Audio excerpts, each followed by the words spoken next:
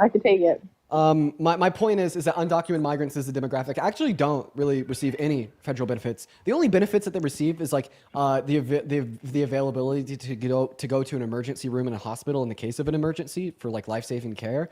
That costs our government over $16 billion per year, and that's not just for undocumented migrants, it's for all uninsured people in America. And then like some forms of healthcare, like Medi-Cal in the state of California.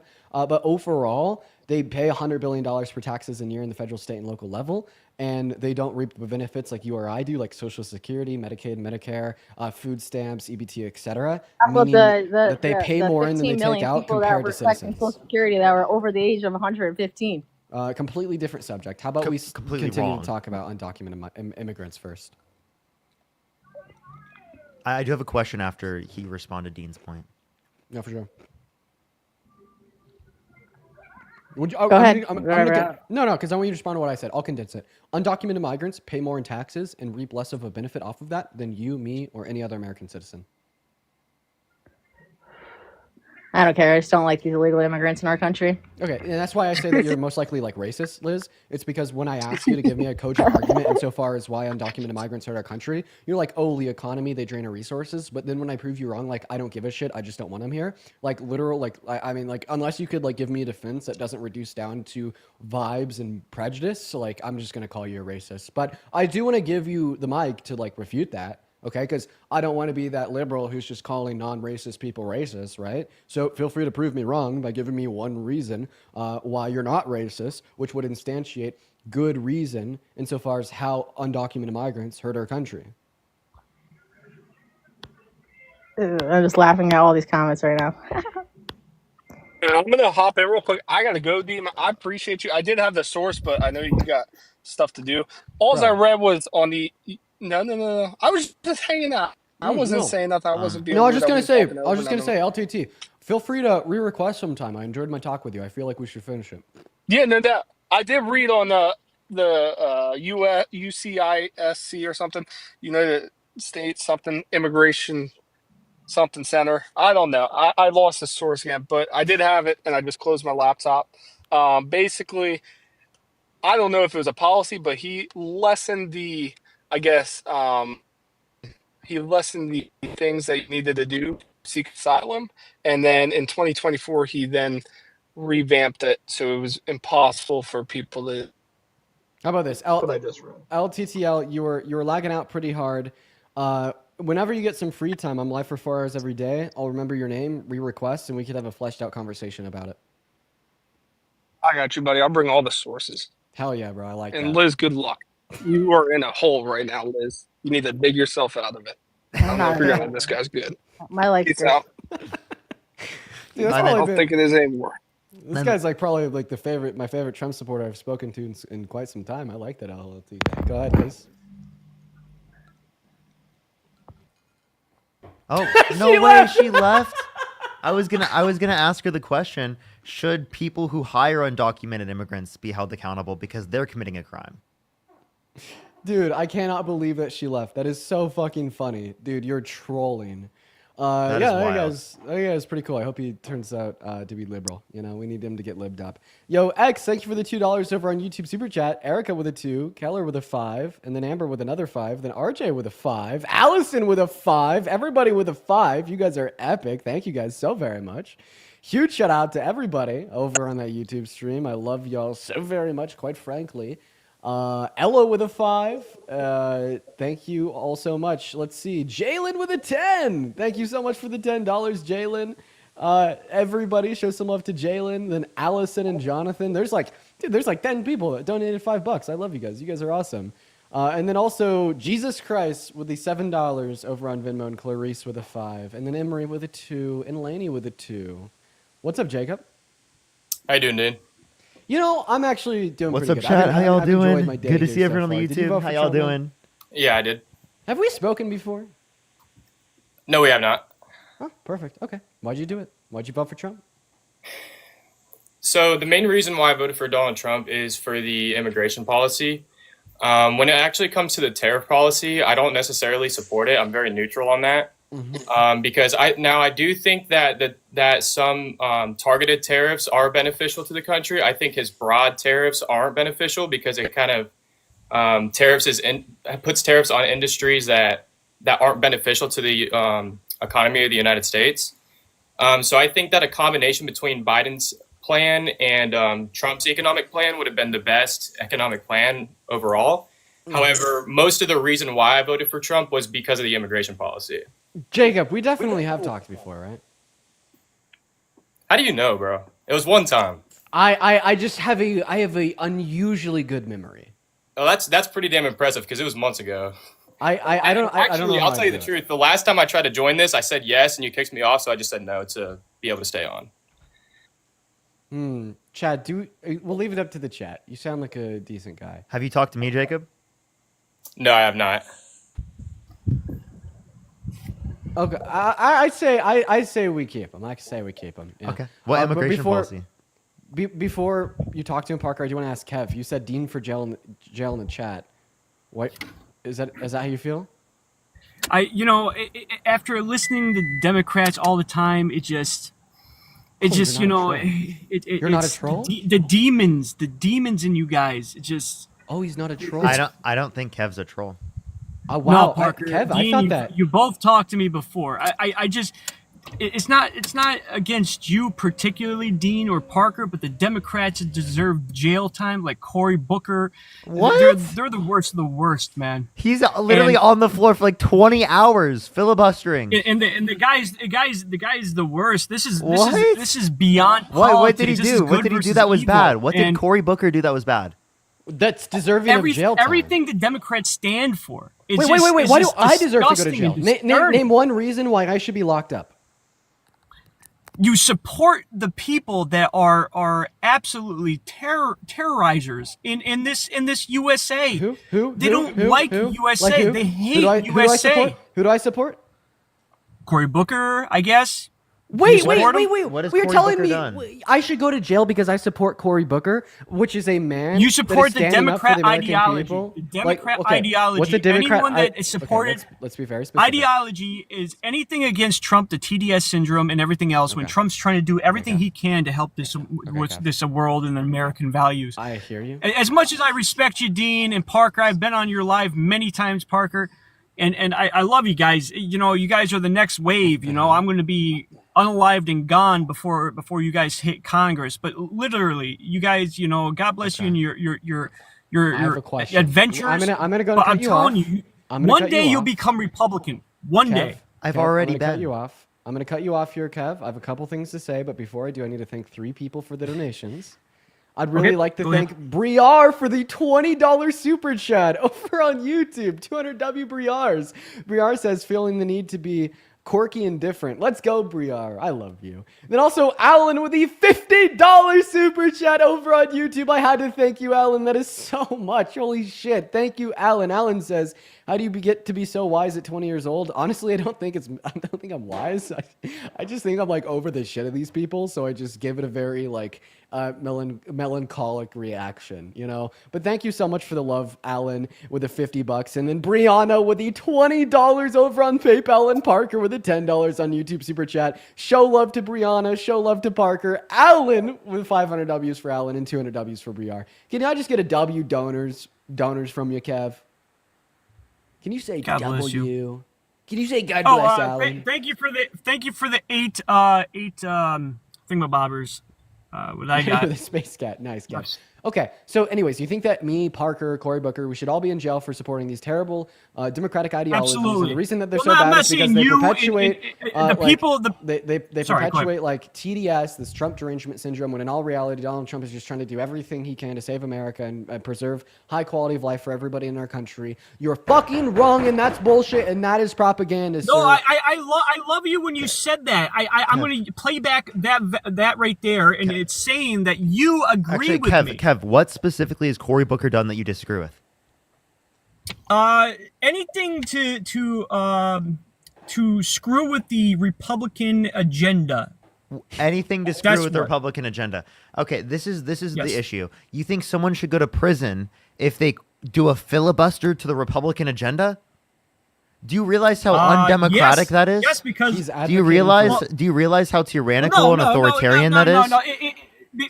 because they are. Imagine if Democrats were anti-American. stop. Imagine if Democrats were advocating for the same thing, that Republicans should be put in prison for filibustering their fucking agenda. Wait, Please tell me how the Yeah, but fucking here's the Republicans thing, though. would There's respond. right and wrong, Kev, and you Kev, guys you're are just on a the straight wrong up- side. Kev, you're How? just a straight up Parker, fascist. you guys are young, William, thank you for being in your youngins. shower. You Kev, guys you're are just a- youngins. Kev, okay? you're You're fascist. young kids. Kev, you're a fascist. One day, oh, hold on, man. You got yourself a meteorite. I just wanted to Say thank you for the meteorite. I did. I said thank you, William, for the meteorite. But Kev, you are a straight up fascist. Like, so what you're advocating for is unironic fascism. Nope, I'm Who are the an other? American. Who I'm are a the other? Democrat. Kev, I was a Democrat. Kev, Was a Democrat. Kev. I'm now a Republican. Who are the other leaders throughout history that have advocated for individuals that disagree with their political ideologies to be in jail?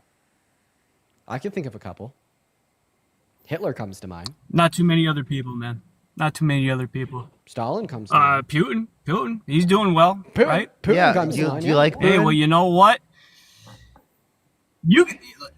It all boils down Do you Who's like unique? the Putin? American way. The American. it's like the this guy American doesn't way. hear me. And Jacob, I love Kim Jacob. Jong-un Jacob, comes good to job for mind. voting for Trump. Wait, do you think that Parker, I listen to you all the time, buddy. I'm on your lives a lot. Did you Kev, hear my do you- questions? Do you think that the government of North Korea is immoral? It's cutting in and out, brother. Is the government of North Korea immoral? Because they lost. Sorry, sir. It's cutting in and out. Kev, do you disagree with the government of North Korea for locking up? Well, and I mean, persecuting it's their the political equivalent opponents? of the Democrat Party. No, it's the If I equivalent were to of you. choose North Korea over the Democrat Party, I would choose North Korea. Let's put it that way. Who would you choose, Putin or Kamala Harris? Putin, for sure. Oh my god. Kamala Harris is a bro. lady that of the night that worked her way up. Stop. No, stop, Parker, let him dude. talk. Let him talk. So- let him talk. No. Parker, please don't interrupt It's him true. here. It's true. I want you to be able to. So I asked you if you Then let me talk, Parker. It's true, and you know it. I would but rather. you can't say it Kev, because you're Kev, in the Democrat Kev, Party Kev, and your agenda. I want you to be able to finish what you're saying there. So I asked you if you'd rather vote for Putin or Kamala Harris, and then you said Putin because Kamala Harris is a lady of the night that has like slept her way to the top. Please continue explaining how you think it feel. Oh yeah, she absolutely slept her way to the top, my friend. So what we see, and you Kev, know, the mayor, Kev, if you would just allow she me to was a finish. call girl. Right. So what we see to be true of Kev. Oh, go ahead, sir. What we see to be true of Kev, Jojo. What we see to be true of Kev, alongside a lot of others. Sorry, guys, I'm cutting in and out here. What we see to be true of Kev, alongside a lot of other men in America, is the fact that they place their sexism, their racism, their hate, their prejudice above anything. There's no standard for you. I mean, your prejudice is unwarranted. You just told Democrat us Party- that you take no. How about the you shut the Democrat- hell up, Kev? You go on mute. The Democrat why did it Party mute Parker? is Why did it nothing mute but Parker? terrorizers. Bro, Kev, I'm gonna go ahead and finish. If you don't let me finish, I'm gonna kick you. The only time you could start speaking is when I finish speaking. Don't unmute yourself. So what Kev straight up just told us is that his prejudice, his hate, his bigotry, and his sexism is unfucking warranting. If you're telling me that you would genuinely take Putin, the dictator, the fascist that has killed, ethnically cleansed, and displaced hundreds of thousands of Ukrainians and prosecuted own Russian citizens if they're gay, if they're trans, that has killed and poisoned his political opponents and held on to power for the last 20 to 30 years. If you're telling me that you take him over Kamala Harris because you think that Kamala Harris slept her way to the top, not only are you a sexist pig, but you're incoherent as fucking shit. I mean, like, I seriously don't see the distinction between you and a third grader. Thank you, sir, so very when we're much, kid. speaking about the rational states that go through the brain of a third grader. Thank If you. anything, I might be dissing on third graders. Thank you, sir, so very much for that. No one can hear him. He's muted. Your Oh, never mind, it's your Democrat Party terrorizes people. fine. Like Kev, I want you to like explicitly tell us what you think is terrorizing to the people.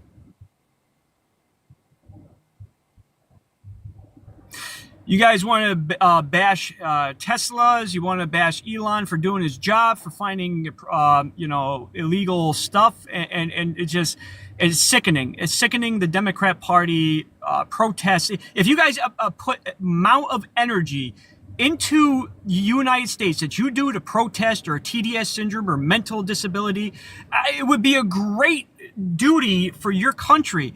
You guys would deserve to be in the military. You guys would come out Republican. Kev, I guarantee you're it. just like not even making a coherent point. I have And- asked and- you and your over and over 7,000 again. Can you please followers stop? Please are stop talking. misguided. Please stop talking for a second. Kev, when I'm asking you over and over again Sure, to yes, sir. elucidate on the point on specifically what you think Democrats are doing that you think is so bad that we should be put in prison, you think is so horrible that we're destroying the country, yet you can't mention any of the policies, any of the things that we support that would specifically be bad. Is it the health care we're providing, the child care, the housing affordability, the food stamps? Are those the policies that are hurting people? The environmental regulations that ensure that we have clean drinking water and clean environmental standards so that people don't die of pollution? Please tell me what specifically are we advocating for that is going to hurt the country? So what Democrat is out there making sure that we get fresh bottled water? Tell me that. Tell me that, Parker. Democrats that supported clean water regulations that exist currently under law right now, Yeah, but and also are literally being advocated for through do you the remember- infrastructure do you bill, the remember bipartisan Minnesota infrastructure bill. and all Listen, those the people- bipartisan infrastructure bill, which specifically got lead out of drinking pipes for clean drinking water. Republicans historically are not addressing those types of infrastructure issues. Donald Trump didn't get an infrastructure bill passed. He could not work with the other side, and he's literally undermining EPA regulations. He's undermining environmental standards and regulations. Those things Donald Trump has perpetuated throughout not only his first administration, but he's continuing into his second administration. Yeah, also, just the Biden-Harris administration issued a final rule as an executive order. All I know is we can agree to disagree. I give Biden-Harris you the administration most issued a respect, final Dean rule as an and executive- Parker. The Biden-Harris administration issued an executive order in October of 2024 stating that all systems across the country that supply water to Americans or anybody in America need to identify and replace all lead pipes within the next 10 years. So, like, there's actually an executive order set by the Biden-Harris administration to make sure that every single American is drinking water that's supplied through pipes that are not lead.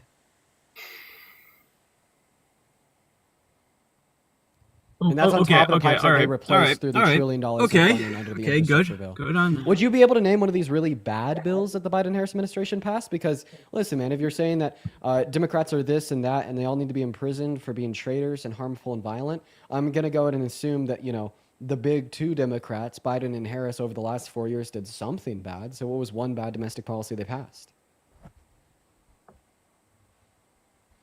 Doomslayer, thank you so much for the $50. I don't Thank even you think so they much. Give me passed some any W's kind for of policy, Doomslayer to in the be honest comment with section you. right now. Jesus, Thank you so one of much for the my- $50 they've been the on most YouTube useless Super Chat. pieces Thank of you so much, Yahoos Doomslayer. I in the really world. appreciate it. Thank you so much. It is, That- man. that It really claim- is. As well That is as objectively- never Kevin, I'm gonna go ahead and- Dab, never thank you for I the never $10. Thank you gained so much. I with really Biden appreciate it. and- If we make them look stupid, I don't have an issue with it. Secondly, Kevin, so what you just told us it's is not going to be for objectively very false. long. It is the And case it's that also the Dean's Biden-Harris Live. I don't have administration control was over the it. most Indy, thank you so much for the $2. administration Thank in you so much. I modern really American appreciate it. history Thank you. insofar as influencing and passing I am domestic 22 policy. years old. I'm You turning 23 actually here in about a cannot week. debate that, as that is a Amber, thank you for the fact. $5. You can Thank you so only much. I really argue appreciate that it. Thank you so policy much. they He is passed doing was great. bad, He's but doing you can't incredible. say they didn't Yo, pass and any. Doomslayer They with the passed the PACT Act, $50 the again. infrastructure Can we get bill, some W's for Inflation Doomslayer in the Reduction comment Act, section the right now? Chips Thank and you so Science much, Act, and Doomslayer. many I really others, appreciate it. as well as Thank you so many much, Doomslayer. executive Get some orders. W's for They Doomslayer. passed And Dabin, significantly thank more you so much. I policy appreciate than it. Donald Trump did under his first Always good to see you administration. every day. Always So, good to see you Kev, every day. Facts matter, and the fact of the matter is they passed the most domestic policy out of any modern American history in a 4-year time span. Not muted anymore. And I digress that you, sir, are nothing but a conspiracy theorist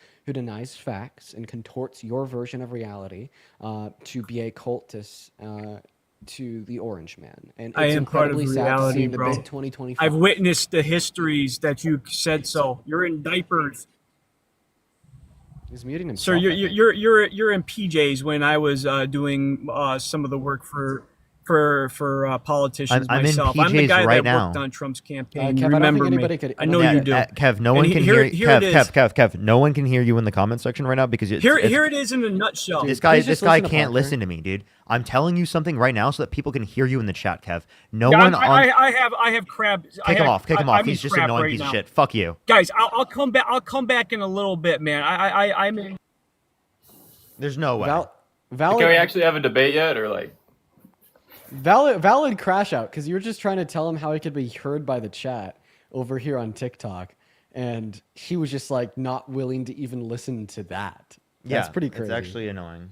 Valid crash out. By the way, I would like to say, if you're watching on TikTok right now, if my stream gets taken down, head over to YouTube, link in bio. But I will also say, if you'd like to support me, you can find my Venmo and the PayPal in the link tree in my bio, where you could support me. I get 100% of the proceeds. I could give you a shout out with your name, as well as an attached message that I'll read off. You could also find the Venmo and the PayPal and the link message over on YouTube, as well as you can support through Super Chat. But anyways, Jacob, take it away. Tell Parker why you voted for Trump. But before you do, I really got to thank Lulu for the $20 Super Chat over on YouTube. Thank you, Lulu. Lulu says, for the anime rivals debate we got yesterday, Naruto friendship. I appreciate you for the $20, Lulu. You're awesome. Huge shout out to Lulu. But take it away, Jacob. Go ahead and tell Parker why you voted for Trump. I think that you told us that you wanted to start with immigration policy, so take it away. Yeah, so I was going to first off say, like, when it comes to like the economic policy, I think prioritizing like protecting U.S. industries with tariffs, like Trump's approach with that regard is stronger. But with Biden's approach of like government investment and incentives for long-term industrial growth, that was also very effective. So I think that there's a good medium between the Republican and Democratic Party between this the economy, like a hybrid approach with strategic tariffs and industrial investment. That's actually the Democratic position. What's that? That's actually the Democratic position. Is that they agreed with targeted tariffs, right? And then they wanted to increase domestic manufacturing in the United States through things like the Chips and Science Act. If targeted tariffs are actually a Democratic a Democrat standpoint, then I guess you could say that. I thought it was more of an independent standpoint, but I'll move on to the immigration, because this is where I kind of lean Republican. So under Biden, he ended the Remain in Mexico policy, which was in 2021. His policy forced asylum seekers to wait in Mexico. Well, Trump's policy actually forced asylum seekers to wait in Mexico while their claims were processed, of which Biden ended, and it led to more migrants to cross. He limited Title 42 expulsions, of which it had a brief spike as migrants rushed abroad. Can we stop on the first one with the Remain in Mexico? Because the Remain in Mexico portion you're referencing is applicable to the asylum process, and applicable to the asylum process, are you saying that you want people who literally are seeking asylum from Mexico to be staying in Mexico while they seek asylum? I wouldn't say that. It's just that the fact that we have such a broken asylum seeker, our asylum seeker system is broken now because of Biden, because of all the immigrants that have crossed the border. So otherwise, I would agree with you on that point. But as we could see, that obviously didn't work, because we have over 2 million cases pending, which makes it literally impossible to process cases quickly. Like literally all the immigration courts are backlogged. Oh, wait, the reason why they're backlogged is because Donald Trump called for people in Congress to undermine a bipartisan border bill that would have increased the amount of immigration judges. It would have limited the amount of people who can be encountered at the border. And it would have also built more of the wall than Trump ever built under his administration. So that was a conservative leaning border bill that Donald Trump called for people in Congress to undermine, which would have addressed the concerns that you're acknowledging right here. But Donald Trump didn't care about that. But Parker, you're disregarding the amount of border crossings there were, but prior to that bill was introduced in like the third year of Biden's term, and that hold up. Do you mean the Remain in Mexico? Not or Remain in Mexico. The bipartisan border bill. The bipartisan border bill was never passed.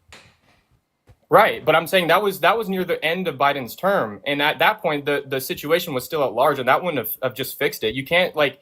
It was a year and a half before the end of his term. Wait. The problem that I see with the liberal standpoint of this is you guys disregard the amount of border crossings there were in the initial, and then you try to flip it on us and blame the Republican Party for not passing the bipartisan border bill, of which the bipartisan border bill had $20 billion allocated to the border, and all the other money allocated to external things like Ukraine and other things like that. So if you want to like completely like focus on the border bill itself, then you could then at that point you yeah, could reference you you could know all that reference the pork? standalone border bill, and once you know reference that the pork? standalone border bill, that just turns into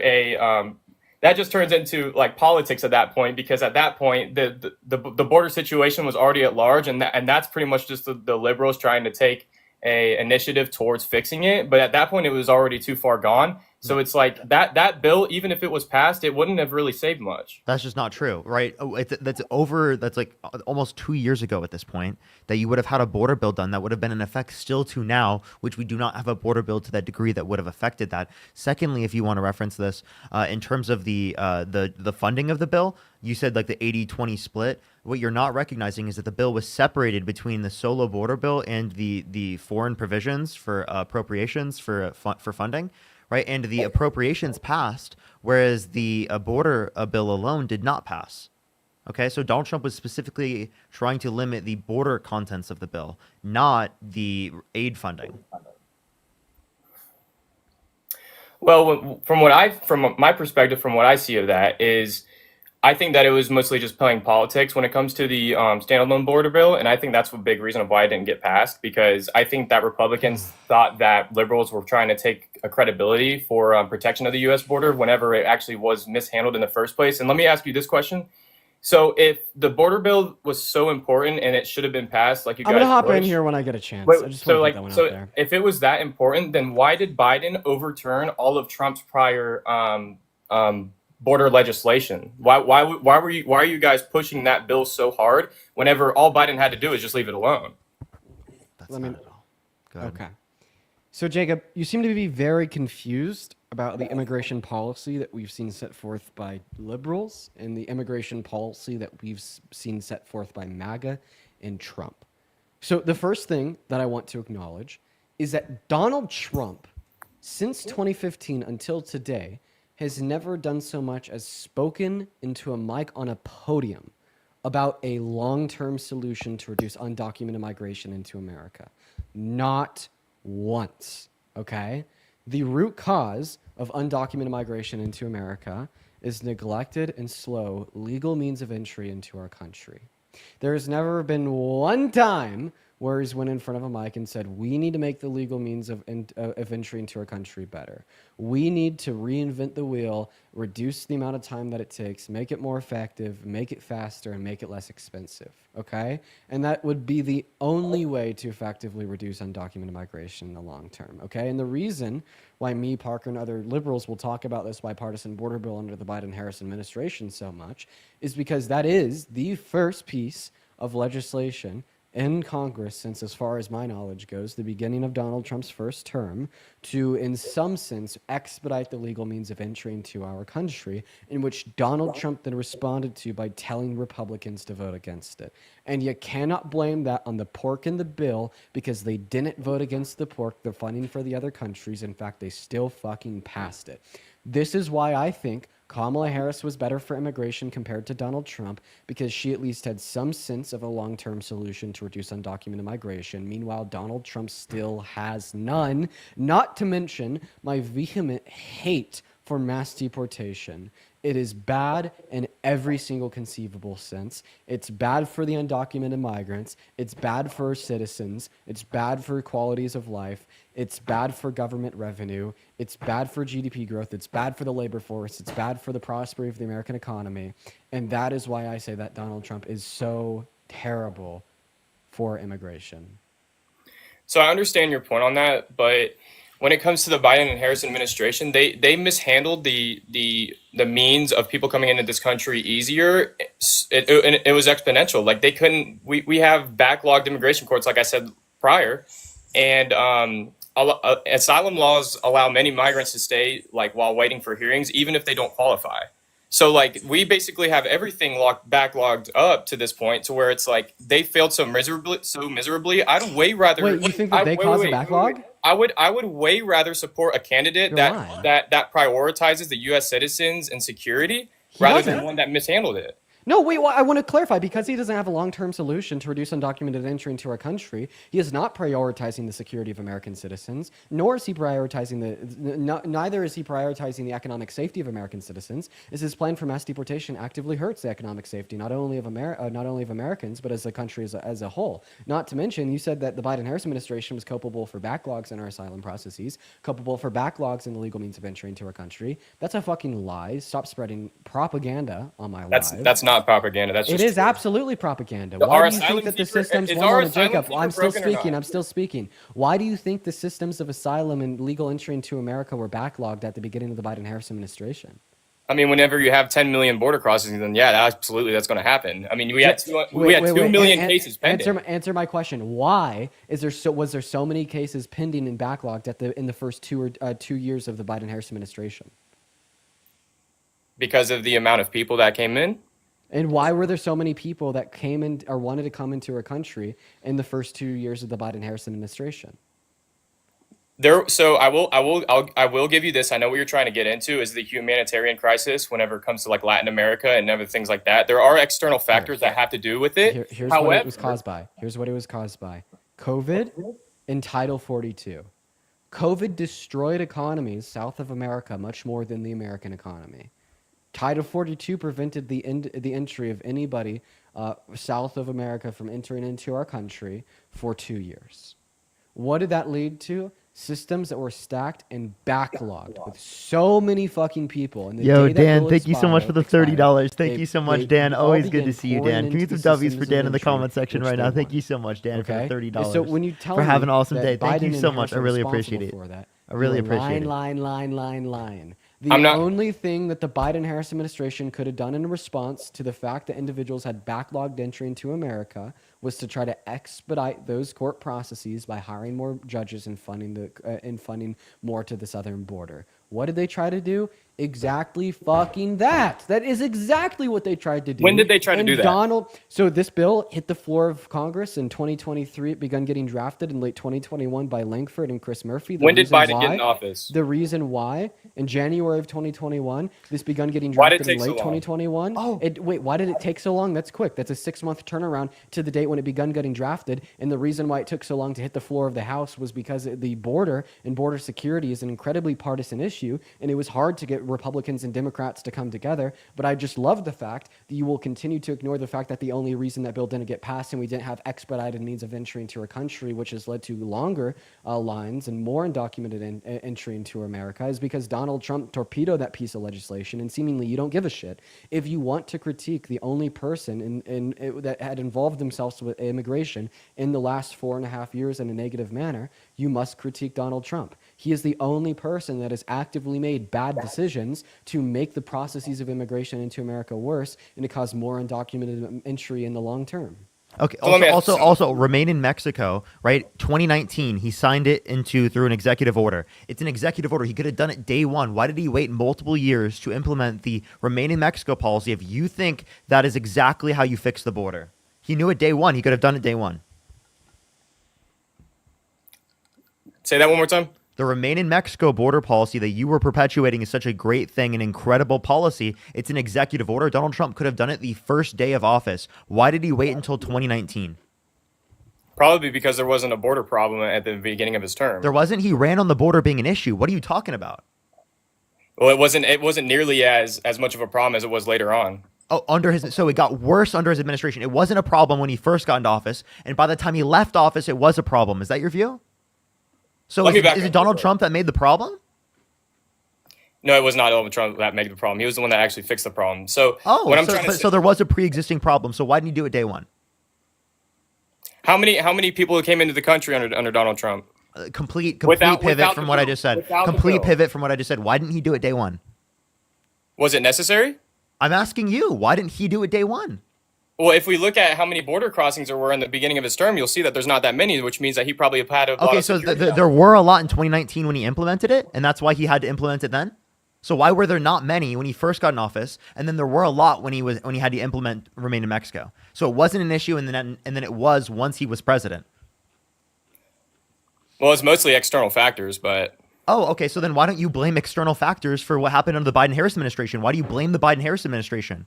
Why do you say, I oh, why blame didn't they the do this feds, right so away? When again, this is Biden, or I said Biden, Dean said 6 months after. 6 months after they did it, Yeah. right? So you can't compare the 2 years where Donald Trump could have done it on day one to the 6 months where they have to get it through legislation, and it relies on the legislative branch. It's not the executive branch that can just sign it through an executive order.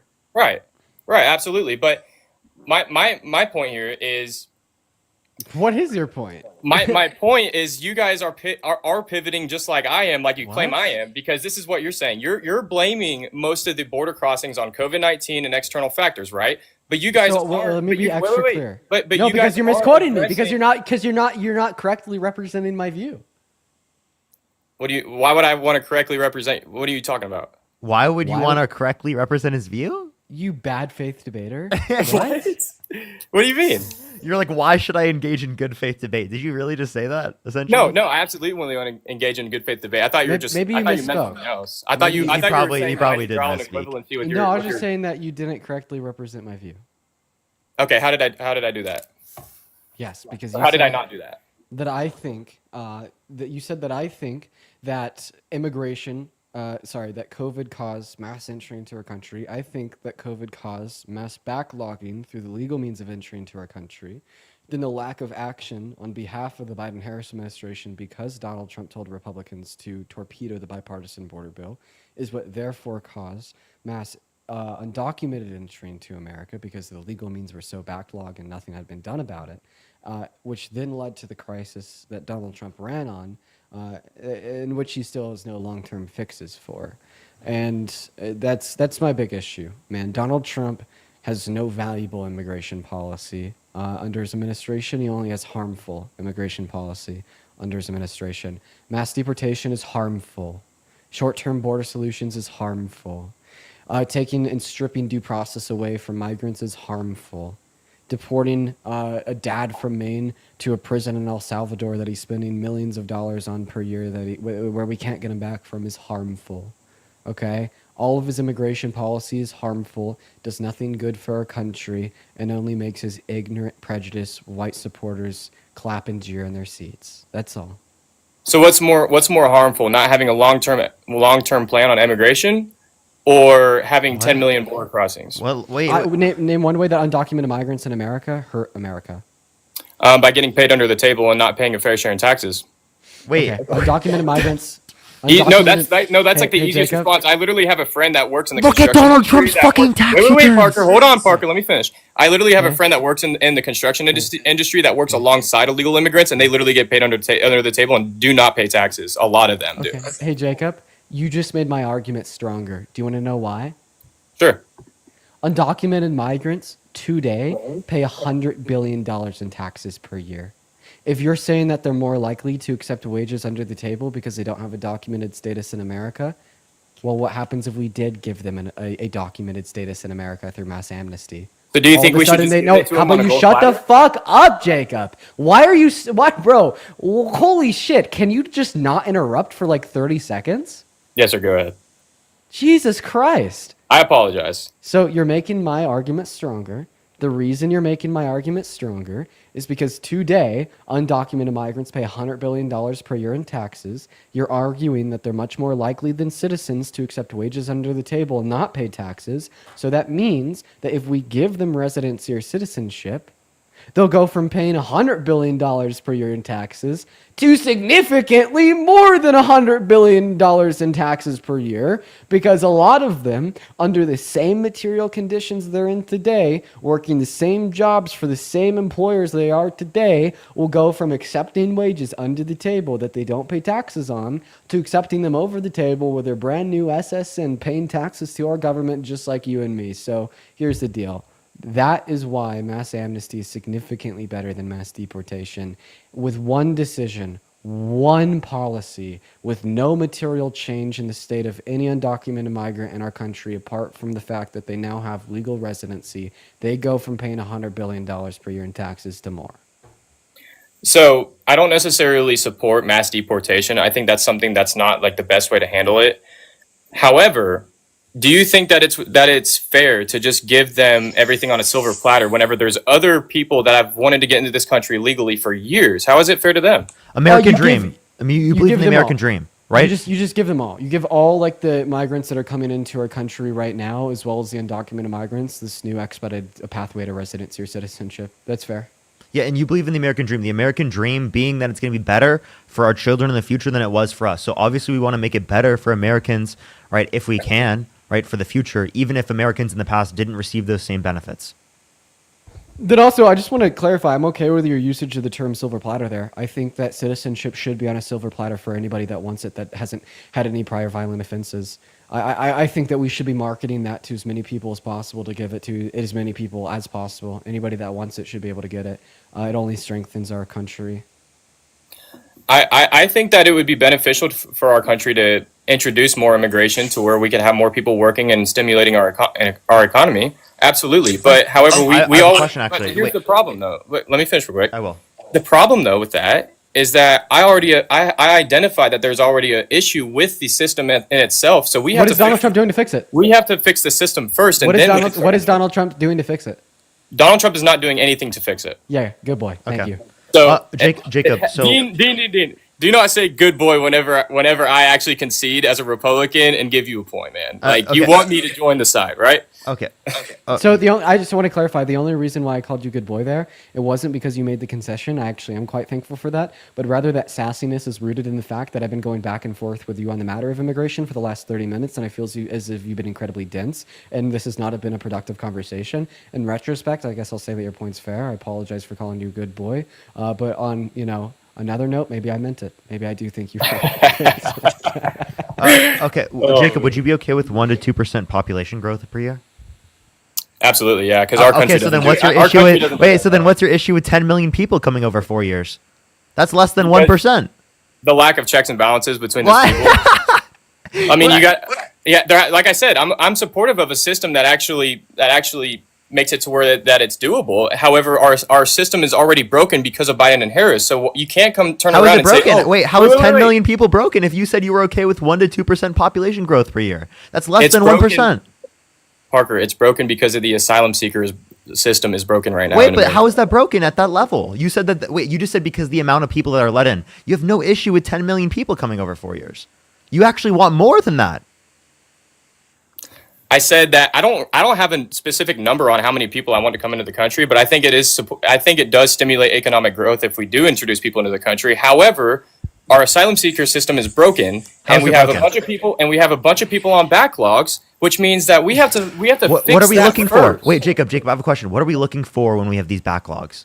Right? Do you think there should be what type of process do you think should exist for immigration, for legal immigration? It's very hard to have a process when you have over 2 million cases pending. That's the problem. It's very hard to fix that. And if you don't fund enough immigration judges, if you don't fund enough court systems, if you don't fund enough officers to be able to deal with the influx of people, then that's true. But that's not an issue if you actually fund the fucking government and you don't cut federal employees like Donald Trump. Oh yeah, I think that Elon.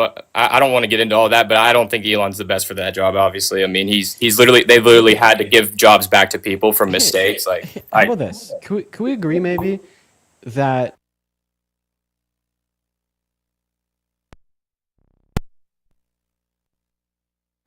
Dean got banned, everyone. He got banned. So I'm gonna start the live.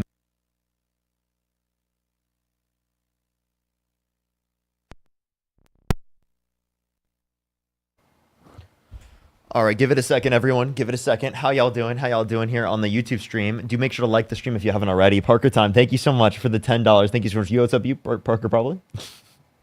Let's get everyone joining up the live right now. How y'all doing? How y'all doing?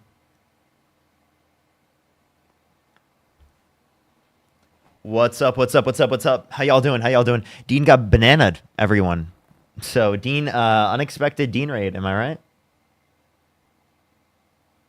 What did Dean do or say? I don't know. It just took him down. So we'll try to get him up. We'll try to get him up. Let me actually.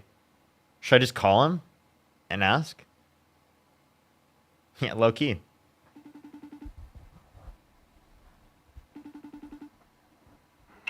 Yo, I'm live. Oh, call you on Discord. Oh, I was doing it on here just because I was gonna put it up to the mic as a TikTok and YouTube so that they can both hear you. Got you. Give it a second, everyone. Give it a second, everyone. What's up, y'all? What'd you get banned for?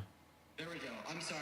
Hey, for everybody on YouTube, I got a call from Parker. When I get a call from Parker, it cuts out. Oh, what's up, Parker? What'd you get a ban for? It was a guest violation for like sexual exploitation of like gender-based violence. I think it should get appealed. Yeah, I would hope that gets appealed. That's ridiculous. What did you have? You have push on that account, right? It got appealed, not approved. Yeah, what? Yeah, the appeal got rejected. What? What? Yeah, that's fucking insane. For sexual exploitation and gender-based violence. That's fucking What weird. What were we doing, Dean? You were mogging the stream too hard, bro. What the Dude, fuck, man? I was just- Stop! You I gotta guess- stop mogging, bro. Stop the mewing. If you stopped mewing, maybe we wouldn't get banned. So real. I gotta stop mewing everybody. I'm sending that off to some people. Hopefully they'll be able to help me. Yeah, that's actually insane. That What is are you up insane. to? I am on TikTok right now on like my random account. It just has no push, so it's like 80% following. So any account that you have, we can go on. I just have none. I have literally 0.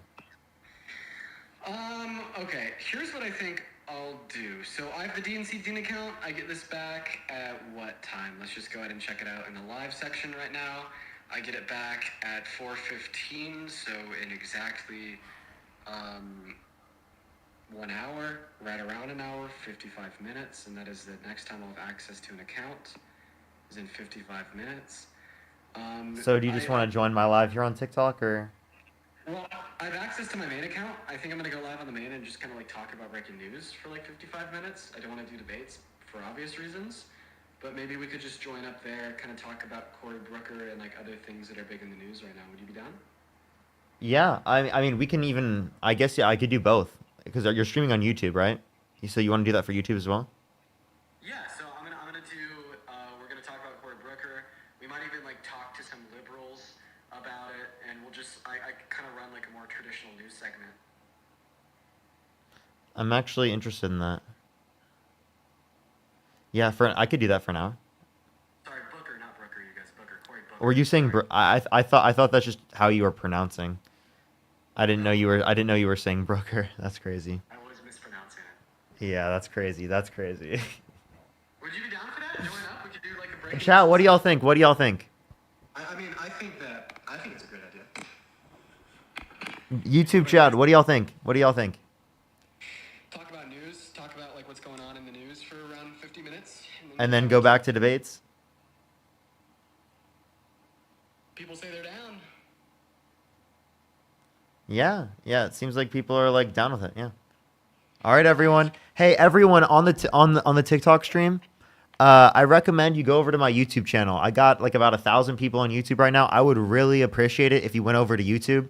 Seriously, I get banned way less there. I actually have algorithm push there. It's so much better than TikTok right now. TikTok is just right now in a very bad state. It could be related to the ban that's upcoming, but it's just horrible. I was actually thinking about making a video about how bad TikTok is. I might do that tomorrow, like while I'm like about to go on the flight. Yeah, good idea. But okay, All right, I'll see you there. I'll join up. See you there. See you there. All right. Alrighty, everyone. Alrighty. We are going to be going to Dean's main account here in a second, everyone. I would recommend to go to YouTube, but I will be on TikTok. Don't worry, I'll still be on TikTok, but I would recommend YouTube is like the best place to go to because like I don't get banned on YouTube, so it's just better. Alrighty. Well, I'm gonna go over. Actually, is Dean live yet? I should probably wait till Dean goes live, huh? I should wait till Dean goes live. It's your last night. Please do some debates. We're gonna be doing debates after like the 50-minute news segment, where we just like chill and hang out. So I will be back on debates. I'll be doing debates until around 8 o'clock tonight, is what I'm expecting. So we have like plenty of time tonight, everyone. Plenty of time tonight. We're gonna probably have over 4 hours for the debates when we get back.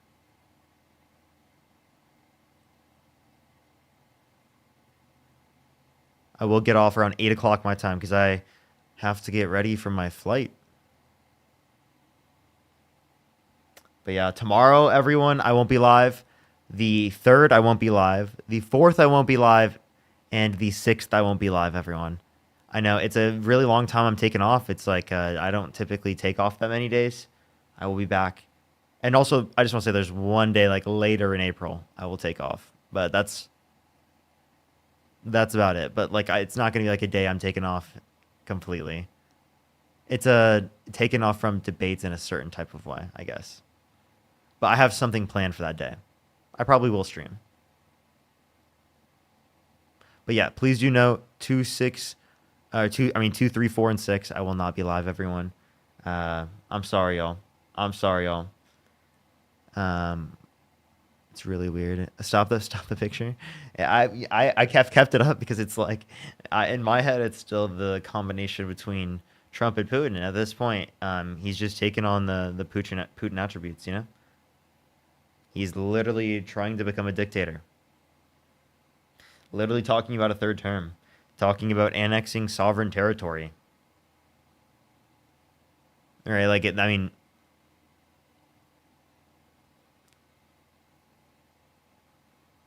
Parker, stop apologizing. I'm sorry. I'm always just going to be like that. I actually, I'm not going to lie. I just did it there without even realizing it. I'm not trolling. That was not purposeful. That was not purposeful.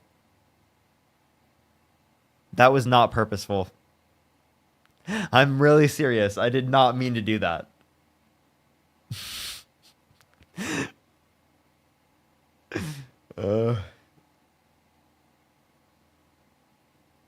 Parker, stop apologizing. I'm sorry. I'm so cooked, chat. I'm so cooked. Venus, thank you for the $2. Thank you. Static, thank you for the $15. Thank you so much. I really appreciate it. Thank you so much. I really appreciate it. I might be not, to be honest. I wouldn't bet on it. Ella, thank you for the $5. Thank you so much. I appreciate it. Anna, thank you so much for the $5. Thank you so much.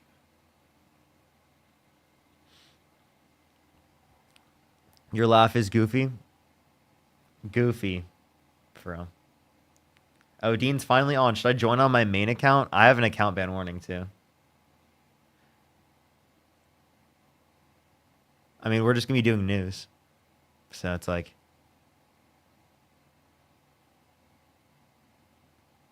all right, fuck it. Let's do it. All right, I'll be right back, everyone. Go to my YouTube. I would really recommend it, everyone. Like, no one joined the first time ever. I would really recommend it, okay? Okay, I know y'all are on TikTok, but I promise you, YouTube is great. All right, I'll see y'all.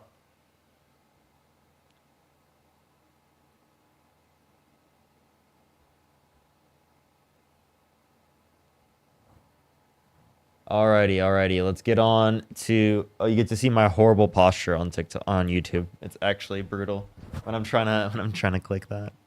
It's so brutal. All right, let's join up.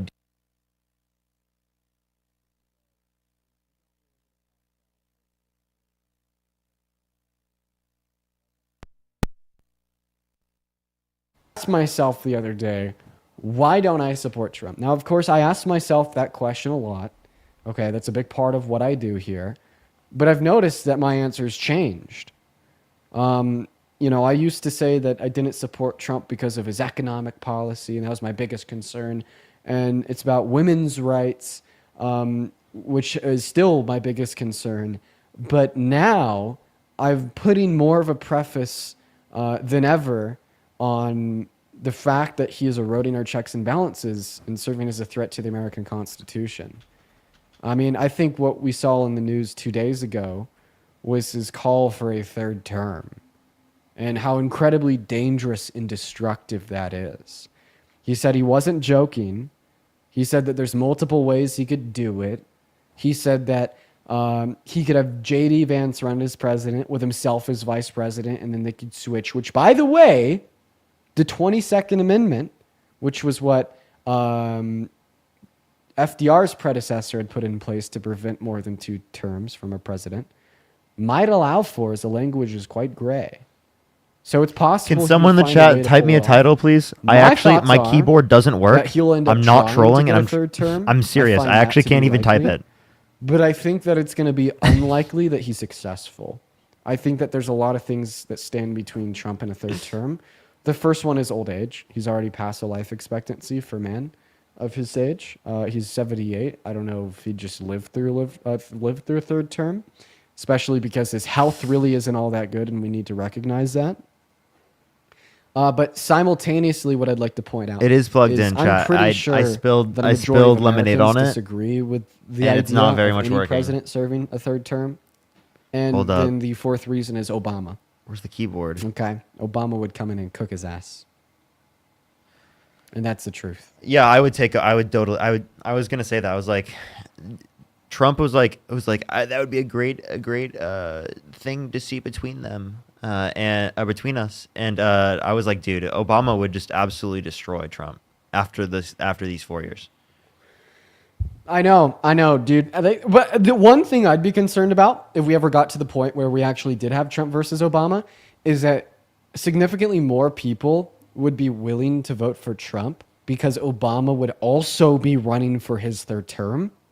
And the argument that you shouldn't vote for Trump since he wants a third term and that is just such a threat to our checks and balances would be eroded by rhetoric pushed on the right that, well, Obama's doing the same thing. And like the reasons why Obama would be doing the same thing, just purely as a counter protest. Thank you, Nat. Trump, thank you so much. Would probably get lost in the motion of the ocean and the chaos of American politics.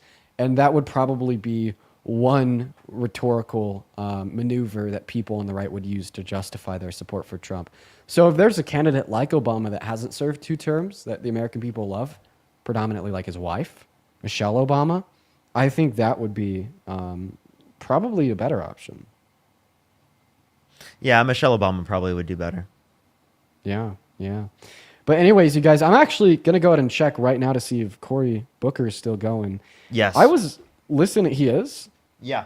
I want to see what he looks like. Let's see how this man is looking. You don't know what Cory Booker looks like? He literally ran in 2020. Like Parker. What's that? Parker, I mean what he looks like after 20 hours of speaking. Okay, sorry. Yeah, I do know what Cory Booker looks like. I was about to say, I was like, what? I've talked to him. I've talked to Cory before. Of course I know what he looks like. That's crazy. There's 79,000 people watching him on AP News for YouTube. And along right now with 15,000 on MSNBC. And there's 63.4 thousand people just in his own TikTok stream. Dude, oh my gosh, dude. He deserves all of the attention. Yeah, it's unbelievable. I'm so surprised that he still has that floor. So right now, he's 2 hours away. Is that the math? He's at 22 hours right now. That is the math. Yeah, he is at 22 hours right now. He's 2 hours away from 24 hours. And at that point, he'll be 13 minutes away. So he is 2 hours and 10 minutes away from tying the record for the longest speech on the Senate floor in American history. Now, keep in mind that record was actually set by congressmen contesting the Civil Rights Act of 1953, 55, or 57. I forget the specific year. That is an incredibly important landmark in U.S. history. That's why there's so much attention to this, especially because of this. Also, like the dedication that it takes to do 20 hours of speaking, of being involved, is unbelievable. Unbelievable. Hats off to Cory Booker for this one. Seriously, hats off to Cory Booker for this one. Please do give Cory Booker appreciation for this, because that is an unbelievable task. I'm serious. Oh, I know. And I feel like, if anything, you and I might have a good idea of how absolutely unbelievable that is. Because, I'll do these 4-hour streams every day where I talk and I debate. And at the end of 4 hours, sitting in a chair with my water, my Uncrustables, and my bathroom, 5 steps away, I am whooped. I'm exhausted. Look at Cory Booker. Tired. He's still going. This is going strong. Let's go ahead and listen in for a second. You're one of the guys in the Senate that probably most married up. We're both Jersey boys. We both grew up there in grade schools and high schools. We both know those teachers that did so much for us. They coached sports. They taught us. I'm going back for a funeral for a great man in New Jersey named Ed Kohler this weekend, who was one of the great... He's just talking about Jersey. What a guy. What a guy. You know, and I'm pretty sure Cory also, you know, what led to him serving as a senator. Let's see if I could get that volume up. I can. There you go. That volume can go up a lot more. You know, what led to him serving as a senator in the first place was the fact that he had ran into a burning building and saved people that would have died. And I think it was his own apartment building where he grew up, and he still has a place there today. And I think... That's unbelievable. That's unbelievable, man. Dude is a legend. An absolute legend. Wait, is Cory Republican or Democrat? He is a Democrat senator from New Jersey. Somebody in the YouTube live just said, okay, so he's Jesus. I think that he is definitely a shining example right now for how Democrats should be responding to Donald Trump and his regime. One thing I'll say is obviously all the eyes in America right now are on him. He is going to leave this speech with so much notoriety, with so much praise, with so many people wanting a piece of him. It's going to be insane for his political career. And I think that's great. And the reason why I think that's great is because, well, let's face the facts, you guys. A lot of people in Congress are just trying to place themselves ahead. And if we could find a way to serve to that unfortunate interests of our congressmen and women, while also aiding and abetting and achieving the greater good, that's a good thing for the situation we're in as Americans. So hopefully this inspires a lot of other Democrats in Congress to step up, get in line right behind Booker, grandstand, filibuster, and speak for 20 hours to protest the tyranny of Trump's administration. Even if they just wouldn't do it for the greater good, do it for themselves. They'll get all the eyes in America on them. Let's just look at like what Cory Booker is doing for Democrats and for the message, while we look at like what someone like what Gavin Newsom is doing. What is Gavin Newsom doing? He's going on podcasts, creating podcasts with Charlie Kirk and not giving pushback to a lot of the very conservative opinions that Charlie Kirk espouses. You could watch that podcast. That's what Gavin Newsom's doing. He's placating to the right. What is Cory Booker doing? Cory Booker is fighting for Americans, like literally within Congress right now, standing up for 20 plus fucking hours, advocating for human rights, giving like explanations of different types of events that people went through that were harmful and negatively impacted them in terms of abortion legislation. He's talked about plenty of different issues. He's brought incredible levels of attention to these issues, right? That's incredible. Right? That's exactly what we want from someone who's running for president of the United States. And again, this is making history. This is arguably one of the biggest things to happen in 2025 right now. Like this is not a typical thing to happen, that there's that much media attention towards a single Democrat doing something like this. All right. Even from filibusters in the past, you didn't see this type of attention. So this is very important. I think it's important, and it's history in the making. So we should acknowledge it as such. And also, like, I think it's going to be huge, like you said, for Cory Booker's career. I think that he could honestly, like, if he continues this up, could easily be a top nominee for president. Like, yeah, actually, I agree. genuinely. I agree. You know, I think it was yesterday I was having a discussion with a Trump supporter, and they'd asked me, well, who am I gunning for in 2028? And, you know, we have ideas. People like AOC might end up being on the ballot. Pete Buttigieg, people like Gavin Newsom. But in a sense, you know, I kind of reiterated the sentiment of it's too early to tell, because there's still a lot of time for somebody like Cory Booker to make themselves known as a very serious candidate to fight against Trump's regime and get America back on track. That there's a lot of other people that could pop up in the next 3 years. And I think that today proves that. Cory Booker today has proved himself to the American people as somebody that is willing to set aside all of his immediate self-interests, It's against your self-interest to be standing for 20 hours. It's against your self-interest to be speaking for 20 hours. It's against your self-interests to not eat or use a bathroom for 20 hours for the greater good. And he could be a very serious contender in 2028. Wait, they can't use the bathroom? I'm pretty sure they can use the bathroom. I'm not quite sure on that. Are they allowed to use? I'm pretty sure they're allowed to use the bathroom, right? I think I saw on under the desk news from V that they can't.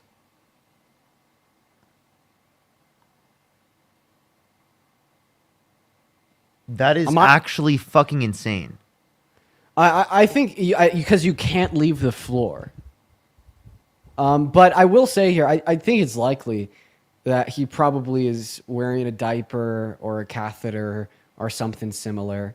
I mean, he was really well prepped for his speech on the Senate floor. You know, he has a whole booklet in front of himself. I'm looking at probably 300 pages of material to speak on. That it's likely that they had some preparation for needs such as that. So okay. I just want to be clear. That's incredible levels of dedication. Absolutely. Holy fuck, dude. Yeah. That is insane. That is actually crazy. I was like, there's no fucking way they would even. I think that's honestly getting to a point where it's cruel and unusual. Like, to be totally frank, like to say that someone can't go to the bathroom, right? Well, the way that I look at it is he can go to the bathroom. It just means that he yields his time to speak on the mic. Okay? So, I mean, I don't know if I'd call that cruel or unusual just because he can go to the bathroom. Okay? But what I call it is dedication. I call it as dedication from this man that we're seeing right now. Being willing to stand in front of that mic for 20 hours. And honestly, I don't see him stopping anytime soon. I mean, listening into this. No more shared prosperity. During the 2017 debate, Trump administration officials and prominent proponents... Listen to him talk. So crazy. Listen to him talk, you guys. Economic growth. Does he sound tired? Economic advisors claimed the centerpiece corporate tax rate cut would very conservatively...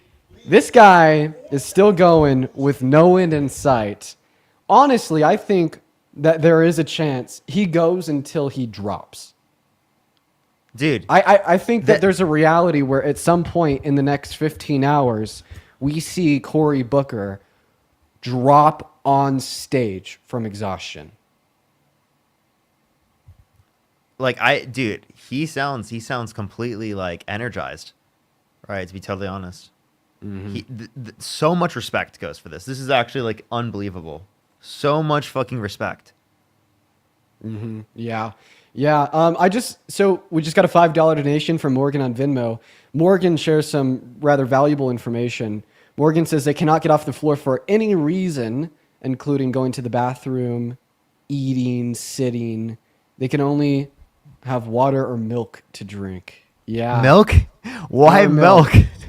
Well, I love that rule. I'm a big milk advocate, so I think that's great. Dude, that is such a random, like, it's only water and milk. Mm-hmm.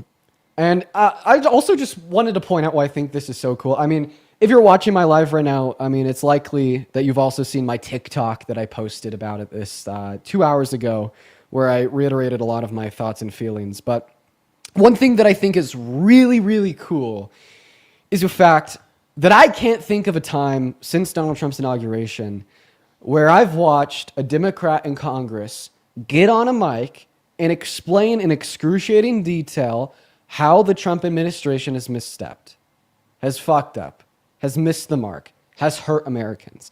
You know, I've only seen the talking points reiterated. Trump bad, boo, we don't like you, very boo, bad, etc. Which is important, okay, because at the end of the day, what's going to win the average American? The one-liners are going to win the average American. The 30-second clips for the shorts on TikTok, Instagram are going to win the average American. But I'm a huge proponent of great explanation, diving into the intricacies of truth and nuance to point out why we shouldn't support the current regime. And Nobody's had an opportunity like Cory Booker has right now, and he's taken advantage of it. He has had 20 hours until this moment in time to go into the nuances, to go into the intricacies of where Donald Trump has misstepped, to read the letters from the constituents from Republican counties across our country, to oust their Republican congressmen and women unless they do better and they vote better and they stand against the tyranny. And there is hundreds of thousands of people right now that are listening into his speech, and there's millions of Americans that have seen it being reported on by people like myself, by larger media sources and other creators. This is such a very valuable opportunity to explain to so many Americans exactly why they shouldn't support Trump. And that's why I think this is the best thing to come from the American government since his inauguration. Charlie, think of the $10 they can yield for questions, and while Somebody the question is being asked, YouTube they can use the chat restroom. said, Okay, bro that must makes be sense. on certain enhancers or something.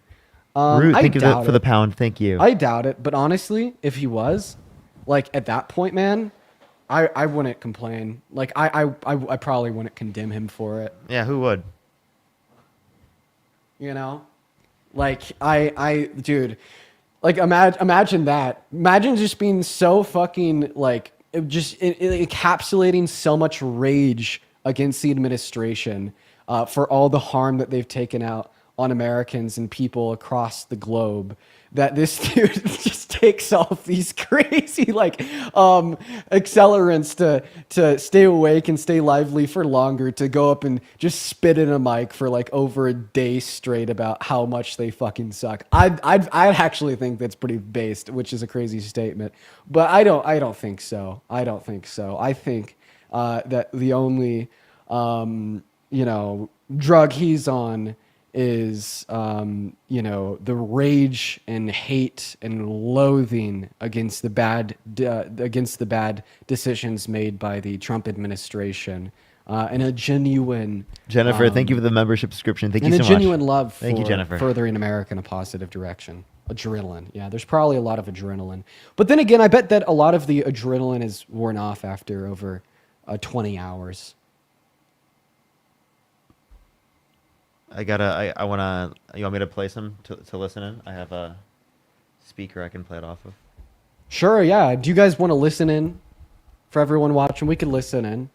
Pure We can determination, listen that's in. right. Alrighty. Well, Parker is getting us set up there to listen in. Make sure that you're double tapping on that phone screen and sharing that live, you guys. But it would make it easier to actually make the tax cuts lasting by sidestepping a rule governing budget reconciliation, the process Republicans are using to pass the bill. Yes, this sounds technical. That's why we've enlisted some of our Washington's top budget veterans to explain this maneuver using a metaphor.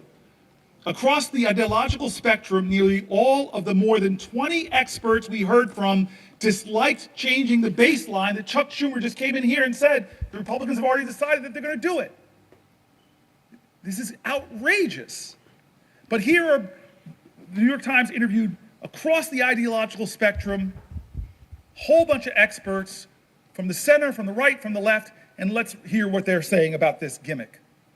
If budget reconciliation is like taking the express lanes on a highway, there's extra rules and tolls, limited stops, but it gets you where you want to go faster. Using a, quote, current policy baseline for taxes is like slapping a fake license plate on your car, says Zach Moeller, director of the economic program at Third Way, which describes itself as a center-left research group. They don't like this gimmick. They think it's fakery. Here's another person using an analogy. It's like taking an expensive week-long vacation and then assuming you can spend an extra $1,000 per day forever since you are no longer staying at the plaza. That's Goldwyn, Senior Vice President and Senior Policy Director for the Committee for a Responsible Federal Budget, a nonpartisan group that tends to be hawkish on deficits. Here's another person, Jessica Riedel, Senior Fellow at the Manhattan Institute. I've worked with them in the past, a conservative research group, and the chief economist for the former Republican Senator Ron Portman of Ohio. Last year, despite being deeply in debt, I bought a $100,000 sports car.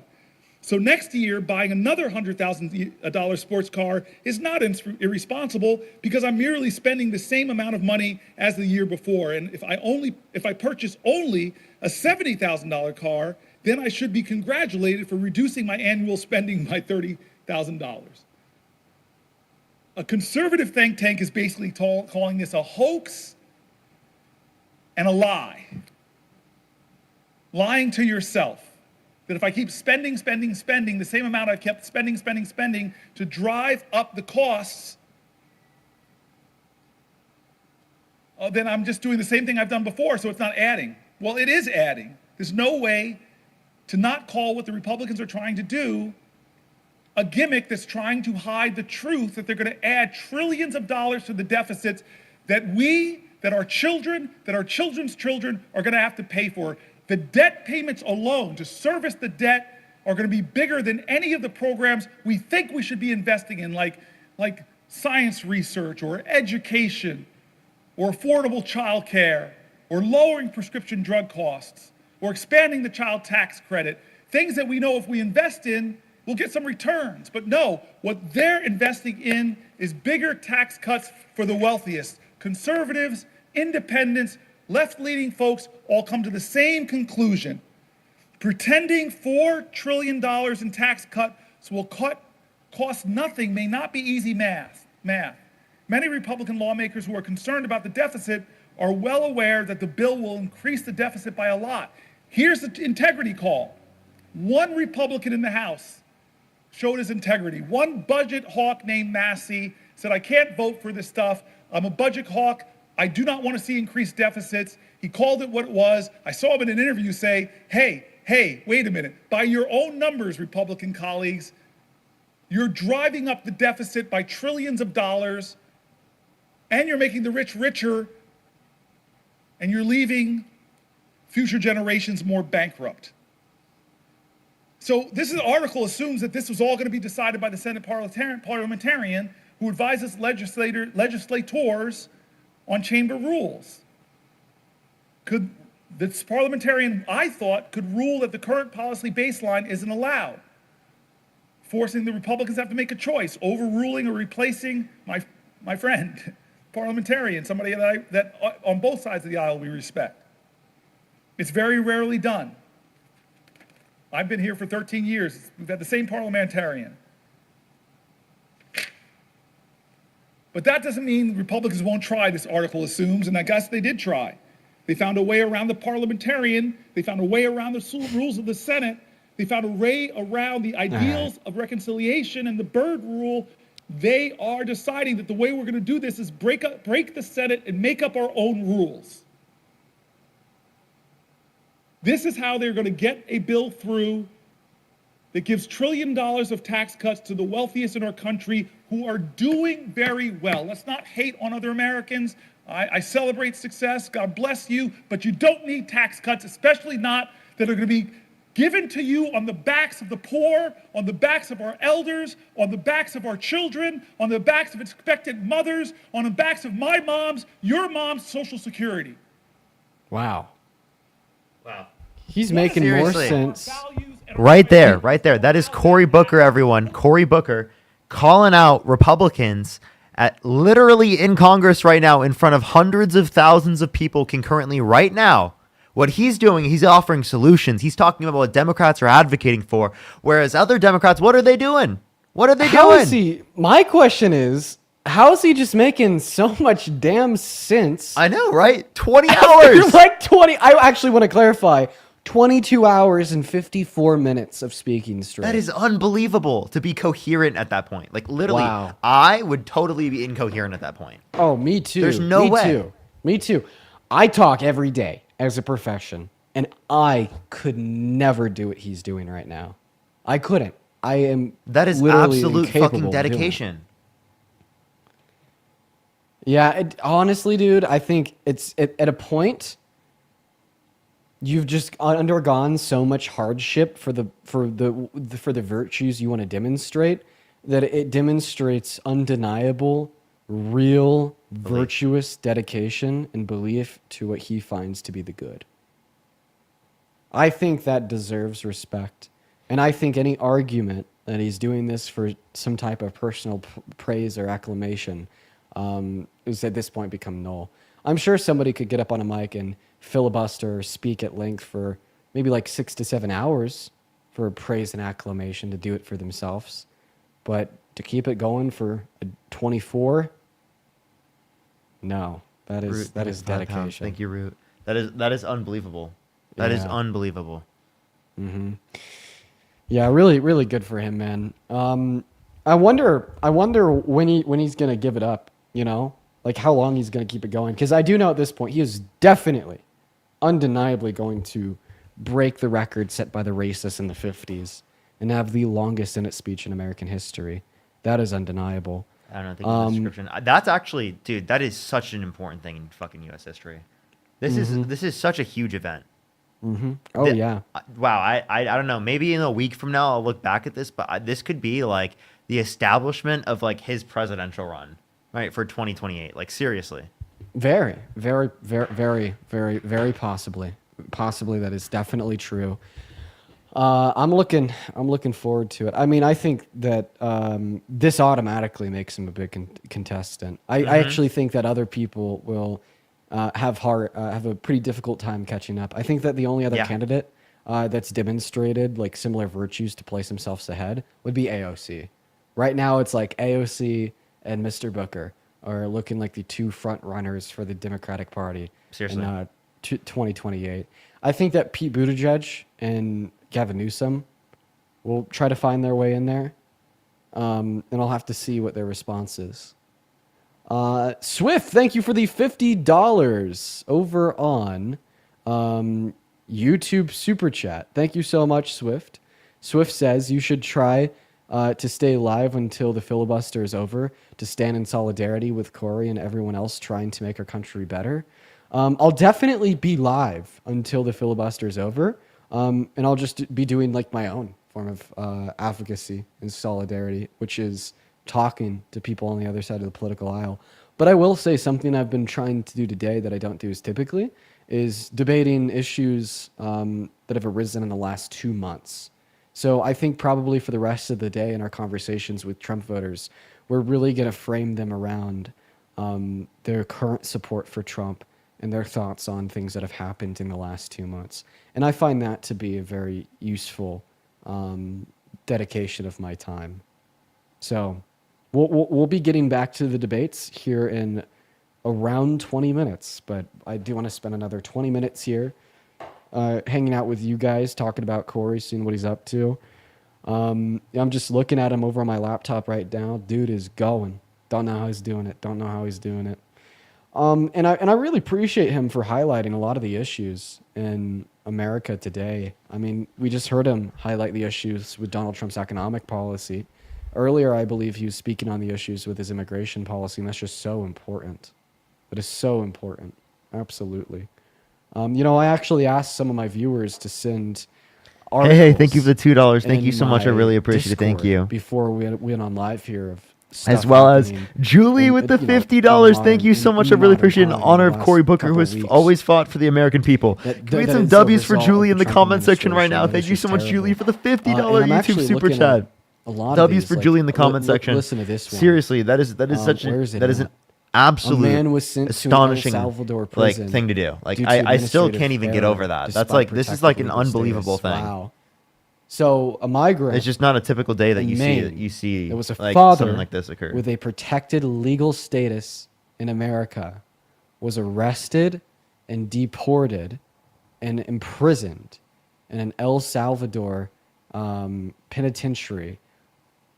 Which, if you are familiar with this penitentiary, it is just loaded and loaded with people that their government threw in there with no due process. But I'm pretty sure they have an argument for it. But the fact of the matter is that they cannot get him out. And he's from Maryland, not Maine. Isn't that terrible? And this is the result of Trump's administration focusing on constitutional violations and impediment upon due process.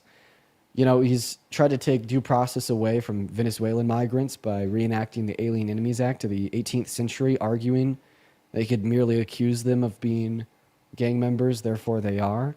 He's taken due process away from people under the Lake and Riley Act, which says as long as an individual is accused of a violent crime, they can be deported. He's taken due process away from asylum seekers, saying if anybody has started their asylum-seeking process in the last 2 years, that he could terminate it with no reason and no further processing throughout a court, and they have to go back to their home country. He's impeded upon the due process of undocumented migrants in general mass deportation by firing federal judges that oversee immigration courts that are sympathetic to extending undocumented migrants a temporary legal status as they're in the works of achieving it on their own, and replace them with his cronies that will reject them outright. Dan, thank you so much for the membership subscription. Thank you so much, Dan. And, you know, the impediment upon the due process that we see has now resulted in an innocent legal migrant being placed in a jail in El Salvador without an available avenue for the American government or El Salvadorian government to seek his release. And somebody in the chat just said, why are international human rights not stepping in? So America has been placed on a human rights watch. I just hope that, you know, we have other countries condemn the actions and have some more vocality about them. But of course, that starts at home. That starts with us speaking out about it. Charlie, thank you for the membership subscription. Thank you so much. Yeah, it definitely takes people here at home speaking out. And that's why I think it's so important what Cory Booker is doing right now. 1 second. I need to read off this PayPal donation real quick. Hi Home. Thank you for the $5 donation over on PayPal. I wanted to read this out. Hi Home and Decor says, hey man, I know this isn't much, but it's the last $5 I have. What you do is so damn important, and I'd love to support you. Thanks for everything that you do. So, hi, Home and Decor, this is what I'm going to do for you. I'm going to send you that $5 back. I do not want to have your last $5, but I just want you to know that I appreciate you and love the hell out of you. And I'd appreciate it if everybody else watching can really show some very serious love to Hi, Home and Decor. I cannot take your last $5, but I do take your appreciation, and I value it so much, especially if you're willing to donate me your last $5. I really appreciate you so much more than you'll ever know. I did send that $5 back, and I'd appreciate it if everyone could please show some love to Hi Home and Decor. You are a very, very kind-hearted. Yo, Nathan, thank you for the $5. Thank you so much. I really appreciate you. I appreciate you. W for Nathan. W for Nathan. Anyways, for everybody watching, feel free to bring up issues in the last month or two as a result of Donald Trump's administration for us to discuss. I've seen a lot about the Wisconsin races for Supreme Court and how Elon Musk is once again back at it, paying voters money to do what he wants. I think that should be illegal. And I don't think that anybody really disagrees with me unless you are just lost in the MAGA cult. As well as, I mean, have we heard about how Donald Trump is starting to figure out that Putin isn't a good faith, respectable actor? I did hear about that, and I was like, dude, he's figuring out he got played. How do you just figuring that out, Trump? Like, seriously, that is like the first thing you would have ever thought to come from a murderous dictator, is that he's trying to deceive you and play you and manipulate you. Like, come on, bro, use your brain. You know, it's funny because I had somebody come up on my live about a week ago and argue, I mean, maybe some of you guys remember this, like the most indefensible position ever. They were arguing that Trump was going to stop supporting Russia and then toe the line behind Ukraine. And it's funny because, you know, at the time there's no evidence for it, but I feel like now we're starting to see him drop his support for Russia. He was pounding on Putin, and I hope he continues to. You know what I mean? Because not only is it funny to recognize that this guy is just like genuinely like crazy, but also I love the fact that he's starting to pound on Putin. Lori, thank you so much for the $10 donation on Venmo. Lori says, I'd love to come up and talk to you about the Haitian community and some things I've seen. Lori, please DM me on Instagram. I'd love that. As well as, well, Lori, are you a part of the Haitian community? If so, please DM me on Instagram. And then Hannah with the $15 donation. Hannah says, I wish I educated myself on politics a lot sooner. I blindly followed my conservative dad's belief Yo, for most of Sid my with the life. $100 Today, I went head-to-head with a YouTube leader super in his chat. church I've that been ended up checking being in an on actually Cory decent debate about all day, abortion, and but he's quite frankly, I inspiring. cooked her, Thanks so for giving me you're someone awesome, to man. watch it with. Yo, I W's already for know Sid you in the cooked comment her. section right now. Absolutely, Thank you that's so great. much, Sid. Well, I That's think what incredibly is true nice. for a lot Thank of you so much. Americans is a Yes, lack of Cory an is doing incentive to incredible. educate This is so yourself on fucking cool. politics, because This is at the so end of the day, cool. you only have a 1 in 10 million chance So of seriously, changing the outcome I'm of glad an that I election. can watch this with So everyone the cost you put in is between just like not my equal debates to the here. This reward has that you been get. a fun thing to I do. am so happy Sid, to thank you for the genuinely $100 see a though. lot of Thank you people so getting much, Sid. I really interested. appreciate that. Thank And you. that's why I love what I do. And I try to make it entertaining so it interests more people, interests as many people as possible. Kenneth, thank you so much for the $15 over on PayPal, saying, as an Irishman, I'm genuinely worried about the impact tariffs will have on our economy. I feel like that's not talked about enough. You know, the Republicans will tell you that the American economy is the strongest and we're really going to fuck up all these other countries. And in a sense, that's true, dude. Tariffs that America imposes on other countries is really bad news for people in the other countries. And I'm just really hoping that there comes a day where we have somebody more sensible in office that does the right thing, or the American people wake up, you know, tell Trump that they don't agree with him and stop engaging in cult-like behaviors.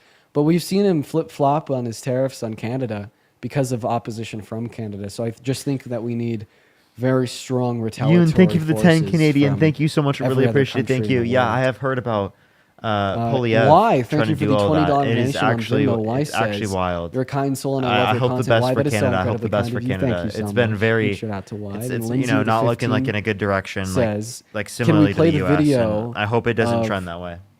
I I hope don't that, know how to I hope that the pronounce election doesn't go that way. pronounce her first name. I'm gonna go ahead and guess how to pronounce her last name. Miss Ozturk, getting ripped off the street illegally. Please, we need the outrage at this lack of due process. I can't play video through the live, but we could definitely discuss what happened. A 30-year-old immigrant on a student visa learning was ripped off of the streets. Ripped off of the streets by 5 policemen in plain clothes with masks on their faces. And then she found herself in a migrant detention center 1,400 miles away. And now we know that the ICE officials violated a court order in the process, as they were required to keep her in Massachusetts for, at minimum, 48 hours. And that's the lack of due process that leads to individuals such as the father from Maryland, the illegal migrant, now being held in an El Salvadorian prison that the American government can't get him out of. Good, says JC one time in the chat. JC, I invited you up. I'd love to hear your thoughts and hopefully have you explain to me why that's a good thing. Of course, you'll reject the invitation, but I thought I'd send it to you just to show the other 5,000 people listening that anybody who disagrees with me is a ignorant rage baiter. Kaylee, thank you for the $10 donation. Kaylee says, me and my mother attending the Columbus April 5th hands-off protest, super excited. I found out about these protests from You Keep Educating. Let's go, Kaylee. That's awesome. That's awesome, Kaylee. That's awesome. Yeah, I'm... everyone, also look into the general strike. The general strike has also been... they've been sharing a lot of my content on their Instagram account. The people over there with the general strike are very, very cool. That's sick. That's sick. Yeah, I know. I was scrolling on my Instagram page, saw a post by the General Strike, and then I saw my face, and I was like, whoa. Whoa. Did he officially cross the mark? He did. You guys, Cory Booker is 50 minutes away from having from 24 hours. That's He's a 50 full minutes fucking away day. from 24 hours. What's the record? What is it? 24 hours and 13 minutes?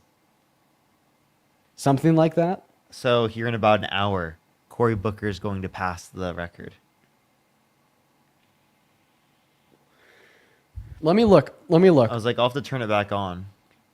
Yeah, let me look. No. What is the record for the longest Senate speech in history? Let's just look at what the record is.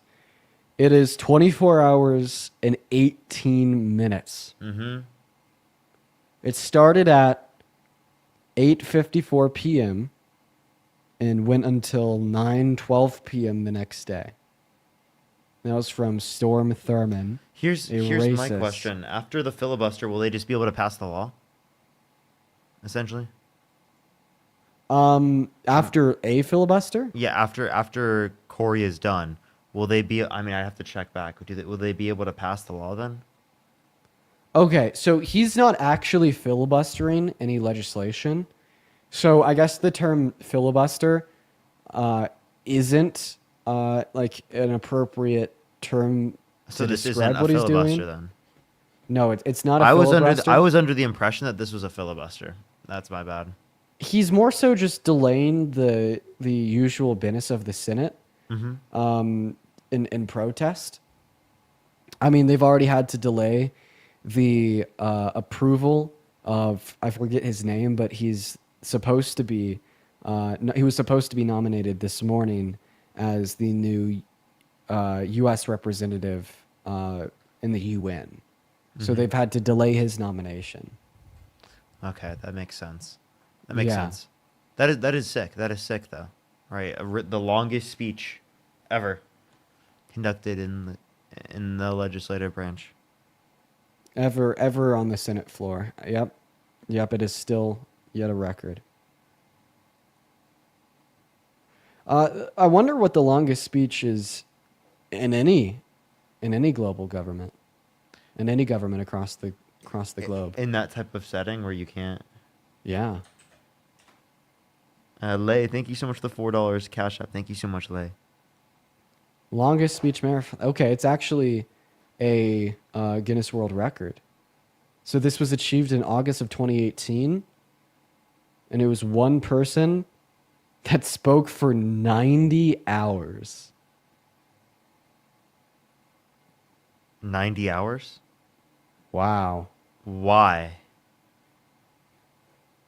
I don't know. That's crazy. Now that's seriously just mind-boggling. And that was Yeah. in Nepal. That is insane. Why, dude? 90 hours?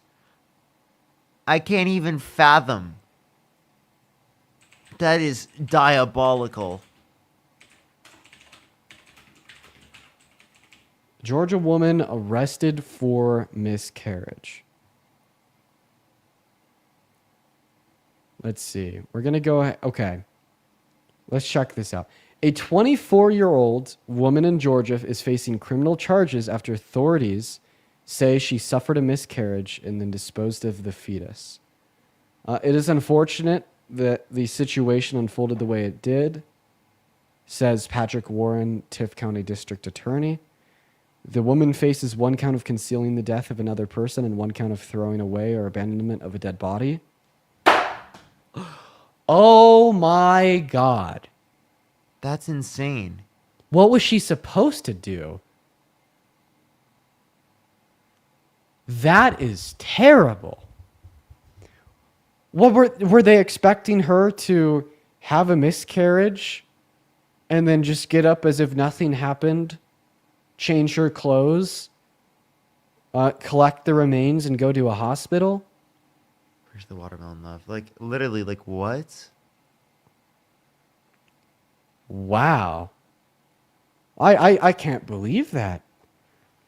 Okay. In this case, the case law would indicate that the person who would have to have lived independent of the mother, separate and independent of the mother, meaning not a fetus in her womb, that will be determined based upon the medical examiner and the autopsy. Do we need an autopsy to determine that a fetus is not living separately and independent from the mother? Tifton County coroner said last week the autopsy showed the 19-week-old fetus never took a breath.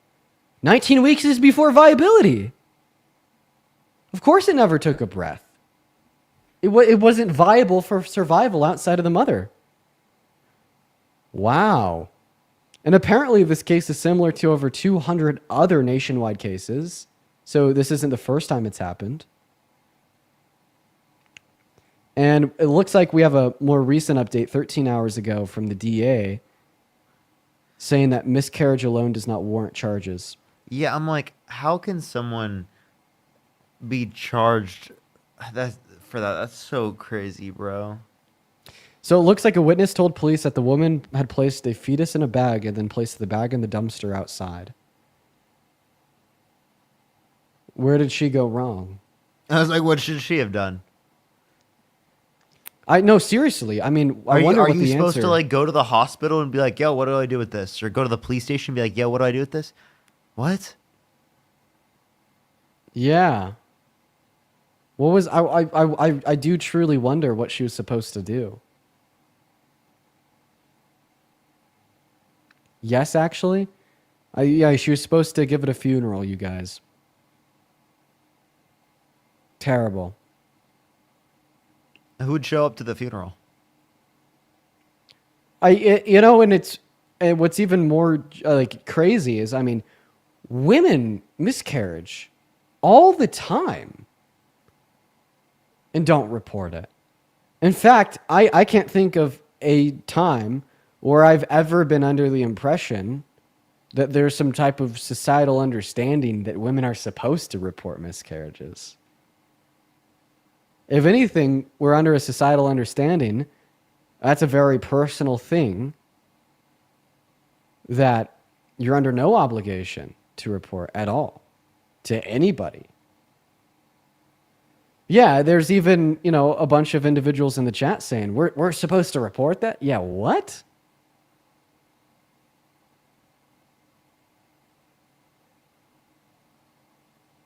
There's no regulations, and I mean there shouldn't be regulations. I mean, even regardless of how common it is, it still should be the case that if someone has a miscarriage, they didn't intentionally do it. Why would they be held responsible for that? Well, what the DA... Well, I think the DA is arguing against it, which is a good thing, by the way. That's good for the woman. But the police are arguing that she is guilty of like the incorrect disposal of human remains, essentially. That she didn't correctly dispose of the remains of the fetus. Amanda, thank you so much for the $20 donation on Venmo. Amanda says, Dean, you were in my dream last night. I gave you a hug and said I was so proud of you. I'm 46, child-free by choice, but if I had a son, I'd want him to be just like you. Thank you. Amanda, you're very lovely, and that's a very kind message. Thank you so much, Amanda. Please show some love to Amanda. Miscarry is the verb. Miscarriage is a noun. Thank you, Martin. Learn more every day. Look at that. Amber with a $10 saying, what a snitch. Yeah, whoever reported that is evil. Insane shit. Insane. Mm-hmm. And I mean, think about a fetus at 19 weeks. That's a very underdeveloped life form. It's not even viable outside of a woman's uterus at that point. I'm so surprised that the police decided to pursue charges against her. Ashley, with the $25 on Venmo, says, did you see that GDP estimates went down from negative 2.8 to negative 3.7? Oh, no! You gotta hear this, you guys. On the day of Trump's inauguration, the Atlanta Fed projected a 4% rate of growth in the American GDP in the first financial quarter of this year that we're in right now. 3 weeks after that, they went from projecting 4% growth to negative 2.8% growth, or a 2.8% recess for the first quarter. And apparently, as of yesterday, they went from the GDP shrinking by 2.8% to the GDP shrinking by 3.7%. So it's almost as if every day that passes, we only see larger reductions in consumer confidence. I mean, we're having the stock market open up at historical that is lows. crazy. The economy continues to suffer. 3.7% when we're talking about our GDP, everyone, is a lot of fucking money. That is a lot of money. Okay? That is a lot of money. Oh my God. A 3% reduction, 3.7% reduction that's very bad. For even just one quarter, that's insane. Let's see what that is. Wow. Okay. So that is 1,105,584,000,000. That's 1 point. That's roughly, just for one quarter, Dean. Yeah, that's roughly $1.2 trillion lost off of our GDP in 3 months. Which is more than the entirety of the Tax Cuts and Jobs Act added to our economy. Yeah. Wow, look at that. Oh my gosh. Let's all just move to Mars. And yeah, let's all pack our bags, but we will not be taking the SpaceX nonsense to get there, quite frankly. We will not be taking the SpaceX nonsense, quite frankly.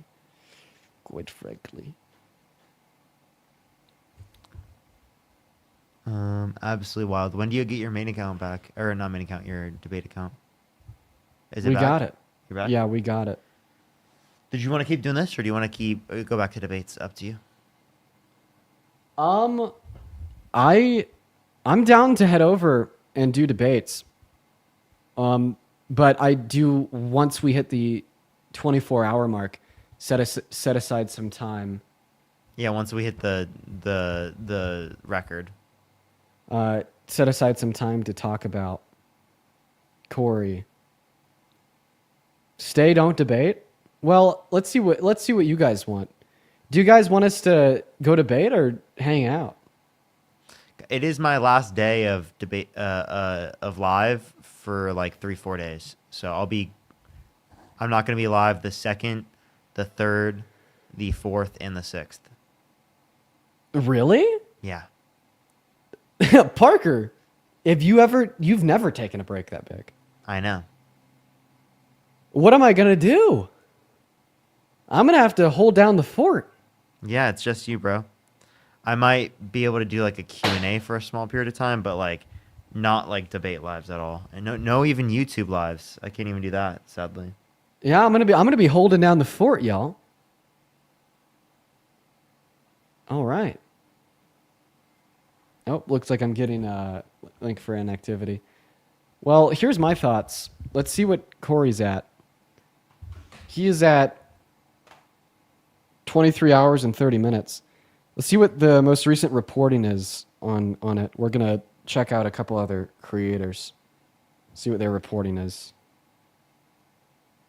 Right now, Cory Booker is now 22 hours into his marathon speech, nearing the record of 24 hours and 18 minutes hit by Strom Thurmond back in 1957 when he was filibustering the Civil Rights Act. It's been 22 hours since Cory Booker started speaking. He hasn't stopped. He hasn't sat down. He hasn't taken a bathroom break. And while no, he's not necessarily filibustering any legislation or nomination, he has disrupted Senate operations significantly. They can't do anything until he stops speaking, and he's just 2 hours away from breaking a historic Senate record. Before I continue, TikTok will be banned in 4 days, so be sure to follow me on my Instagram, Substack, and YouTube. All are linked to my bio. I'm going on Capitol Hill to try to cover the speech live, hopefully get some words with senators, maybe even Cory Booker. Yeah, look at that, you guys. Mr. Parnas over here. This is a historic moment Mr. Parnas might be covering this with Cory Booker himself That's later wild. this evening. That's wild. Yeah, and I don't have a definite answer. I don't have a definite answer, but it is being thrown around. I have some people on Capitol Hill right now advocating for it. But I might be able to get a digital interview with Mr. Booker later this evening. Yeah, so we'll see. We'll see. It's purely hypothetical right now. It's purely hypothetical right now. But I have some people advocating for that with his team. I got lucky. I've had one senator's team reach out to me before, and it just so happened to be Cory's. So I got really lucky there. But I'm hoping to be able to use that luck and transform it into, a really cool interview later. Nothing for sure yet. Just a maybe. That would be really sick, Dean. Yeah. Yeah, no, that would be so cool. Linda, thank you for the $10 over on YouTube Super Chat. Thank you, Linda. And then Martin with a 5. Okay. All right. Sid, thank you so much for the $20. Thank you so much. Yes, you have to plan with friends for 3-4 days. Dean will be live, but yeah, it is kind of sad that I won't be live, but I will be back, everyone. Here's my thoughts. I'm thinking about maybe this is what I'm gonna do. I want to film a TikTok to throw up the moment he breaks Strom's, whatever the fuck his name is, Thurman's record. And I basically want my video to say, he broke the record, get fucked, you silly racist, and that's all. So I might go film that now, and I just seriously want to make a video that says, get fucked, Mr. Thurman, you silly racist, Cory Booker broke the record, and then go debate. So I think here's what we're gonna do. For everybody on here, well, I'm gonna head over to my account at DNC Dean, because that is unbanned now. We'll be doing debates over there for a couple more hours, maybe. I'll be on until probably 8 o'clock my time. Nice. I've already been on for, let's see, how many hours? 3. We've been on for 3 hours. Probably do another hour and a half or so, and then we'll get off. But that's all going to be over on at DNC Dean. But before we do that, just got to film a quick TikTok. Alrighty. I'll do a Q&A on this account until you get on. Awesome. So I'll see you everywhere, everyone. I'm on YouTube right now. If you want to watch me film a TikTok, head over to my YouTube, link in the link tree in my bio. It's always a funny experience because I'm actually not that good at pre-recorded things like TikToks. It takes a minute for me to figure it out. When I'm not thinking about that much, the first thing I could speak on the fly quite well, but when it's like pre-recorded for a video on the page, I fall into anxious bits and pieces. So if you want to see that, you could find the link in my bio. It's on the link tree where you could find the YouTube. If you don't want to watch me go through the tribulations of trying to film a TikTok, And you want to watch the Q&A, I'll be on live on and you want to watch a Q&A. YouTube. Parker, good job. Love y'all. Yeah, but all right, guys. At Dean Withers on YouTube, link in bio. Hopefully see you there. Parker, I'll see you in like 20 minutes. See you in like 20 minutes? Crazy. That's an overestimation. I'm hoping that it doesn't take that long. All right, we'll see. We'll see how long it takes. All right, take care. Good luck. Bye, everybody. Link in bio. It's going to for the take YouTube. forever, Chad. Oh, we're fucked. Link in bio for the YouTube. Link in bio for the YouTube. It's fucked. It's fucked.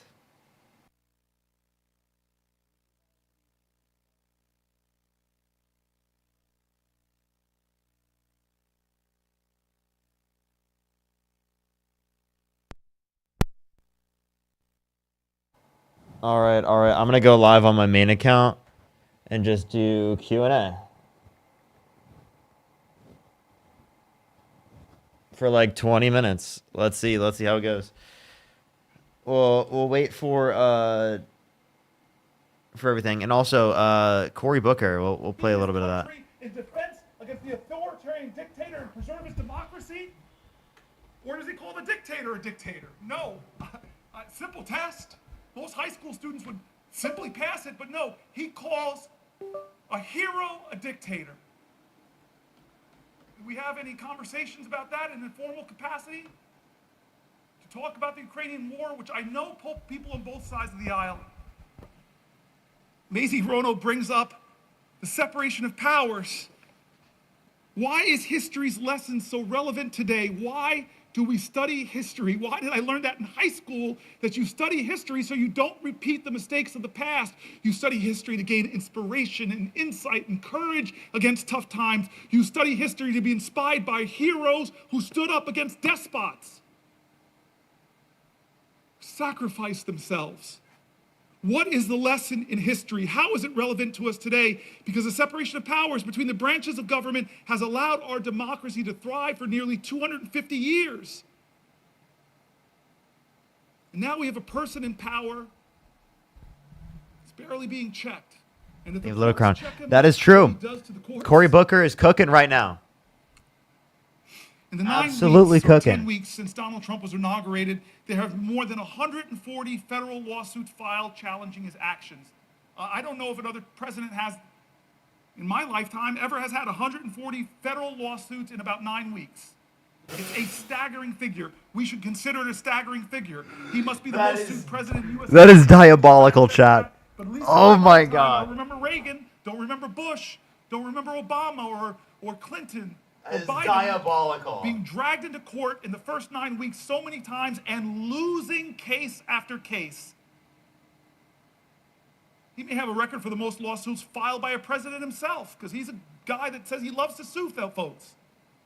In support of the big lie, he did so many lawsuits and lost them all. The lawsuits against Trump and his administration are not frivolous.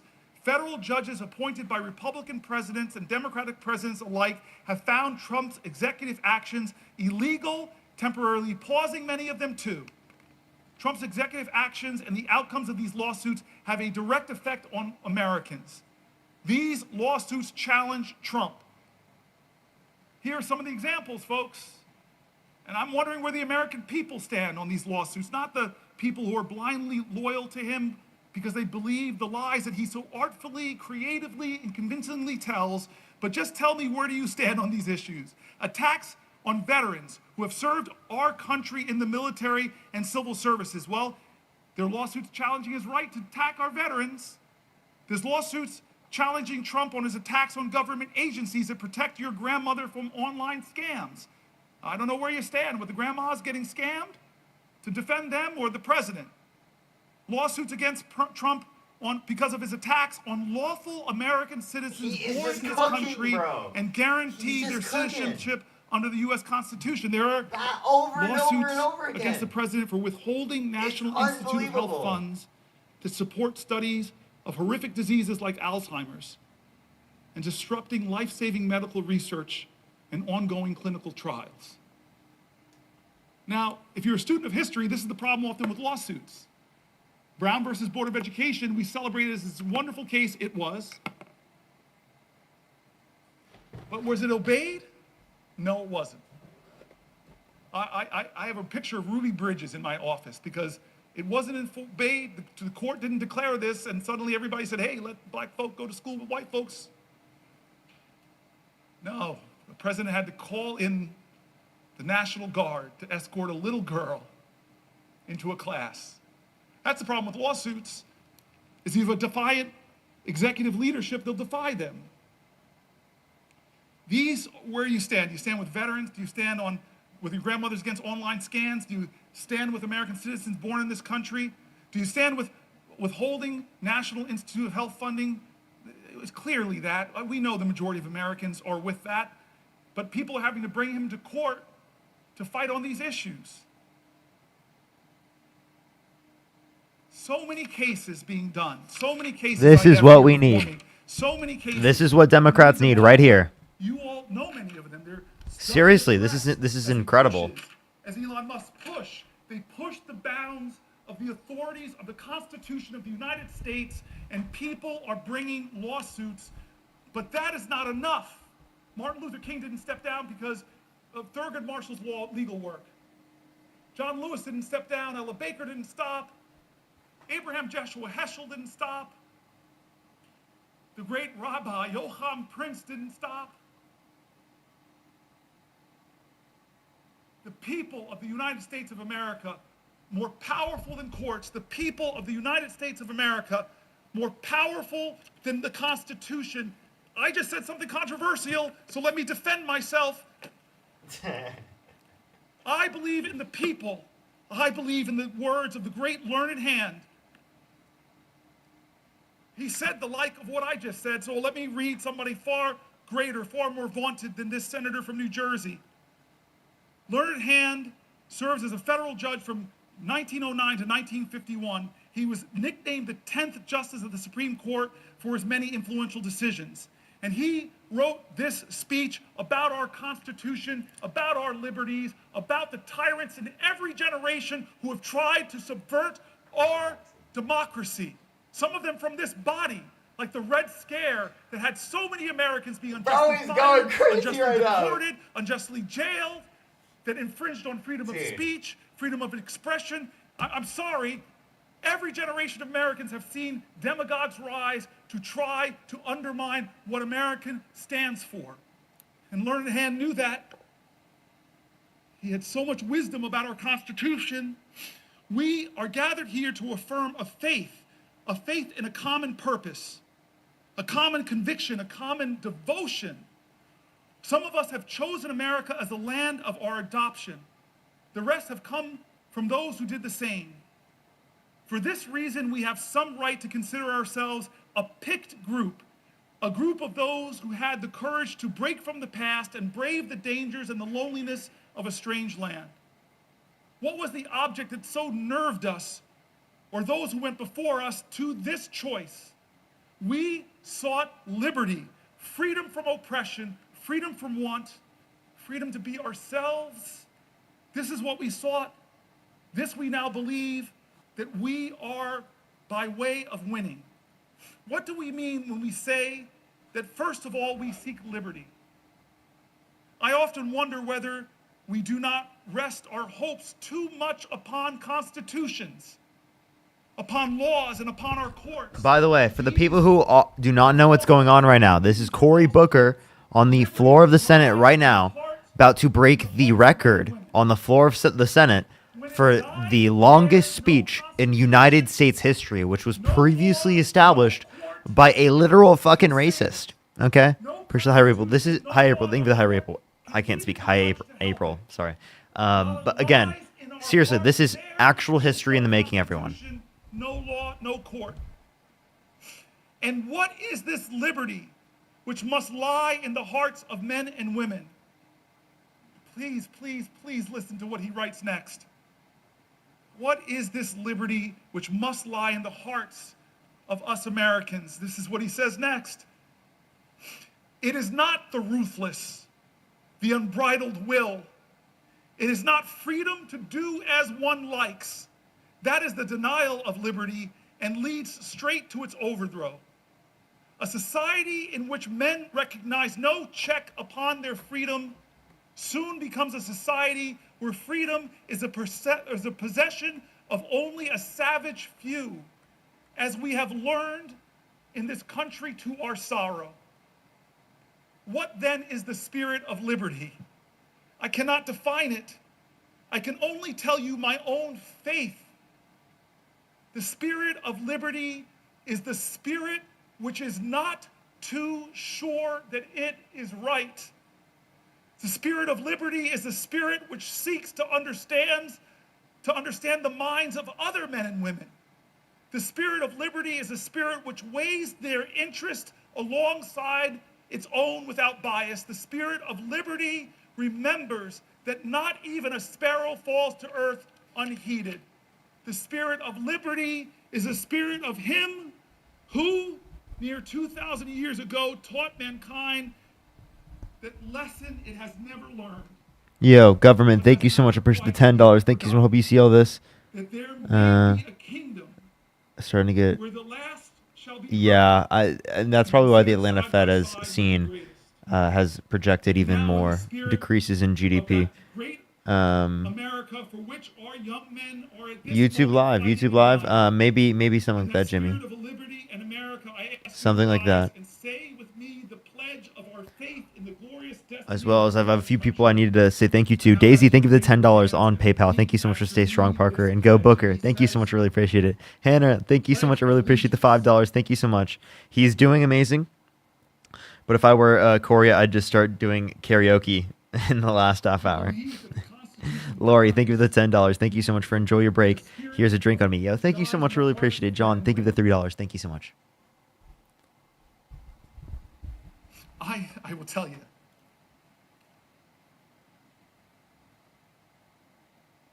This Constitution has saved my life. It made my life. Because people marched to make real on the promise of our democracy. People bled to make real on this democracy. When some people told us that this Constitution didn't apply for us, this body, Republicans in America stood up and said, no, President Johnson, we're going to do amendments. We saw the 13th Amendment, the 14th Amendment, the 15th Amendment would guarantee my ancestors finally full citizenship in the United States of America and the protections of the Constitution.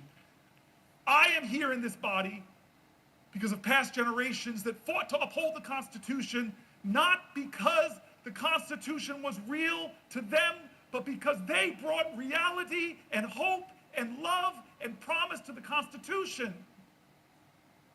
They were Americans that said, like Langston Hughes, America never was America to me, but I swear this oath, America will be. They loved this country so much even when it didn't love them back. I am here because of that. I'm the fourth black person popularly elected to this body because of generations that believed so much in this document that they were going to make it real. It lived in them. I quoted earlier today. Literally chilling. I'm not gonna lie. I'm like unironically got chills. Not gonna lie. Rob, thank you so much for the $10. Thank you so much. I really appreciate it. Thank you. Trump is a divider. He is only united amongst those too ignorant or spineless to have realistic principles. For real. Bree, thank you so much for the $20 on YouTube super chat. Thank you so much, Bree. I really appreciate it. Thank you so much. Thank you. My good senator friend White House, because Lord knows I would have slipped and fallen on my tuchus and have ended this long filibuster because I fell to the floor. That's what you mean when the brother has your back. What did this Republican say in a time of tyranny in her times? In a time where the Constitution stopped living in people's hearts, where people believed that whipped up fears of others by demagogues, where people believed the fear that they heard again and again on the radio, that we should fear other Americans, when people believed their fear justified them inhibiting the greatness of the Constitution. What's that old saying from one of our great leaders of the past? If you're willing to give up your liberty in order to ensure your security, you will lose them both. And so here was this courageous Republican who, in a time that demagogues were whipping up fear, where First Amendment rights were being trampled, where people were being intimidated into silence, where people were afraid to go up against the big and the powerful and the rich, where people were being deported from our country, where Jews were being deported and accused of being communists as justification to take them out of the country because they didn't have permanent legal status. Yeah, that's our history. Again, for the people who don't know in the comment section right now, especially on TikTok, this is Cory Booker on the floor of the Senate, literally engaging in the longest speech ever on the floor of the Senate, which was previously established by a fucking racist, right? And he's specifically literally arguing for like the rights of people. He's arguing against and protest the Trump administration, and he's standing up for democratic values, right? That's what Cory Booker's doing. People saying, why is he screaming? Why is he screaming? What are you talking about? Because he fucking loves this country. because he wants what's best for this country. Why do you think he's literally been there for 23 hours doing this? Because he loves this fucking country. That's why.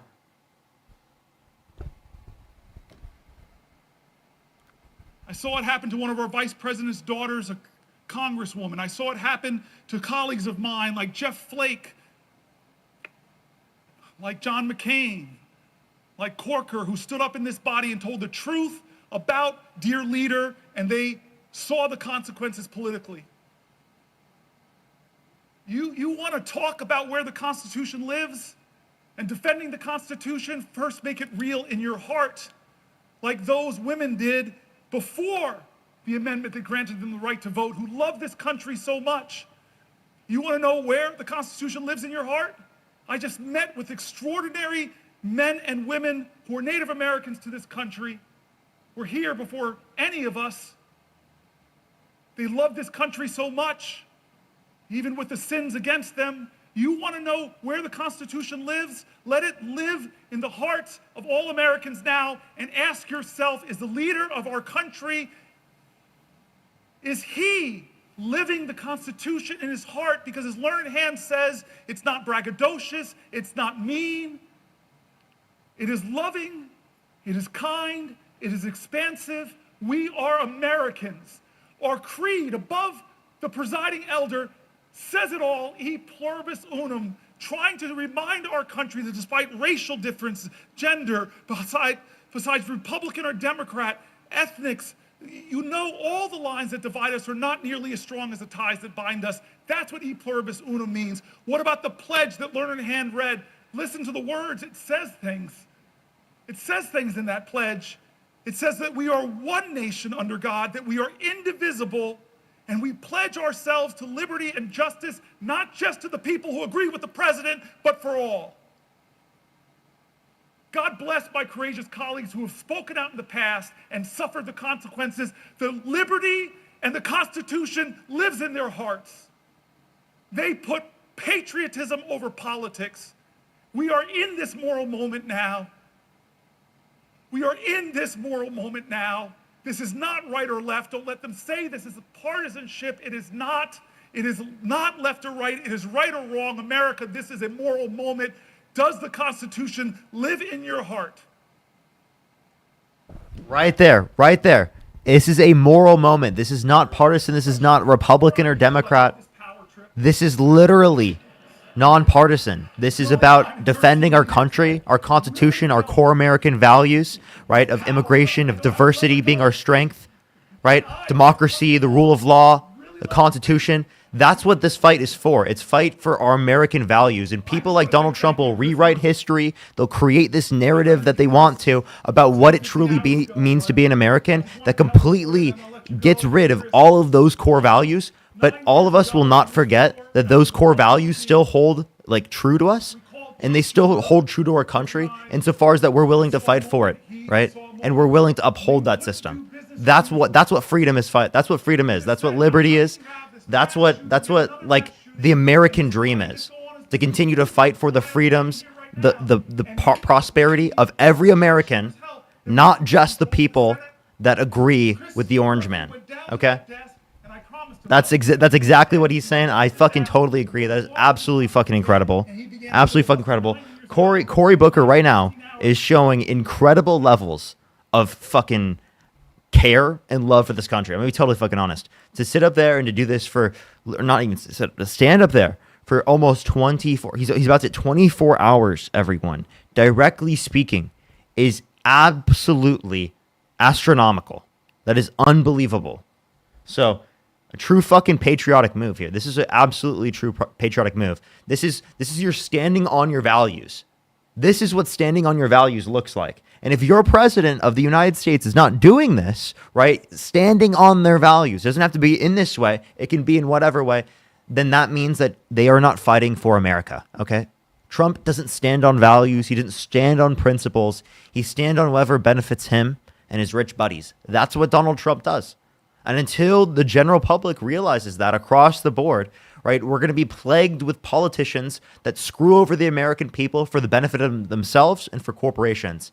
When you have like true American patriots right here standing up for 24 fucking hours to fight for what America is standing upon, for the true values of this country. That is real patriotism, not the fucking fake shit that Donald Trump continues to perpetuate on a daily basis.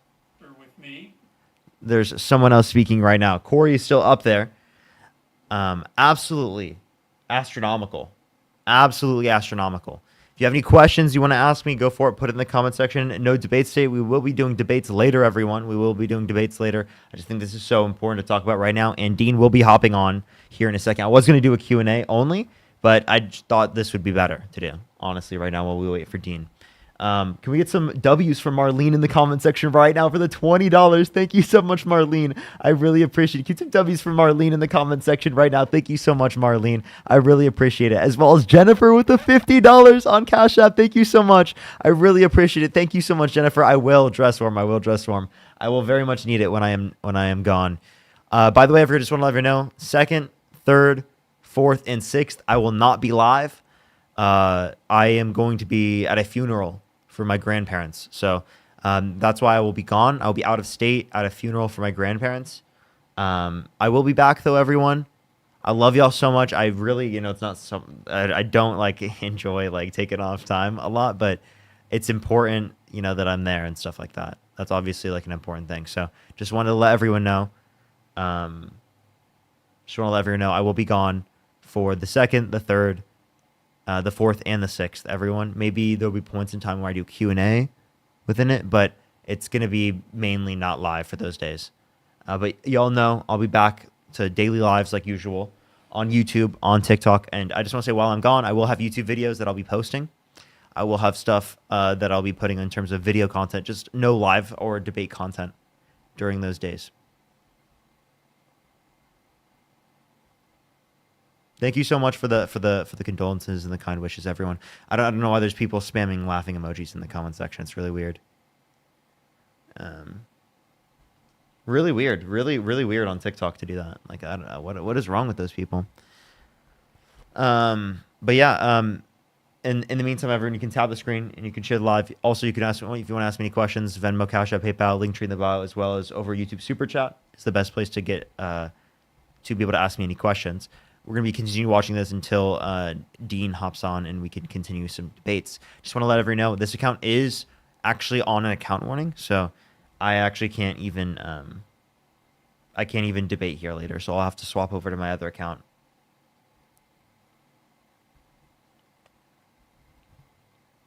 Thank you, everyone, for the kind wishes. I really appreciate y'all. I really appreciate it. But I will be back, everyone. There is stuff on the 5th. I've heard that I appreciate Little Crown. There is plenty of stuff planned for the 5th, and I think I will be able to go live. It just depends on whenever I get back that day. As well as the 7th, my birthday, I will be back as well. I will be live on my birthday.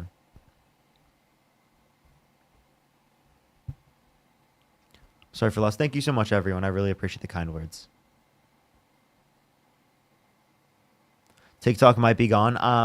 I lean against it being gone, but if it is gone, then I'll be on YouTube. I just want to let everyone know, like, if TikTok is gone, I will be on YouTube. Best place to find me. Parker Get a Job. We actually hit literally fucking 100,000 subscribers on YouTube even. For everyone on YouTube's already seen this. But yeah, like, it's been incredible. It's gonna be my main social platform, everyone. My main social platform. Thank you so much. I really appreciate everyone. Thank you. Thank you for the kind words. Thank you for the kind words.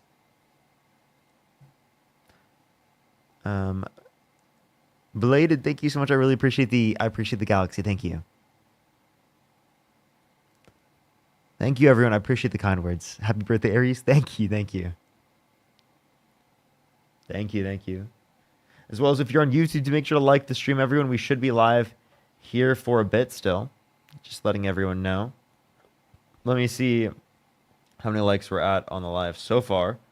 So far on the live, we are up to 795 likes, everyone. We have 1,400 people in the YouTube stream. It would really help send it out. If you'd like the stream, I would really appreciate that. Also, for the people who are on TikTok, you can always go over to my YouTube, Parker Get a Job.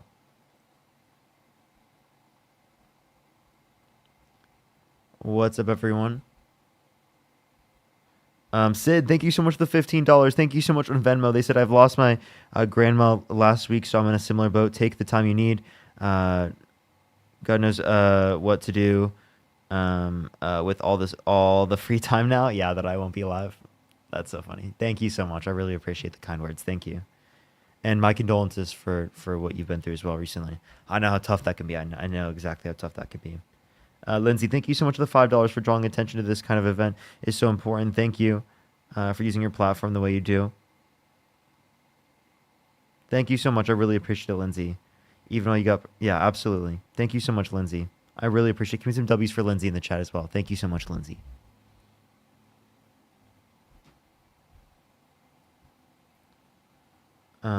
Booker's taking questions for other Dems.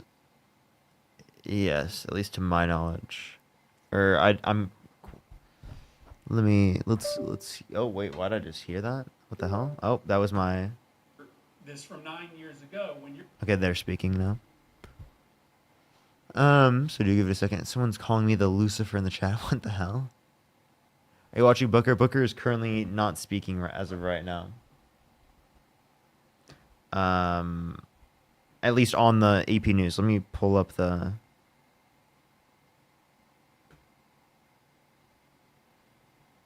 Yeah. I think it's Chris Murphy, yeah.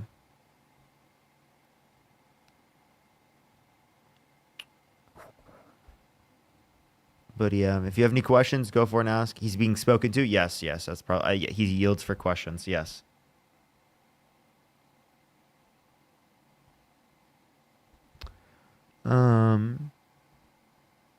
Can't put Booker back on because he's yielding for questions. Elizabeth, thank you so much for the $5. I just lost my father 2 weeks ago. Grief sucks. Oh my gosh, I'm so sorry to hear that. That's horrible to hear. That's horrible to hear. I'm so sorry to hear that. My condolences. That is very, very difficult to go through. That is very difficult to go through. Seriously. Just know everyone is here for you. Just know everyone is here for you. Caitlin, thank you for the $5. Thank you so much for Rip to Your Grandparents thinking of you. Thank you so much. I really appreciate it. Danny, thank you so much. I really appreciate the $5 for explaining the filibuster. It's kind of not a filibuster. It's just a very long speech on the Senate floor. And I'm pretty sure it is like blocking the nomination of someone. Alec, thank you for the $5. Thank you so much. To talk to people through... Yeah, I might do something like that. I have a StreamYard I can do as well. Todd, thank you so much for the $30 on PayPal. Thank you so much, Todd. I really appreciate it. Get some W's for Todd in the comment section right now for the $30 on PayPal. Thank you so much, as well as Louise, thank you so much. I really appreciate the $5 for Happy You're There. Parker, keep going. Yeah, thank you so much. I really appreciate that. That's incredibly kind of you. Thank you so much. W's for them in the comment section. W for Todd. W for them in the comment section. Parker, you okay, pal? Absolutely. Yeah, Santana said that Booker said that it's a filibuster for the crisis that the country is going through, that there's no bill or nomination. Okay, that makes sense. I might have been wrong with the nomination. I was just going off of what I heard in chat. Davina, thank you so much for the $5 for Hi Parker. I lost my grandmother this past month, and I understand what you're going through. Take time to grieve and lean on your family. Yo, thank you so much. I really appreciate that. That's incredibly kind of you. Incredibly kind of you. Thank you so much. Thank you so much. I really appreciate it. Booker is back on. We can play Book. Years ago, when he was on the Edmund Pettus Bridge, he shook New Jersey as he shook the nation. When Bloody Sunday happened, there was a white guy on a couch in New Jersey who was watching TV and was so shaken. This lawyer said, I gotta go to Alabama. He realized he couldn't afford a plane ticket. So this man slumped back down on his couch, and then he said, at a moral moment in America, I'm not going to let my inability to do everything undermine my determination to do something different. And he got up and said, okay, it was a meager calculation, but it was different. I can afford 1 hour a month of pro bono work. And he called around and he found this woman named Lee Porter, who was heading up an organization called the Fair Housing Council, and said, can you use a lawyer? And she's like, hallelujah, thank you, Jesus. Yeah, we need some help. And they worked together and they designed a sting operation where they would send black families in areas of New Jersey that would not sell homes to black people, where usually the best public schools were, and if they were told the house was sold, they'd send a white couple behind them to expose that the house was still for sale and expose all of this. Well, they had a lot of success getting things written about the severe housing discrimination in my state. And he said that after about 4 years,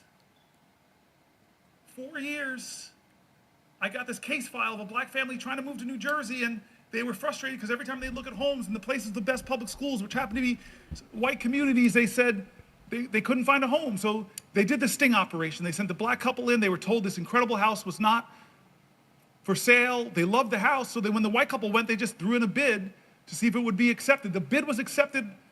Papers were drawn up on the day of the closing. The white couple did not show up. The black man did. Lawyer Marty Friedman marched in, confronted the real estate agent. You would think 1969, a year after the Fair Housing Act, that he would capitulate, but he didn't. This lawyer gets up so angry, this real estate agent gets up so angry, he punches the lawyer in the face and sings a Doberman Pinscher on the black guy. They get out of there shaken up, and they start writing letters back and forth. The good owners of the home found out what was going on. They were so aghast. They said, let us sell the house directly to the black family. The black family moved in. And 43 years later, the baby from that family became the 4th popularly elected black senator in our country, me. Now, I tell that story because I started with John Lewis 24 hours ago, and it was John Lewis and a bunch of marchers on a bridge that influenced the destiny of my life and my family's life. We're all interconnected. As King says, we're all caught in an inescapable network of mutuality, tied in that common garment of destiny. But I want to tell you the second time John Lewis shook up my life. I was mayor of the city of Newark, and I got called to be on a TV show. I got called by a guy named Skip Gates, who I love, admire, and he calls me and he jazzes me up. He fills my ego. He just flatters me. Hey, I got this show called Finding Your Roots, Cory Booker, and you're a rising star. You're this hot shot. We should feature you in this. And I'm like, oh, great. Oh, don't say that, Skip. But okay, yeah, of course. And then I said, okay, well, who are you going to pair me with? And I thought it was going to be another young hotshot, up-and-coming politician in America. No, he goes, I'm going to pair you with John Lewis. And my heart sank a little bit. Actually, maybe it was my ego that sank. My heart got excited because I know how these shows start. They start with biographies. And so imagine the show starting. John Lewis, hero of the civil rights movement, literally bled the southern soil red for freedom and justice. And then it goes to my biography. Cory Booker, riding his big wheel in suburban New Jersey. The show was unbelievable, mountain and boy. But I got to meet John Lewis. I got to tell him that story, that he changed my life, and I didn't even know it. On a bridge in Alabama, changed the course of events in New Jersey that led to me. Third take on John Lewis. Look at Cory Booker's resume now. My colleagues know I got here in a special election in 2013. What all my colleagues might not know is I came here with a broken heart. My mom and I came here with a broken heart because I was elected in October, sworn in October, but also in October, my dad died of Parkinson's. That's why I got choked up reading these letters from people with Parkinson's. And so we came down here, we were grieving. My dad was not with us. My mom lost her husband of nearly 50 years, and I'm gonna get sworn in. It's a big event, but my parents and my campaign decided, you know what we should do? Right before you get sworn in or brought over here to be escorted to the president, vice president, that you should go and sit with John Lewis.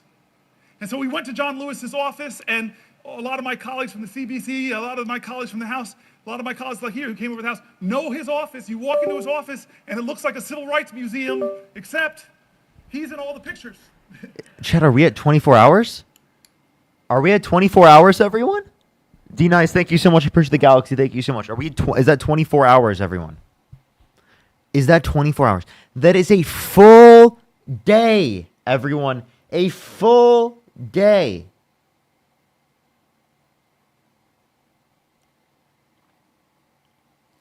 That is unbelievable, chat. A full day of an entire speech. W's for Cory Booker in the chat right now. I want to see it spammed on YouTube. I want to see it spammed on TikTok. Everywhere.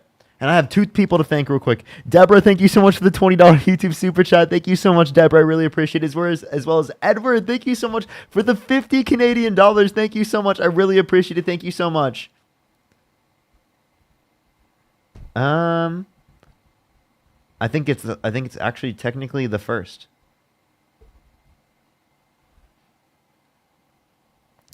But yeah, W's for Edward and W's for Deborah in the comment section right now. Thank you so much. And W's for Cory Booker. Seriously. Going absolute fucking ham in the paint, right? Literally with 24 fucking hours of absolute fucking dedication and love for this country. That is absolutely insane. W's for Cory Booker in the comment section right now. Seriously, absolutely insane. And so I open it up, Facebook Live. We meet in between in the Capitol, and then he says, hey, where can we go to sit down for a place? And I love it, my favorite place to sit. I watch Schoolhouse Rock so much. It's right on the steps of the Capitol. Let's just sit there and talk. Chris Murphy, Brian Schatz, first people out to sit with us. And the time lapse is amazing. First 2, 3 people, then 10 people, then 50 people, then hundreds of people. I have it all. Coming because of the moral magnetism of this man, John Lewis. And he talked to people that night who were looking for, what can I do? I'm just one person. And this guy who in his 20s, who was just one person and caused a heck of a lot of good trouble, he told them, don't lose faith, don't lose hope. Good trouble mention is absolutely diabolical. No, that's a necessary precondition to courage. He was amazing that night, and I know my colleagues remember that. And then there was the next time. Oh, Brother Warnock, you're going to love this one. The next time I was with John Lewis, Jimmy Carter had gotten a little sick. But then he got better and went back to teaching Sunday school. And I thought, this man is in his 90s. I need to go to Sunday school. And so who do I know? Because there's a waiting line. It's like people sleep out all night. I might have been a little selfish. How do I know I can get in? Call John Lewis. I say, hey, I got this great idea. Why don't we go to Jimmy Carter to watch him teach Sunday school? So I have the singular greatest road trip. I'm not Christian, but I would totally go to Sunday school and watch Jimmy Carter teach that, to be totally honest. But it's John Lewis. Come on in. We sit in the front row. I must be in the front row. And we sit down. And then this marvelous, incredible moment comes. Somebody comes and says, Congressman Lewis, Senator Booker, the President, First Lady would love to see you beforehand. It's my first time meeting President Jimmy For people who don't know what we're listening to right now, Cory Booker just hit 24 hours of speech on the Senate floor, which is about to break the world record set by, what's his name? Hold up. Set by Strom Thurmond, who's a literal fucking racist. He does something incredible. A literal fucking racist. I think you should run, but only if you run, and he pokes my heart, only if you run from here. The last time of the powerful moments I've had in my life with that man, that so many of us have had these powerful moments, the last time happened because of a man named Michael Collins. I know there are people in this room that got the same phone call I got, that it won't be long now, that John Lewis is going to pass very soon. Apparently 10 more minutes, everyone. But I know he would want you to have your moment to say goodbye to him. And what do I do? What do I do? Do you guys think of the galaxy? I just want to say this. Someone wrote an incredible comment.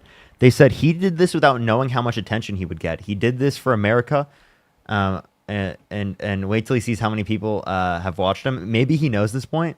Seriously, that's actually wild. But seriously, true patriotic shit. True patriotic shit. He had no clue it was going to get this level of media attention. Okay, and yet he still decided to go out and do that. Imagine standing for 24 hours straight without going to the bathroom. For this country, for what you believe in, and continuing to speak and being coherent 24 hours in. He not just not being tired and not falling asleep and not yawning. The fact that he's standing there energetic is unbelievable. It is absolutely fucking unbelievable and passionate. Jelaine, thank you so much for the $5. Unbelievable. Seriously. Seriously. I hope he gets the recognition he fucking deserves from this, because this is unbelievable. It's absolutely inspiring. I hope every single person here in this live, sorry, I'm keep touching my mic. Every single person in this live takes this as a testament that you can fucking do something. Because the same way that he was describing, he viewed himself before of like, oh, I haven't, you know, I had no resume comparative to this person that he looks up to, is true for every single person who inevitably starts doing something. Every person in this chat, right? That should be the most inspiring thing you should take from this. That is truly, truly incredible. Oh, my fucking mouse just it just stopped working. Oh no. Chloe, thank you for the $1. Oh, we probably are debating later tonight. Lydia, thank you for the 6-month subscription. Thank you. All that he gave me, all that he gave his country. If you're on YouTube, do make sure to like the stream, everyone. And so this is one of those moments that John Lewis, he would not be sitting still. He would call me up and say, "You still got that Facebook thing?" I go, "No, I don't really use Facebook anymore." But there's a thing called TikTok, or I don't know what John Lewis would say right now. I know what he said in 2017, but I'll be honest with you, I don't know what he would say. But John Lewis would say something. He would do something. He wouldn't treat this moral moment like it was normal. John Lewis knew what King said, that what we have to repent for, all of us here will have to repent for, is not just the vitriolic words and violent actions of so-called bad people. What we will have to repent for in our day and age is the appalling silence and the inaction of good people. This is our moral moment. You know what? You know what? It is unbelievable, like how touched I am by this. Like, I very rarely with Democratic politicians am I like, wow. You know what I mean? Like, there's very few people, right, I can do that and get goosebumps for. And it's like, I'm definitely getting it right now. You know what I'm saying? I'm just going to be totally honest. I'm definitely getting it right now. Cuts disproportionately going to the wealthy. Greater budget deficits in the trillions and trillions of dollars. Or are we going to do something different like John Lewis would call us to do? He would call us to get into good trouble, necessary trouble. Another good trouble mention, jeez. Save the soul of America. But you all know, John, don't hate each other. Don't let anybody pull you so low as to hate them. I said this about the presiding elder. Different parties, but he showed me an act of kindness during this speech. He and I have talked about energy policy. He has amazing ideas. I want to partner with him. Don't hate anybody. Did the folks in Birmingham, Martin Luther King, Fred Shuttlesworth, Dorothea Cotton, James Bevel, did they bring bigger dogs and bigger fire hoses? Get yourself in some good trouble merch. Imagine.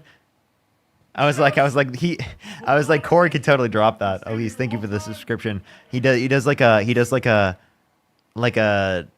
works together with good trouble. Josh, thank you for the $2. Thank you so much. He's totally gonna run in 2028. There's no way he doesn't.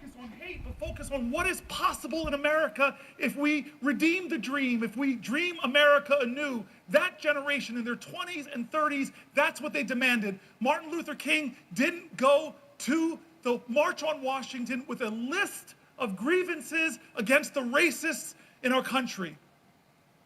He went there and called to the conscience of a country. He said he had a dream. That's what we need in our generation. Vision now. That's what we need in our generation. A vision to redeem the dream, to call our country together. Yes, there is a man in the White House who's the most powerful man in the land, and his partner is the richest man in the world.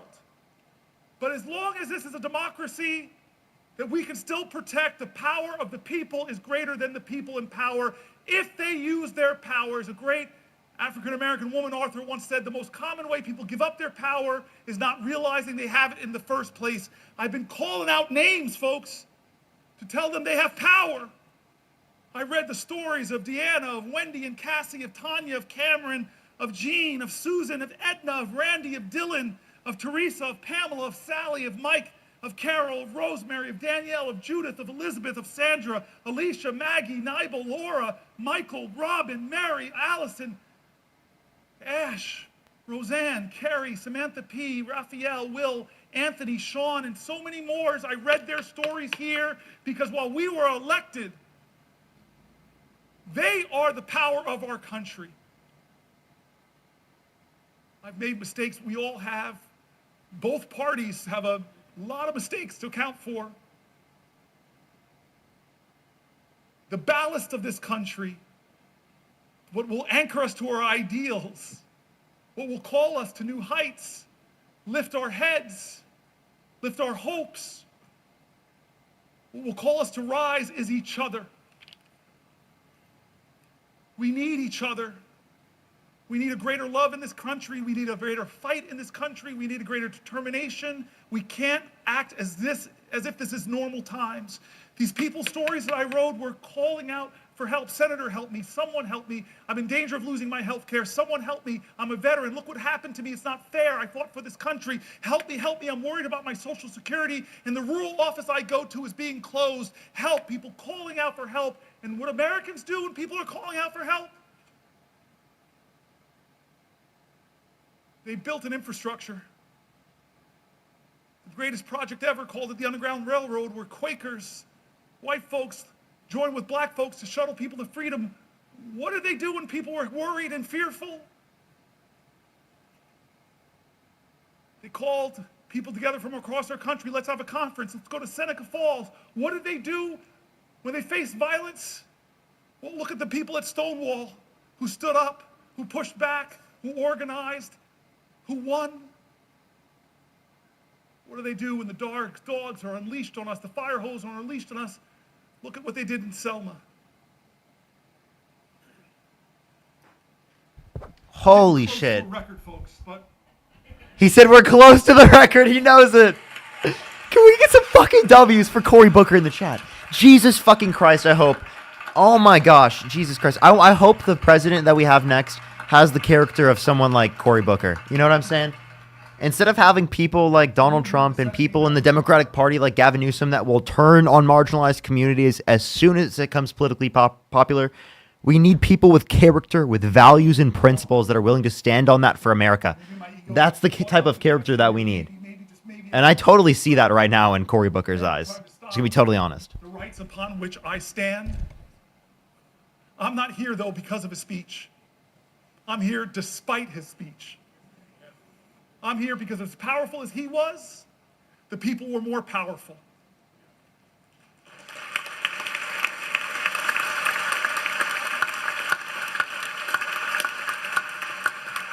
But I remind you, all those people who believe like me that we've got to redeem the dream, turn again to John Lewis, because you all know the story, my colleagues, of when the man that beat him savagely, drew blood, cracked bones. Decades later, he was a congressman. That man brought his grandson with him to ask for forgiveness from John Lewis. I heard about this story when I was in the car in Georgia with him. What did you do, John? This man that so viciously beat you, wounded you, bruised you, battered you. What did you do when he came to ask you for forgiveness? What did you do? And a good Christian man of faith, simply said, every one of us needs mercy. Every one of us needs redemption. I forgave him. I hugged him. We wept. And I looked at the boy. This nation needs you too.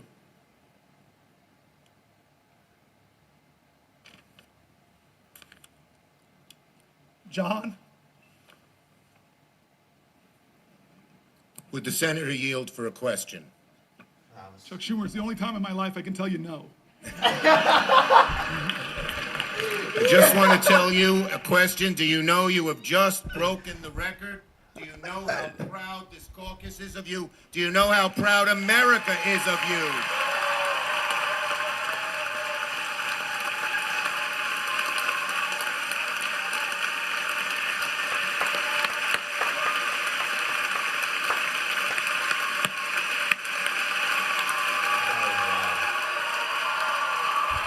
That's fucking inspiring, everyone. That is absolutely fucking inspiring.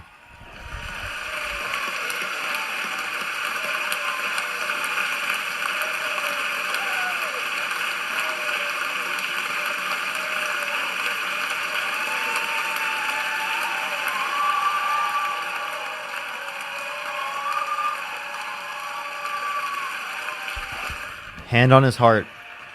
He knows exactly what he just did. Can we get some fucking W's for Cory Booker in the chat? That dedication is unfucking real. Unfucking real. He just broke the record for the Senate floor for the longest speech on the Senate floor in fucking U.S. history. In U.S. history. That's U.S. history right there. Order. They're calling for order. The chair does not wish to take away from this moment, but I think the best way to honor this great accomplishment to our guests in the gallery, to make a rare exception and let you stand to show your appreciation, I will not constrain my fellow senators. Thank you. I'm Chuck Schumer. I have yielded for a question, and you asked me, did I know? I know now.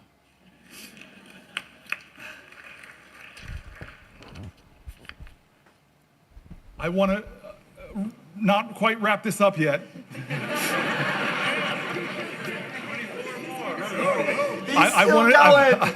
He's still going. He's like, I'm not wrapping this up. I've been watching. I know Catherine Cortez Masto has a podium in front of her. She can give me a rest. I'd like to go a little further if we can, just a little further. I love, and again, I know people are trying to train each other, and all of our media operations, they give the worst images of the people of the other party.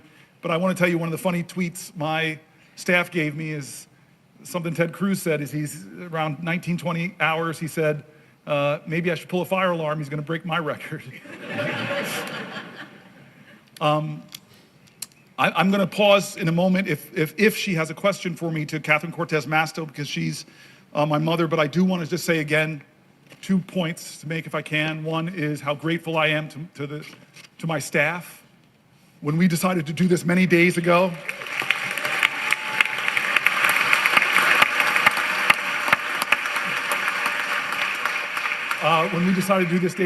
they were like, we have to do this. And we started preparing and working on this, and they did an extraordinary job. They were with me late nights, writing. I just feel guilty because they wrote about 10 books, and we didn't use all of them. They were really substantive stuff, pulling from Republicans and Democrats in critique of this moment, pulling from Democrats and Republican governors that were saying, do not cut Medicaid. States that know, as my colleagues do, that have a trigger, that if the Medicaid funding goes below 90%, they stop the Medicaid expansion. My staff really worked hard to not make this just Democratic voices, to make it people in our country, that Republicans and Democrats, you heard mentioned in the speech, the Cato Institute, the Manhattan Institute, all people who are honest arbiters and are saying that what Trump is doing is wrong, that a budget like this that blows massive holes in our deficit, it will be something our children are trying to pay for. And what are they ultimately paying for that's caused this big deficit? It's trillions of dollars of tax cuts that people like Doge, multi-billionaire Musk will benefit from, but children won't. They did such a good job bringing together authorities on both sides of the aisle. I just want to thank them. I want to thank my cousin Pam and my family. Cousin Pam, like Chris Murphy, was here for the whole time. I want to thank Chris Murphy again. Cory Booker and Cory Booker's team deserve a fucking standing ovation for this shit. Never stopped telling me we could do this, we can do this, and said I will stay with you. He's been with me on the floor. I hope you don't look as tired as I look, because you look beat, man. Do I look that bad? No. All right. I want to go a little bit past this, and then I'm gonna deal with some of the biological urgencies I'm feeling.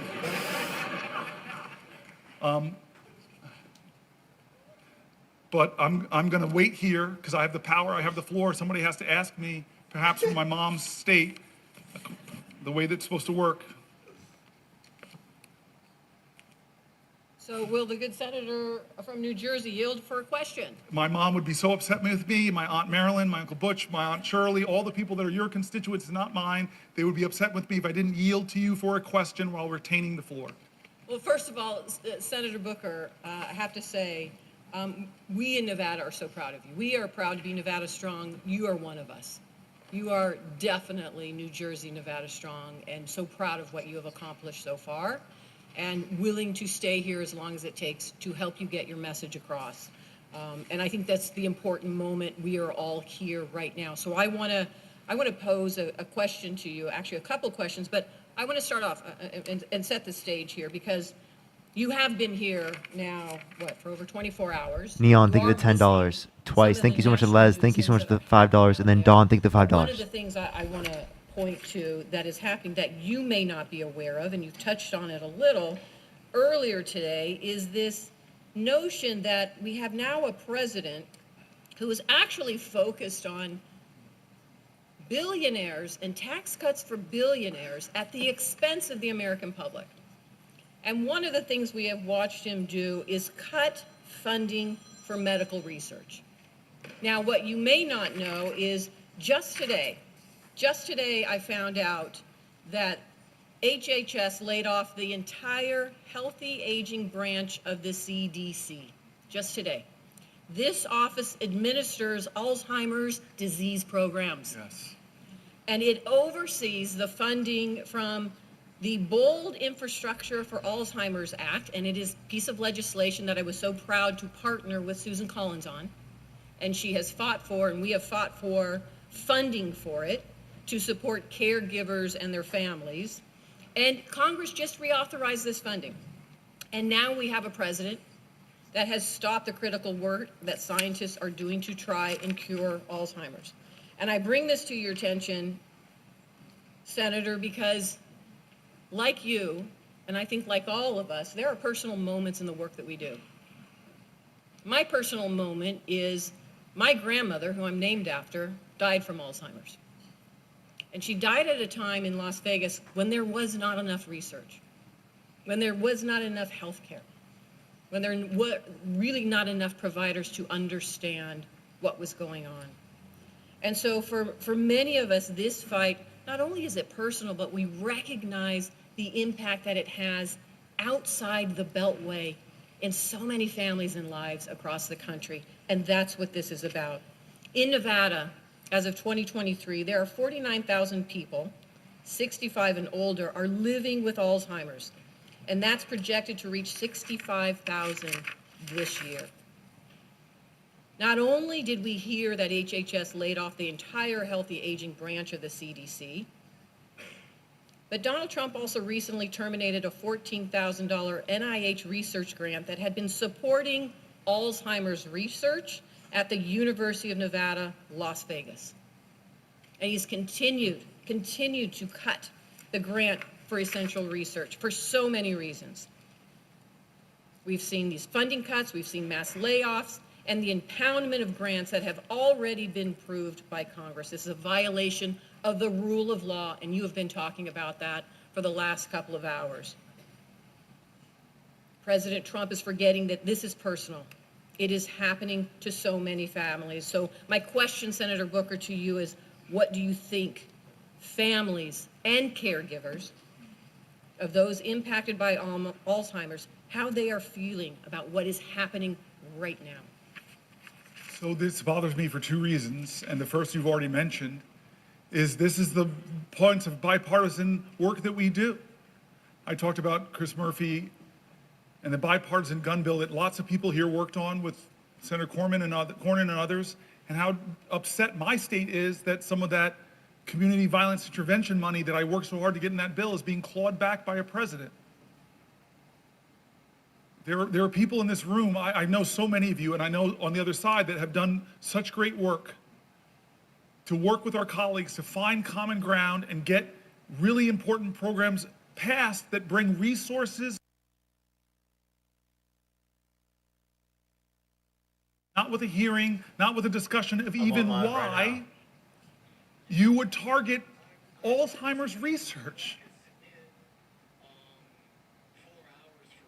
That is a violation of the separation of powers. And I wish my Republican colleagues would hold more hearings about that. These are programs that they like. I saw that with USAID. I worked with Marco Rubio on some of that programs and those investments that are now been cut and clawed back. So it's a separation of powers issues. It's an offense to the common goals that we share in this community of leaders. But the second reason it bothers me is an article I read hours ago by Fareed Zakaria. What's that? And he talked about what's happening to a nation that cuts so dramatically what is one of the best taxpayer investment dollars in biomedical sciences. If you're an investor, and I told you there's an investment that every dollar you invest, you would get $5 back for your economy, folks would be invested in that vehicle. I'm down to well, that's NIH funding. Every dollar you invest, who would cut a profit center? It's not just a profit center, though. The outcomes, the discoveries, could change the lives of people who are suffering in your nation and around the world. Do you want to listen But he's attacking them. I read all these universities from around the country. This shows you how magnanimous I'm trying to be. I even read stories from USC. I'm sorry, rival. Yeah. That all of these universities are cutting their postdocs, cutting their PhDs, cutting the lending because they don't know, as Donald Trump threatens, the direct costs they're stopping. And Fareed Zakaria said so painfully to all Americans with Americans' pride, as we are doing that, China, who, when they had that Cultural Revolution, they first went after their universities. Now, modern China, their government is doing the opposite. They're trying to out-America us. They're massively increasing their investments in scientific research because they know if they get ahead of us on quantum computing, all of our subs can be located. God knows what could happen. They could, any kind of cryptology they could break. They know if they get ahead of us on scientific research, the power and advantage it will give them, so they're doubling down. But what are we doing in America? We're tolerating a president that is cutting the funding that will predict who defines the future and what values will define those futures. Will they be democratic values, or will it be the values of the country that's competing with us to beat us, and right now we're giving them a head start? And then the final reason that question bothers me is because my father died of Parkinson's and he had Parkinson's-related dementia. And I know what that's like. I know the pain families are enduring. I remember the time that my dad and my mom, we were in the movie theater, and my mother just shook my world. She was in Georgia. And so many people here in this room have had the same experience. We're in a movie theater, and my mom leans over to me and said, "You need to take your dad to the bathroom." I never imagined the years of my dad as a 2-year-old and 3-year-old taking me to the bathroom, that one day I'd have to take him. And so in this Atlanta movie theater, in the middle of a movie, which I was like, okay, it's time for me to do this ritual that so many families know. I pick my dad up, who's shuffling with his Parkinson's. I'm not seeing any light in his eyes that he's there. I'm just letting him hold me, and he's shuffling into the bathroom. And then we get to a public bathroom. His hands are shaking. He's standing in front of the urinal. And then I realize I got to unbuckle this man's pants. So many families know this. And my ego, I'm sorry, I was leaning over and I'm saying, wait a minute, I'm in a public bathroom, leaning over, unbuckling another man's pants. Please, please, God, don't let somebody come in. And as if God heard my call, someone walked in. And I hear the person walk, and I'm like, just please keep walking. Go into a stall, please keep walking. And then suddenly I hear their feet walk past me and stop. And then the man turns around and says, "Oh my God, Cory Booker." And then I look up at my dad, and I see the clarity in his eyes. He is 100% there, and he's grinning and loving my mortified embarrassment. Alzheimer's is devastating so many American families who are watching the loved one of their lives diminish. And we're cutting funding. Donald Trump is cutting funding democratically, bipartisanly approved. So forget the separation of powers. It's important, so important. If that doesn't get you, then maybe think about the competition with China. If that doesn't get you, if those two don't get you, America, think about the millions of Americans struggling with Alzheimer's, the struggles it does to those families. This is a moral moment, America. This is going to define the character of our country for years and years to come. True. Has the Senate called a hearing on your bipartisan funding, Senator? No. Have we done our oversight responsibility? Have we checked, as I read from the Federalist Papers, as our founders wanted us to do, is to check the executive, be the check at the executive that balances our governmental powers? No, we're not checking that executive. With Signalgate, I have heard from Republicans that serve in Congress, of the 535 with us, I know other colleagues here have heard, they're mortified. You talked about that. Mortified about that. And again, One second, it's not Dean. partisan. Oh, the Biden shit. administration made foreign policy mistakes. Obama made foreign policy mistakes.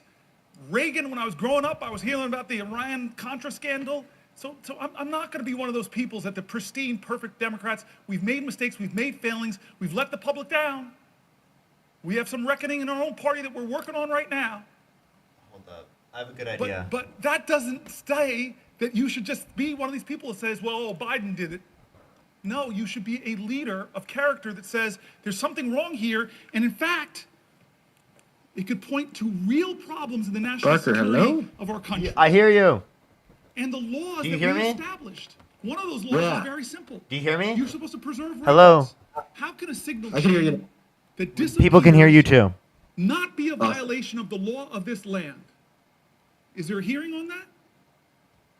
Head of the Intel Commission, not a hearing at all. Where are the checks and balances spelled out in the Constitution? We are derelicting our duties here in the Senate. We really are. And the consequences of that is the very national security of our country. How many times do you think this was the first time they created a signal chat? Or is this a pattern of practice? You're a really rational man. I keep looking at you, Mark. You're my leader on these issues. Or Jack Reed. No, this indicates a real problem, and the Senate, the United States Senate, should get to the bottom of it.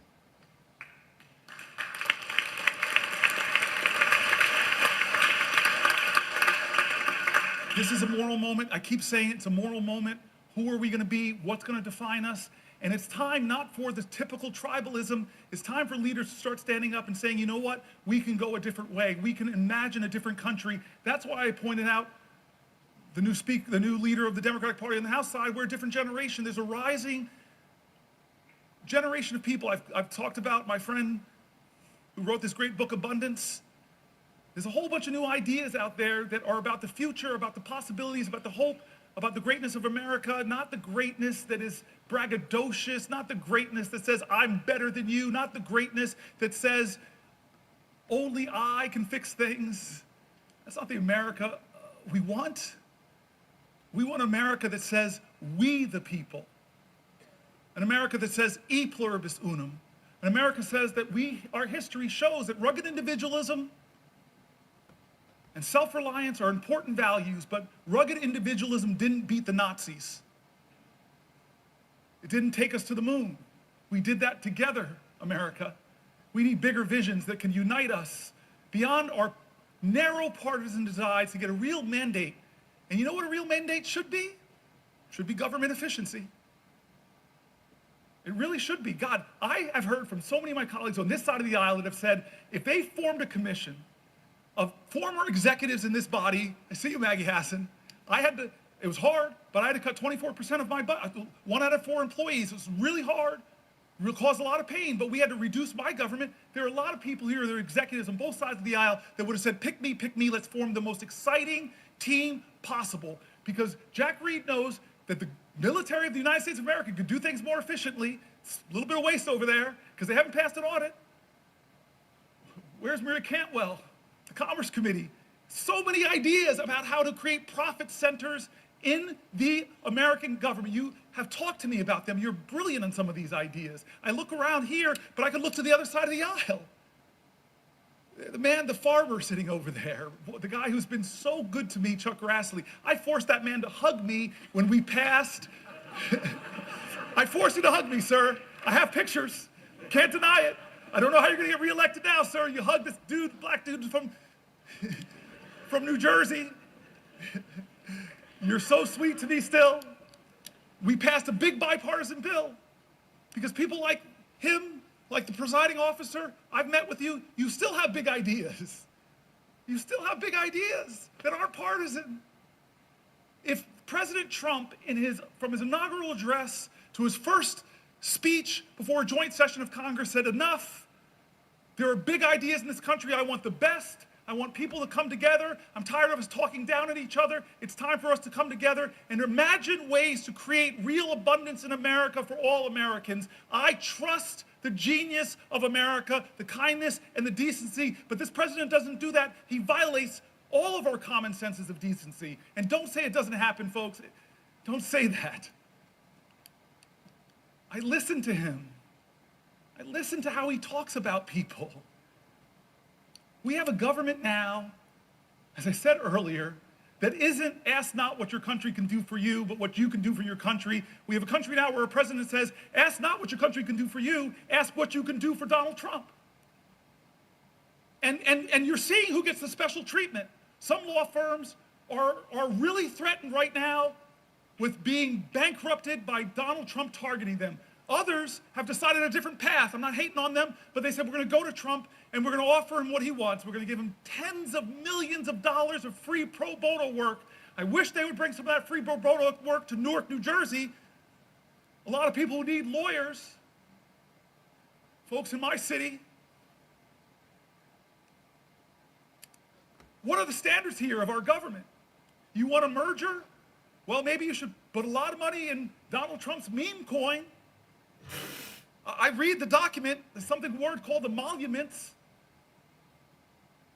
And we sit by and act like, oh, no big deal. He's made millions and millions of dollars from who we don't know. We haven't held one hearing of oversight to know who is giving him millions of dollars to that meme coin. Is it the Turks? Is it the Saudis? Is it the Chinese? Is it the Russian oligarchs? Do we know? Should we know? Yes, America, stop falling into tribal lanes and closing your eyes to things that should not be normalized. Cory Booker is just so cooking right now. It's unbelievable, Chad. The face of it is wrong. If you use signal to discuss a military attack, the time of the attack, the weapons that are going to be used, and you do it on a commercial app and decide to include a reporter, there should be accountability. Am I crazy?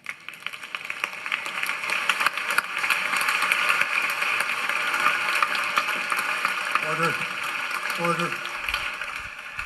Ladies and gentlemen, let me just remind you, expressions of approval and disapproval are not permitted by the gallery. Thank you. They're not permitted, but everyone still did it anyway. Look at you defiant, man.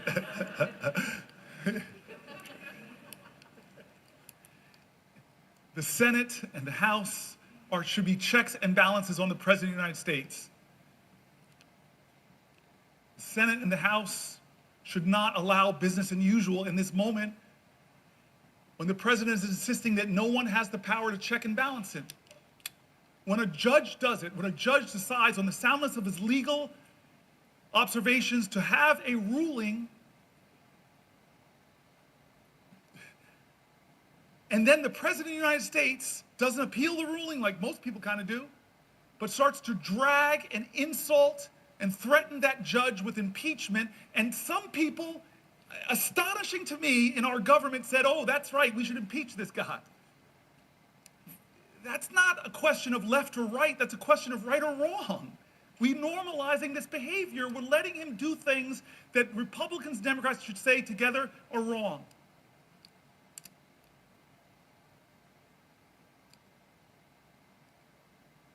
So I want to say, I'm going to stop soon. Well, the for a question? Soon. Yes. Soon. He'll stop soon, everyone. Don't worry. There are biological things he's got to For do. a question while retaining the floor. Thank you. I want to start, before I get to my question, with just saying how proud I am, how proud we all are of you. And I think I'm old enough to remember Strom Thurmond's filibuster. I can remember being in high school and seeing the news every night and the reporters coming from the steps of the Capitol because they were filibustering the Civil Rights Bill. And what I'm proud of is that your focus on democracy and the opportunities that democracy opens up for all of our rights, in my mind, cancels out what Strom Thurmond did to prevent African Americans and others from getting the rights they deserve in this country. So I'm proud of that.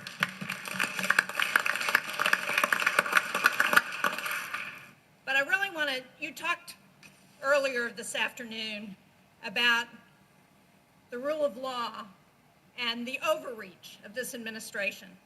And as part of that, you went through a litany of agencies that Congress had established that this president is trying to take away. And I just wanted to point out that, and you mentioned this earlier, one of those agencies that Congress established is the U.S. Agency for International Development.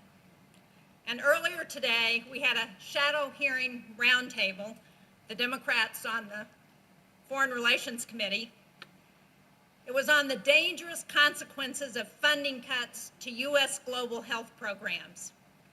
And I know that as ranking member on the subcommittee on Africa and global health policy, you would have really been interested in this. I'm glad you were here on the floor, but I wish you could have heard what we heard from the people who testified. We heard from Atul Gawande, who used to be the administrator of USAID, their global health program. We heard from Dan Schwartz, who is the Vice President of Management Sciences for Health, that's a contractor that works on global health programs. And we heard from Nick Enrich, who's the former Assistant Administrator for Global Health at USAID. Okay, everyone. I think here pretty soon there's going to be his last statements. I have a feeling that like after this question, it's going to be the last statements he's going to have, and then he's going to end it. So I'm just letting everyone know as it comes to that, as it relates to that. By the way, everyone, we will get to debates after this. Everyone, after this, I should be on until around 8 o'clock tonight, so we got a few more hours left on the live. And again, I won't be live the 2nd, the 3rd, the 4th, and the 6th, everyone. I'm going to be going to a funeral, so I will be out of state, so I literally won't be able to go live, just letting everyone know. I still will be posting videos, but I will not be live, just letting everyone know. By the way, hey, Parker, go ahead. As well as everyone watching, I'm going to go ahead and head off. I'm still going to be listening to Cory, but it'll be on the phone and on the run. And, just wanted to say this before I take off. This is a big win for America. This is the first time I, as well as likely plenty of y'all, have really felt like you've seen the light since Donald Trump's inauguration. So big win. This is history in the making, and we're all a part of it, which is pretty cool. But all right, see you, Parker, and see you, everyone. I'll see you, bro. All right, everyone. It is just us now. But yeah, while they ask their question, we're gonna watch Cory Booker's final remarks. Everyone, final remarks. Again, everyone, I would really appreciate if everyone tap the screen here on TikTok. It helps get it out to more people. Should I get to 500,000 likes as well as over on the YouTube? Make sure to like the stream. It really helps send it out to more people. And anyone who's on TikTok that would prefer to go to the YouTube where you can literally see what's going on as well. I have a video of it going on so you can watch as well with us. Make sure to go to YouTube. I would really recommend doing so.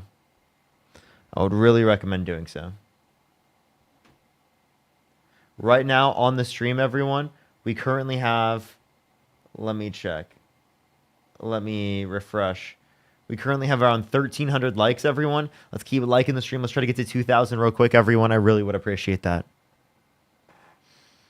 And Zoe, thank you so much for the $20 on Venmo. Thank you so much, Zoe. I really appreciate it. Can we get some W's for Zoe in the comment section right now? Thank you so much, Zoe. As we think about rule of law and the overreach of this president, would you agree with me that there has been no consultation with Congress about any effort to move USAID into the Department of State, and that because Congress created this agency, Congress has got to be involved in reauthorizing whatever comes next, and that this president and his Doge boys need to understand that before they take any more steps at USAID? Yes, yes, yes. You and I both know that in a bipartisan way, we created some of these programs principally to keep America safe. Many of us remember that dramatic hearing where Trump's Secretary of Defense, James Mattis, sat before the American people when they were discussing the budgets for USAID and the State Department. And John Mattis knew the power of those programs to keep us safe. You mentioned infectious diseases. Well, we live in a world where an infectious disease anywhere is a threat to public health everywhere. So pulling our scientists out of the fight against Ebola, pulling our scientists... Everyone, the YouTube is Parker Good a Job. We are listening to Cory Booker, who is doing the longest speech in Senate floor history, everyone. Just past the record, everyone. I'd recommend to go over to my YouTube, Parker Get a Job, and you can watch me watch it, everyone. You can see the whole thing there. There are nations in Africa, for example, where the Chinese are trying to influence a different way of life. That's why so many African countries now won't criticize China for things that the rest of the world say are bad because they owe them so much debt, they're so engaged, they're so overplaying the fact. You know what? Here's what we're gonna do, chat. We're gonna go directly to just YouTube. Sorry for all the people on TikTok. I'm just gonna do YouTube right now. I'll send everyone over to YouTube. I just want to get as many people to go over to the YouTube as possible. And I was gonna end the TikTok live because I want to be able to hear it directly from my earphones, and I can't do that if it's plugged into my my iPad. So I recommend to go to the TikTok right now, or the YouTube, Parker Get a Job, everyone. YouTube, Parker Get a Job. I'm watching and reacting to, again, Cory Booker finish up his speech here, and then we will be back on live debating. So you can watch the debates also on YouTube as well. YouTube's just the place to go right now. Love y'all so much. YouTube, Parker Get a Job. I love y'all so much, everyone. All right, everyone, I'm going to switch it over.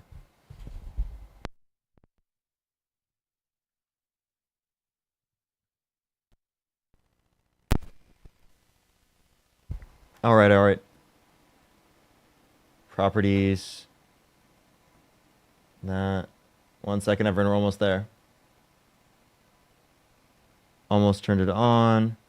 Speakers. Properties. Sure. There we go. All right. That we're going to love our neighbors. We're going to be there for you in your times of need. You're injured. Thank you so much for the $20. Thank you so much for love you, buddy. Take care of yourself. Thank you so much. I really appreciate it. Thank you. That in a lot of these countries, terrorist groups are trying to counter the democratic governments there. Look in the Sahel region. Look what's happening. When I was in Nigeria, I was shocked to say what they're talking about. Instabilities in the north, the threats of terrorism in the north. I'm going to go for 7 more minutes and stop, but I want to use these last 7 minutes. 7 more minutes, return John. one more time to the people of my make state, sure to like the actually stream, other everyone. states 7 more minutes who demanded on the we do things different, on the speech. who asked for help. Before I do, I just want to thank Mike Lee today. He's my partner in antitrust, a specialty of my friend Amy Klobuchar. And I don't know if you got my text, but you got it, where I said to you, I'm kind of going to the floor to hold it for as long as I can. And I may not make our first subcommittee together on antitrust where we have a lot of common ground. So I'm sorry I missed it today. I know you'll fill me in, but I know my friend filled in. Thank you. So I want to close back where we started, about us, about why I'm here. Stella, thank you for the. I don't know how much that I is believe or that there what is an currency urgent that is, but thank you crisis in so our much, Stella. I country really that appreciate the we are donation. not talking about. It's not a left-right crisis, it's a right-wrong crisis. It's a moral moment, and again, in America, that's going to define our character, about who we are and what we stand for. There's a threat to the bedrock commitments we've made to each other as a country. People are threatening that bedrock commitment of Social Security. They're calling it a Ponzi scheme. They're making up absolute lies about it. When I read American after American who said that that is their lifeline. They're told stories that if they don't get their Social Security payment, or they get caught up because nobody's answering their calls, if the rural Social Security office, I read states red and blue where they're closing Social Security offices, if I now have to drive not 100 miles, but 150 miles at 93 years old, it doesn't quite make sense. One of my colleagues stood up here and said, that's already cutting benefits if you can't access the folks. I stood here because there's a threat to these bedrock commitments. The bedrock commitment we've made in healthcare in this country. We won the defense of the Affordable Care Act, but my colleagues know when you start talking about Medicaid, that's not 20 plus million Americans. It's 70, 80, 90 million Americans. It's our elders in nursing homes. It's our children with disabilities. It's our moms giving birth that are still giving birth in the country with about the highest maternal mortality rates in the industrial world. It's a moral moment. Who do we stand for? Like Schumer shocked me when he said they're going to use some kind of budget gimmick to push this through. He shocked me, Chuck. I thought this was going to come down to the parliamentarian, but it doesn't sound like it. Now it's just going to get done. With the math, and I read from Manhattan Institute criticized it on the right. AEI criticized it on the right. They said, what are you doing? What are you doing, America? You're going to rake up trillions and trillions of dollars in debt that our children and our children's children are going to have to pay for. Passing the bucks that will grow. And not even for the benefit of the country. People get more access to health care. Seriously. More access to retirement security. More access to the things we believe in. Big ideas like universal child care, paid family leave. No, we're doing that in order to renew the tax cuts that I read conservative budget folks, moderate budget folks, all across the spectrum who said it will blow up our deficit. And the benefits of those tax cuts, not all, let's not use hyperbole, but most will go to the richest people in our country, who I promise you, I celebrate people who've brought their ingenuity and their expertise and their grit and their tireless work, who've built wealth in this country. Should not be us versus them, but I'm telling you that those folks do not need another tax cut. And the corporations who came here, you all remember, said we would like a 25% rate. Andy, think of the $10. The people Thank I you. read said that when we kicked it to 21, not even what they were asking for from 35, it exploded. One of the main reasons it exploded our debt. And we read from conservative groups who just said all these promises that we would grow our way out of our deficit, they didn't materialize. All the promises that were made. Trump, for those who don't remember or weren't here when I read it, was going around telling folks that, oh, my tariffs, this is 2017, my tariffs, the money that I get, that will be what we could pay down the debt. The math that they did was that would account for about 1/750th of the debt at that time. But he used that money to try to compensate the farmers that he was hurting with his tariffs.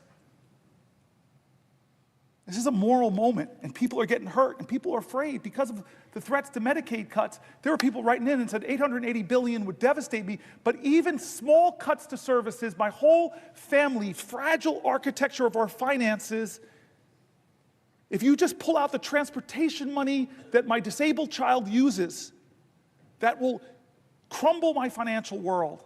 And so when you talk about the bigger cuts, we know the math.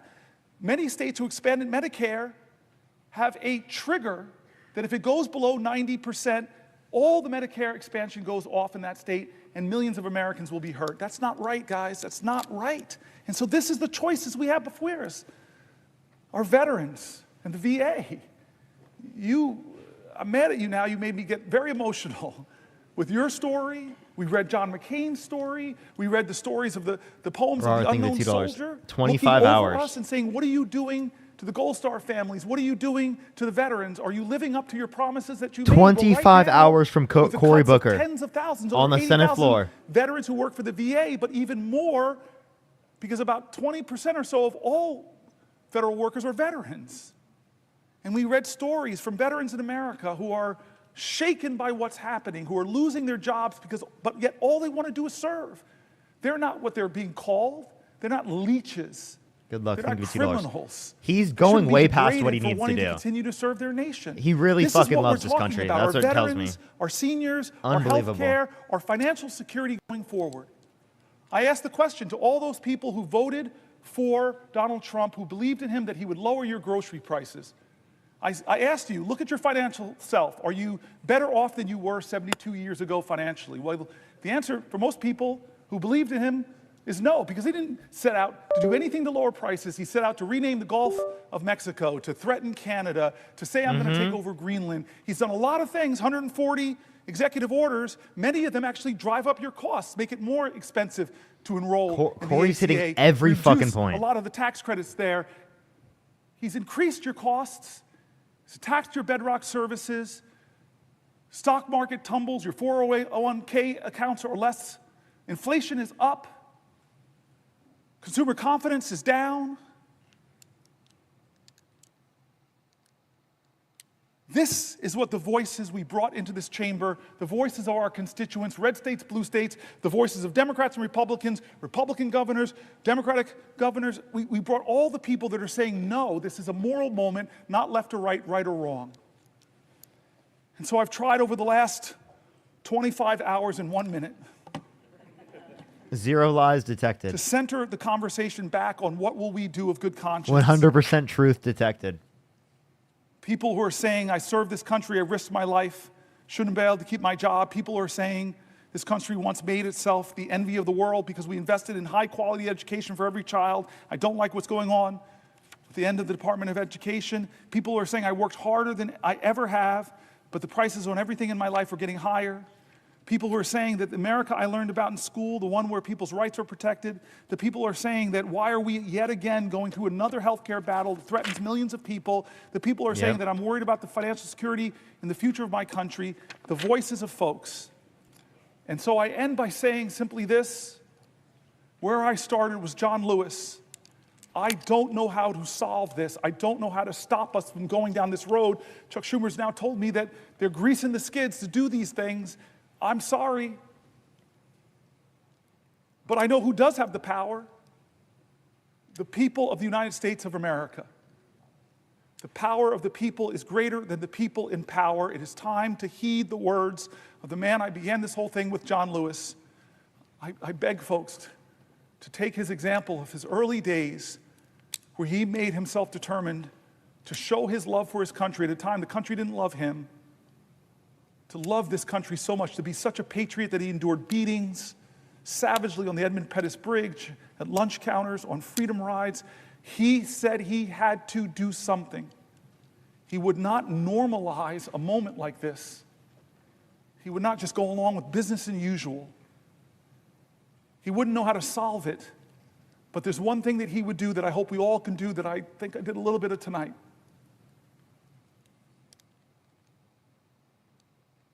He said for us to go out and cause some good trouble. Good trouble mention again. To redeem cause some good the soul trouble. of our nation. I want you to redeem the dream. Let's be bold in America. Not demean and degrade Americans. Not divide us against each other. Let's be bolder in America with a vision that inspires, with hope that starts with the people of the United States of America. That's how this country started. We, the people. Let's get back to the ideals that others are threatening. Let's get back to our founding documents, that those imperfect geniuses had some very special words at the end of the Declaration of Independence was one of the greatest in all of humanity declarations of interdependence. When our founder said we must mutually pledge to each other our lives, our fortunes, and our sacred honor. We need that now from all Americans. This is a moral moment. It's not left or right, it's right or wrong. What do you think of the $5? Thank you. It's getting That's good true. trouble. Good My trouble friend, mentioned Madam again. President, I yield the floor.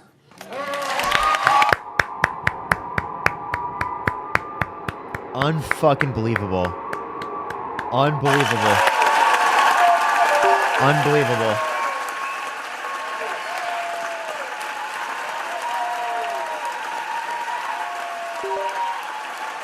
Unbelievable, chat.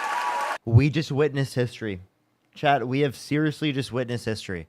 Cory Booker not only just set the record for the longest speech ever on the Senate floor in United States history, but he did so by a fucking sweeping margin. Continued to push it past.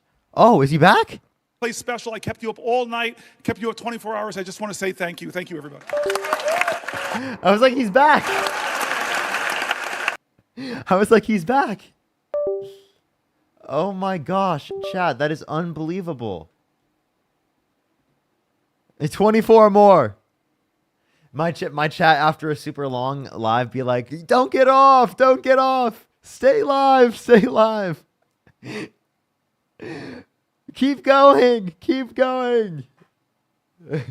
20, 30 hours, 30, let's go 30 hours. Dude. All right, everyone who's in here right now, do make sure to like the stream. I just want to give some of my thoughts on what just happened, everyone.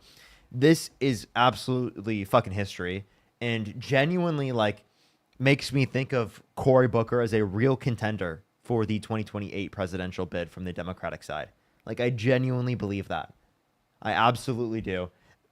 That was incredible. And I have not seen much like that from Democrats. And I really have to acknowledge it when it happens. You know, I'm not someone who knows the most about Cory Booker.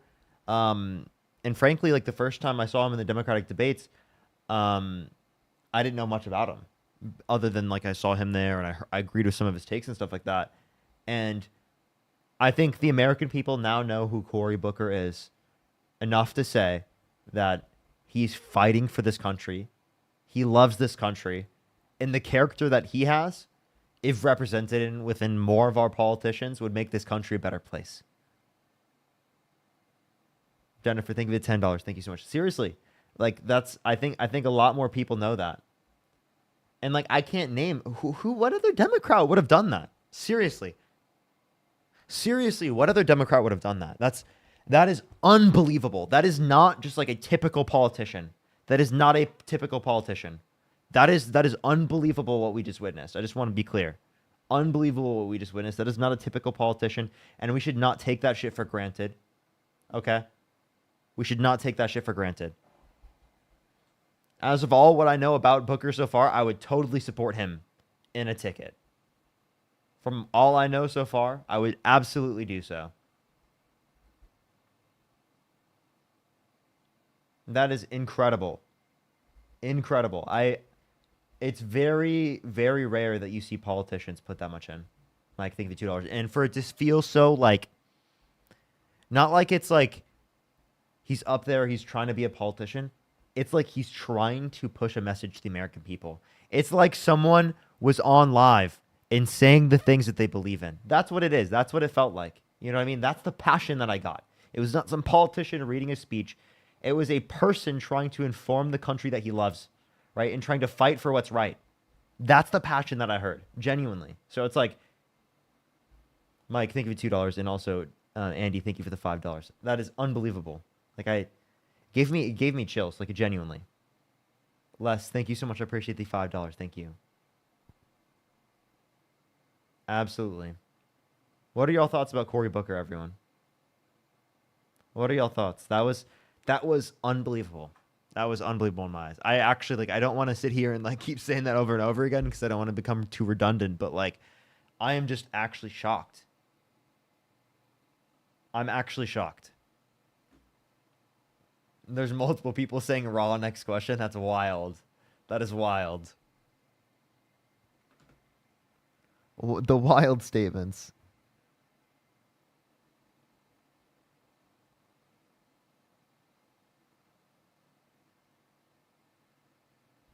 Yeah, and over time, we're going to learn more and whatnot, and obviously it'll be easier to know where people stand. But, like, I think that Cory has absolutely put himself into the mainstream and put himself into a position where he might become the next president of the United States. I genuinely believe that.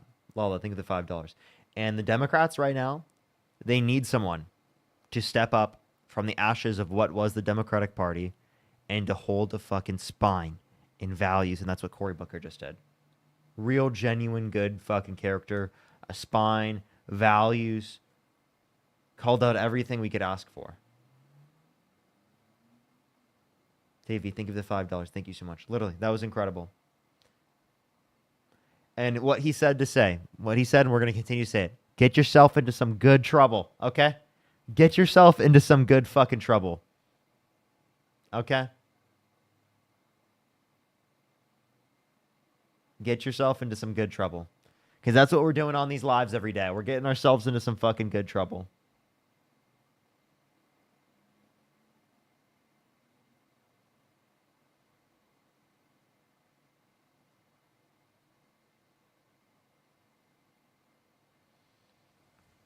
Yeah, that was unbelievable. That was unbelievable.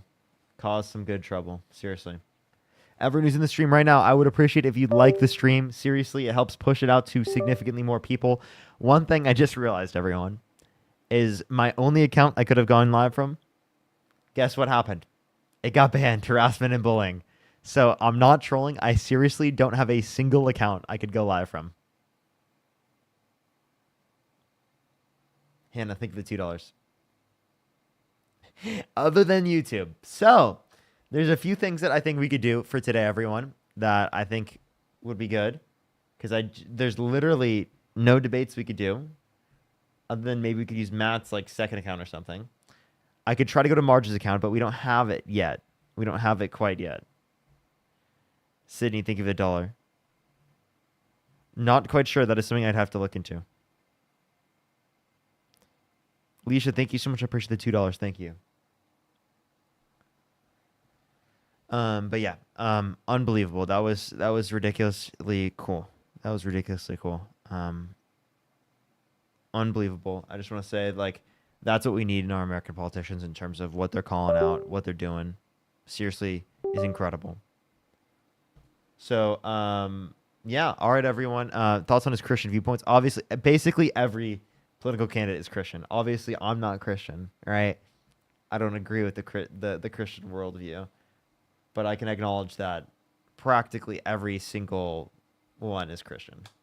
So it's like, that's just the reality. One other thing I did, I was watching the beginning part of the Dr. Mike versus 20 anti-vaxxers surrounded. I thought maybe I'd talk about that a little bit. Dane, I'd have to look into that. I'll have to see. But it is Dr. Mike versus 20 anti-vaxxers. I've been watching some of that, and some of them I've only watched the first part of it. I can't watch that here on YouTube because it won't let me, which is very unfortunate. Use Matt's account. I have to get Matt's second account, so he'd have to send it to me. But in that video, like, there's some crazy shit that was said. Like, it's literally like the anti-vaxxers I would talk to all the time when I was first starting on streaming, which I did on TikTok. And thank you for the 5 membership subscriptions. Thank you so much. I really appreciate it. Thank you. That's incredibly kind of you. Thank you so much, Anne. And I would go against a lot of those arguments. And some of the arguments provided, such as like people saying like the people who don't understand immunity, they think that immunity means that you're immune to a virus, right? There was people saying that like, oh, my kids aren't vaccinated yet. They haven't gotten sick. Like all those like fucking insane anti-vaxxer talking points. And Dr. Mike, I think, did a pretty good job for most of them. For one of the first ones that started off, it's like one thing that like I would have a different approach on that he didn't. And I'm not saying my approach would necessarily be better. But I, for like the response from like the comment section, but in terms of like addressing the misinformation, there was he just wasn't interrupting people, which is probably the smart thing to do on Jubilee. But like, it just like makes me think that like, bro, I just like you have to like interrupt those people in those circumstances because they'll go on and they'll spew like 10 fucking misinformation talking points that you won't be able to respond to, all of them, and then they would get kicked off by the time that you're able to address like 2 or 3 of them. You know what I mean? So it's like they spewed multiple misinformation talking points and you weren't able to address a lot of them. But he had unbelievable patience, and I think that the way he addressed it was great. The video is obviously doing incredibly well. It's getting insane viewership. It's unbelievable. So that's another thing. But another thing to notice is that I need to ask Matt what if I can utilize the second account. Andy, thank you so much for the $20. Thank you so much for Parker. TikTok sucks hard. I know. That's why I love YouTube so much. It just doesn't happen on YouTube as much.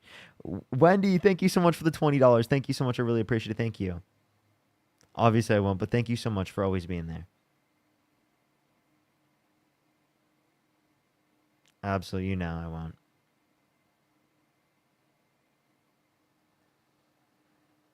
Alrighty, everyone.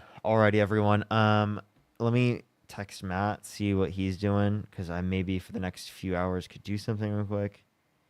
Let me go to Matt. Actually, here, let me call people up and see what their thoughts are, actually. Hey, are you free to call? I want to get your for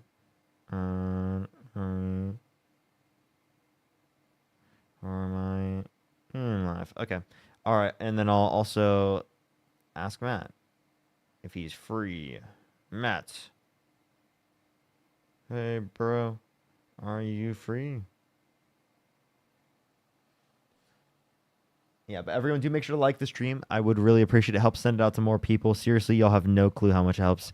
It seriously helps push out the content so much more. So much more. So I would really appreciate everyone. I'd really appreciate everyone.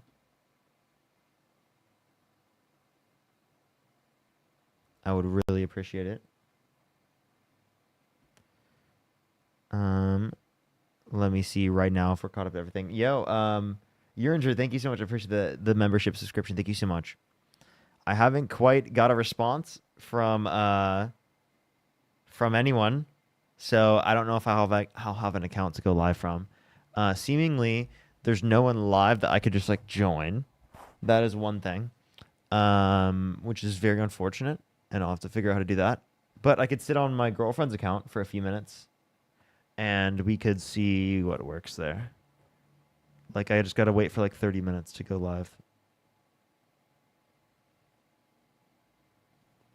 I'll put debates in the title. Debates. There we are. All right. Okay, we'll just put it on, and then I think... Wait, let me make sure I went live a different day. I'll go live 3 separate days. Okay, I got it at 30 minutes. Perfect. All right, perfect. All right. Oh, Walter Masterson uploaded a new video today. We could watch him. He trolls George Santos. That actually might be interesting to watch. Is that interesting to watch, y'all? Would y'all be interested in that?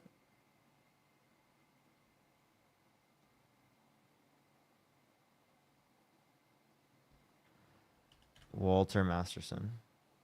Yeah? Yeah, y'all be interested in that? 1.8 thousand likes in here. Everyone's trying to get to 2,000 likes. Yeah, it's 37 minutes long. Okay. There's actually a few videos we could watch.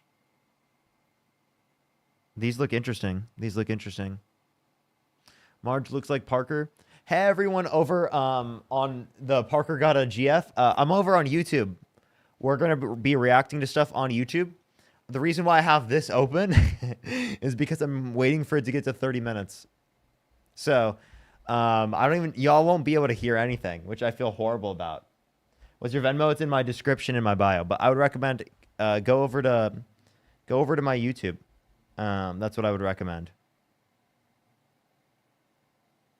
George Santos gets trolled on his own show. This would be hilarious.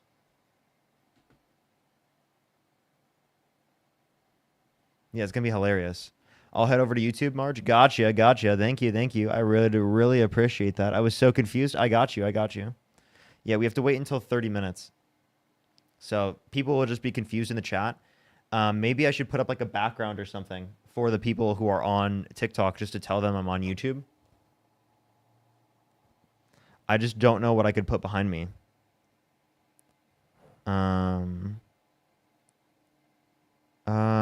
Yeah, there's nothing I could put behind me. But before we do, I was gonna call Santana everyone and ask Santana his thoughts on the Cory Booker stuff. So,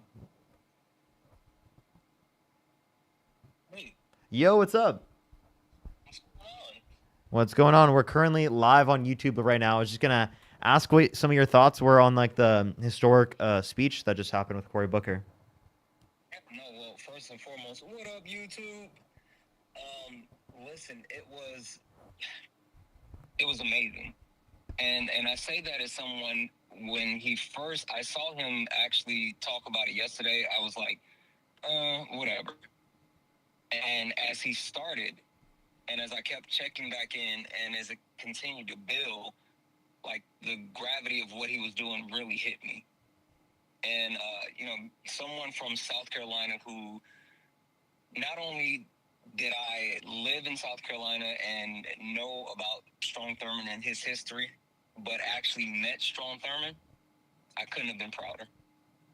I could not have been prouder, just because of, one, who Strom Thurmond was, but also, two, I've been saying this for a long time, like the Democrats need to do something.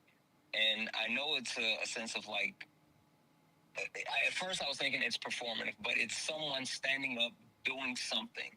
And I think that's the direction that the Democratic Party needs to head into, as far as actually taking a stand, pushing a message, and actually trying to do something to shift the momentum.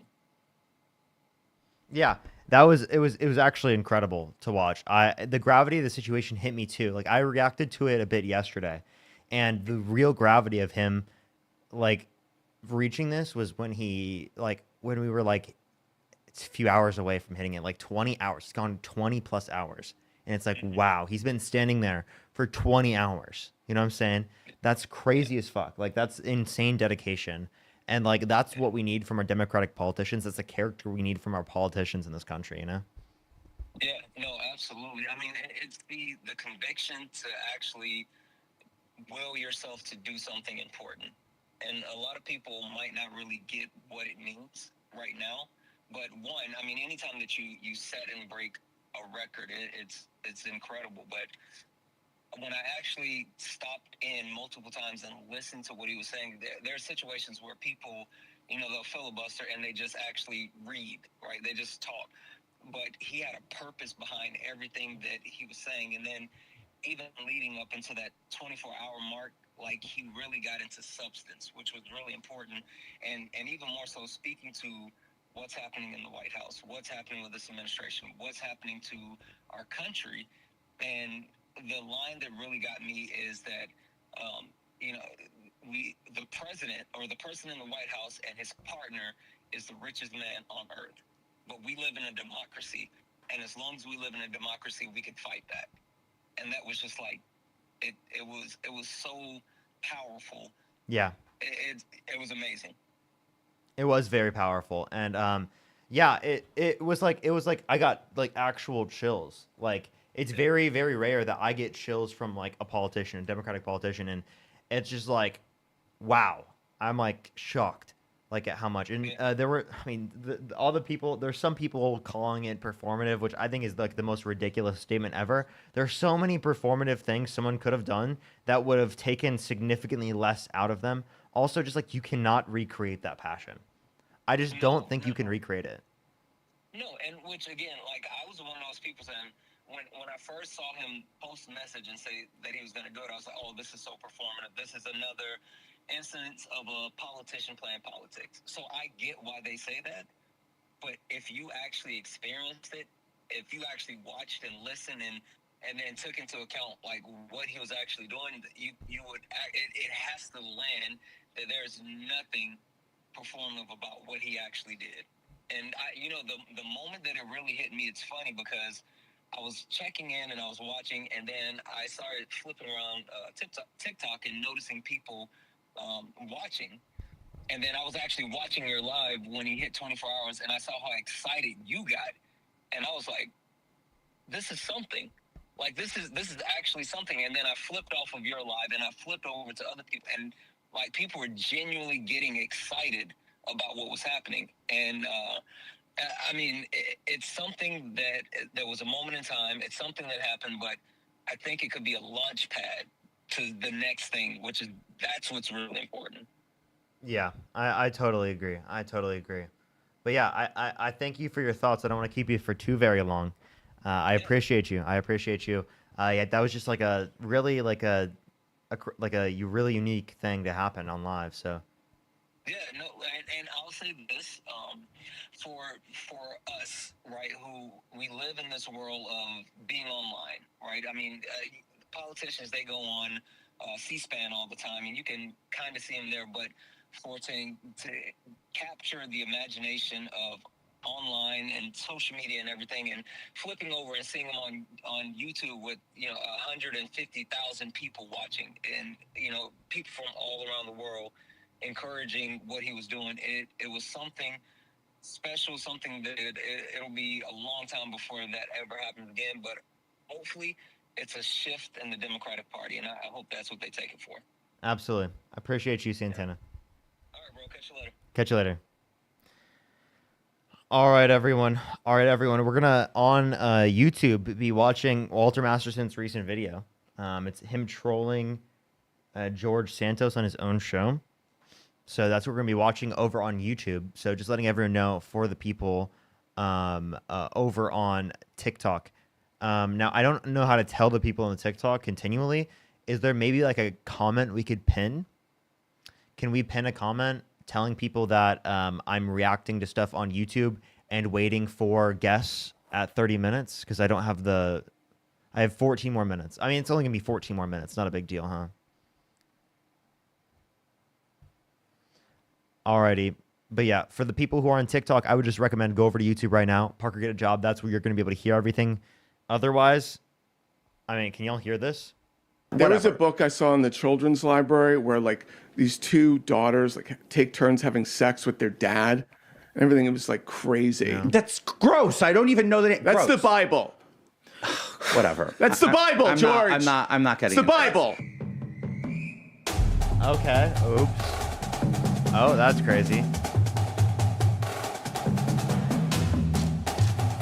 We're going to go see wild. George Santos right now. The George Santos. King of the grift. I mean, Trump is the king of the grift, but Santos. He's the prince. All right, let me. He's the Prince. He's the guy that they have flouncing around in the check back requirements. Of the I can't pin comments for 13 more minutes anyway. Oh, great. The court jester. Troll.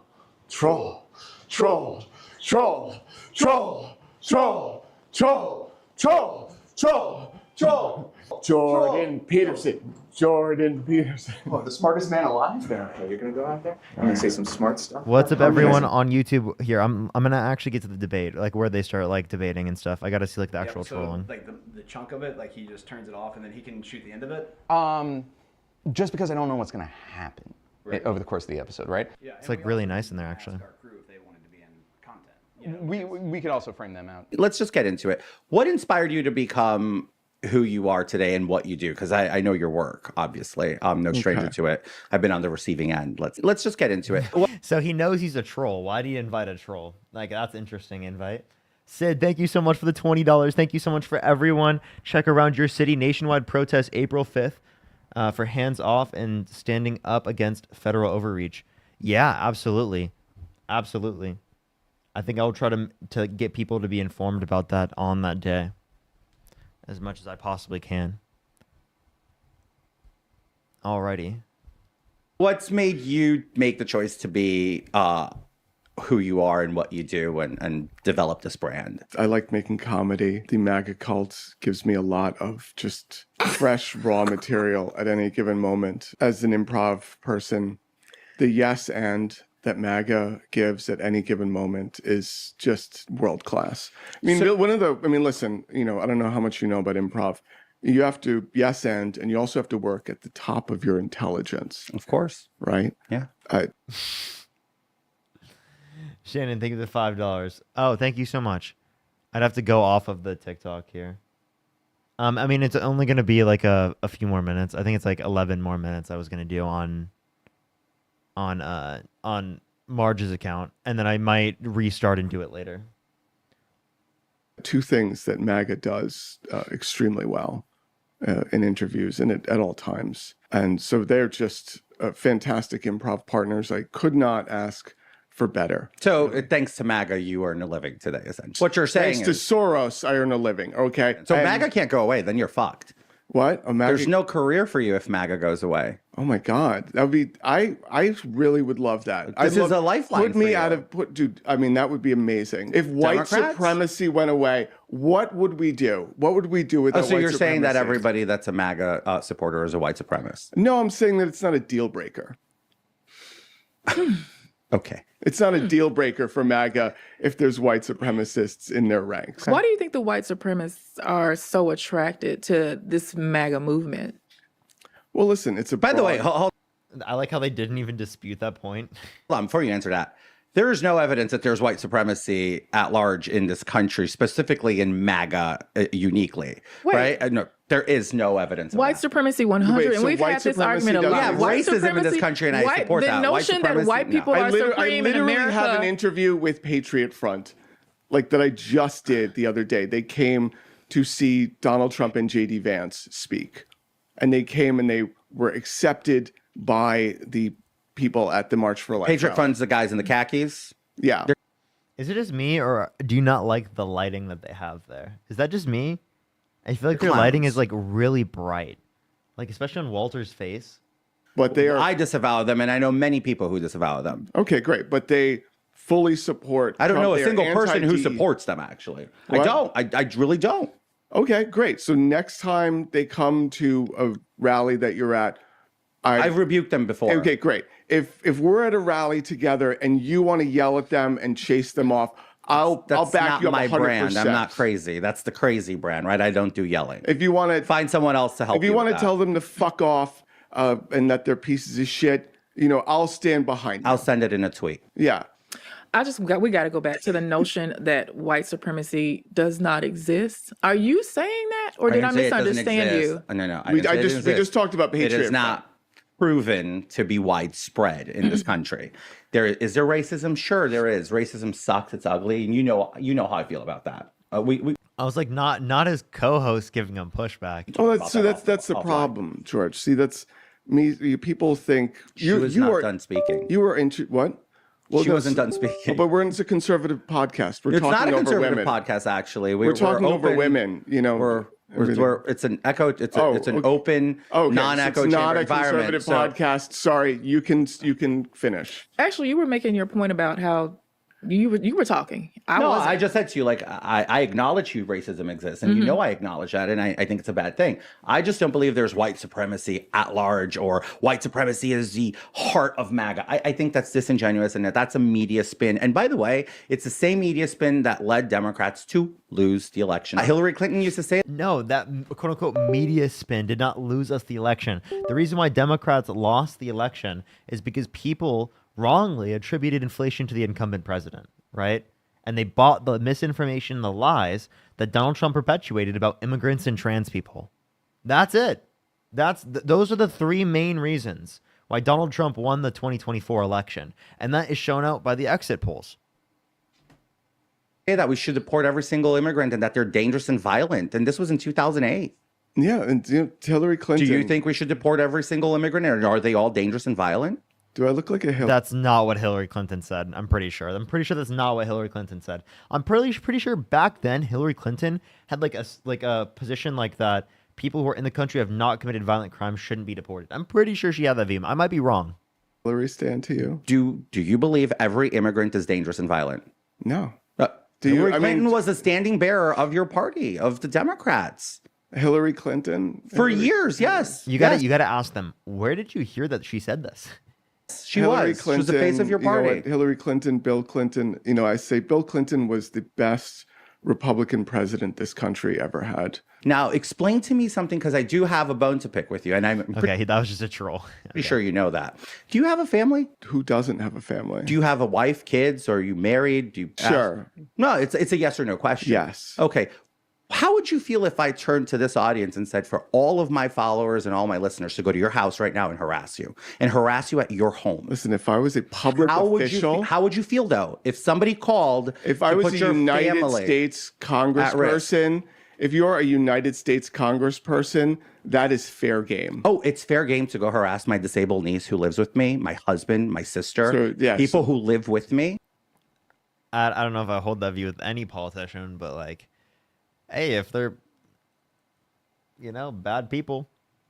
You think it's appropriate to incite people to come to a public person's house, not just their workplace, which is fair game, and I took it every single day, but to their house? What does my house have to do with me being elected to office or not? That is dangerous. Come to go protest at your house. That is dangerous. A child protesting lives with me. A disabled autistic child lives with me, which is my niece. You voted for Donald Trump, who not only made fun of a disabled reporter, but also is actively undermining research that is going to negatively impact disabled people, actively undermines funding that's going to negatively impact disabled people, and, right, is actively undermining, right, our research, right, and acknowledgement of literal, of literally children across the board. So it's like, I don't know why you'd only be like, oh, this one child is the only child we're going to look at. Let's look at this intersectional. Let's look at this in terms of the effect on children as a whole, right? Like on all of these different communities. Main caregiver for her. Think it's Can we appropriate. fact check some of this? That's I all don't true. Believe, I literally don't believe anything That's fine. you're saying That's all right true. now. Yeah, the Hillary I don't believe anything you're saying right now. Clinton thing you said earlier, Valid. that's false. She said that she felt strongly about the deportation of individuals with criminal convictions, but the vast majority of individuals are not criminals. So that-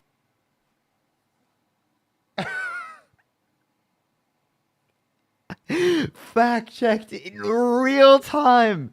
In real time. Oh my God. Got him. that's false. And Oh, can we fact check the niece thing? Yeah. I literally don't believe no, a word he says. That's fine. Well, you know, You don't have to. I don't care if you do. So Walter, did you? Yeah. So Walter, what did you say? If you Did put I that? send people to your house? Did you not incite that? Did you not suggest that? Did I say let's go to his house? Let's Dude, let's show pull me it this. What did I say? Let's go to his house and harass his niece that Let's doesn't also live harass with him. Santos at his home and NY office. This is his own place.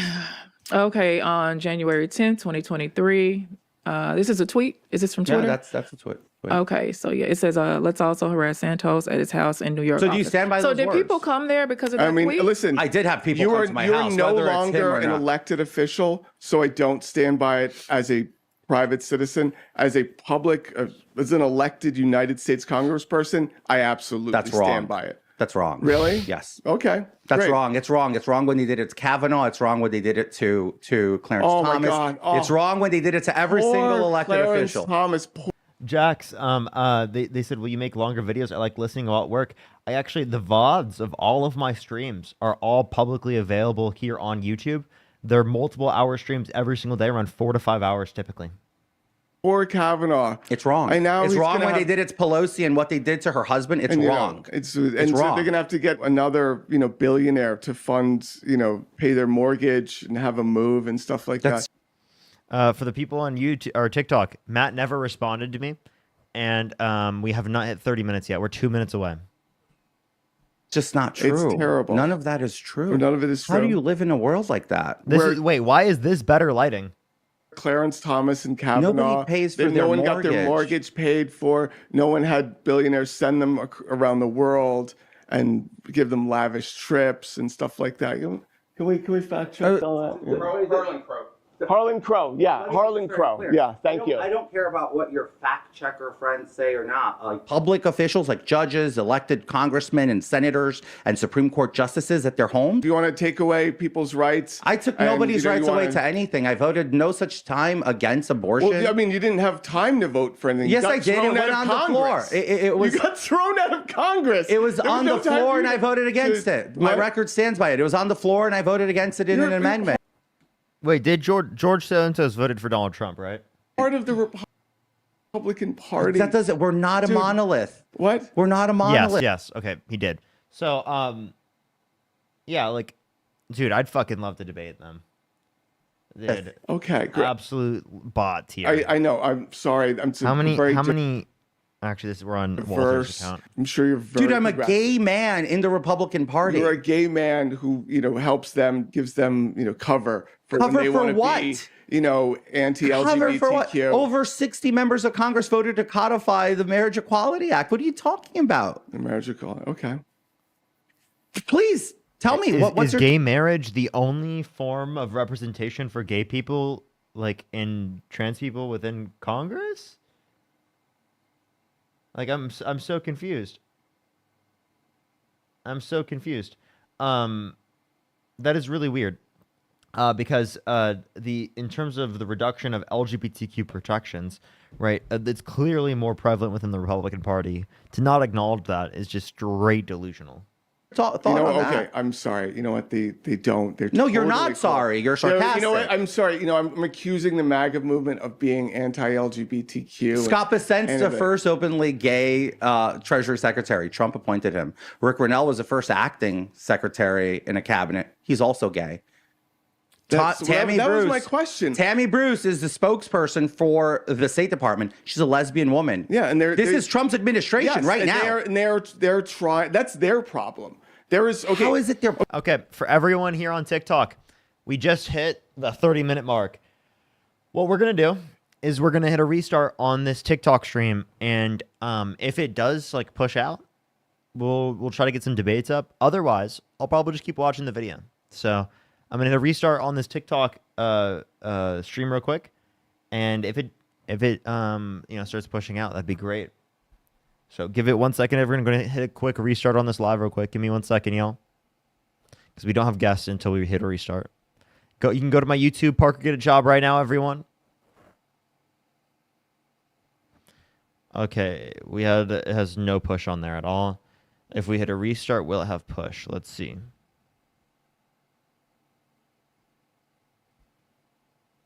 Alrighty. We'll just try this real quick, everyone, in the middle of the debate. I'm sorry, everyone. In the middle of the debates. Let's try to do this real quick. Let's see if this works.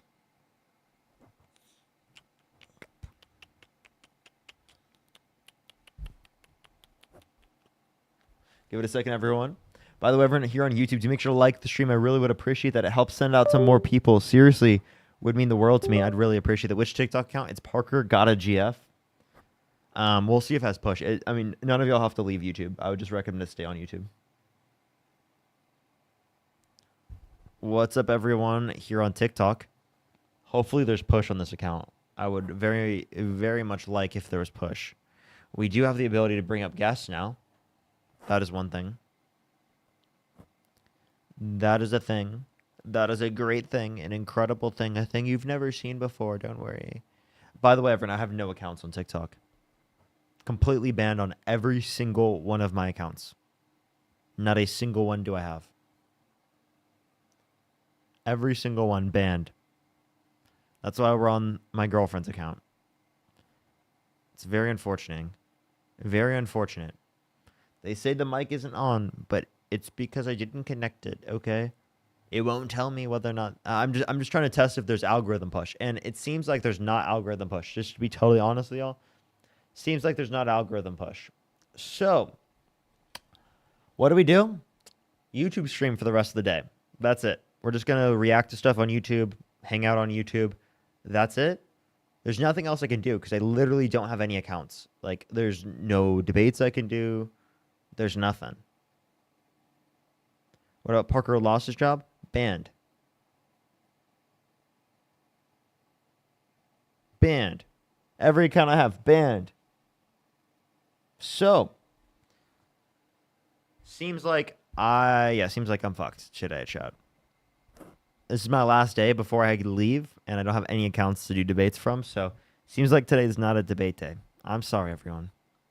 There's nothing I can do about that. Like, there's actually no way I'll be able to get debates through that mechanism. I could try something on a different thing, like not TikTok. Like,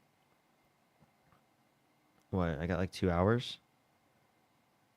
I can do that next time I come back. I was like, I can try out like Facebook or something. At least you debated with Dean. Yeah, I guess a little bit, you know?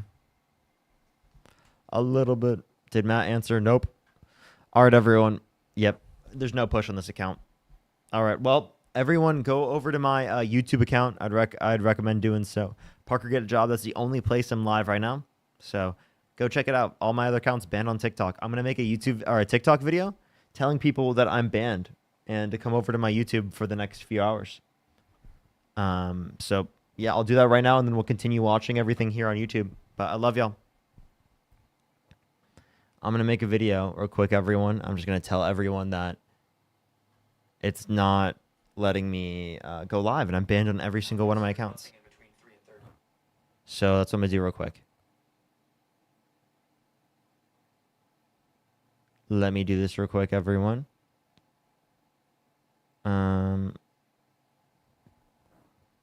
What the hell is going on? What type of effect is this? What type of effect? What in the living hell? Okay, give it a second. I'm gonna say this real quick. Give me 1 sec.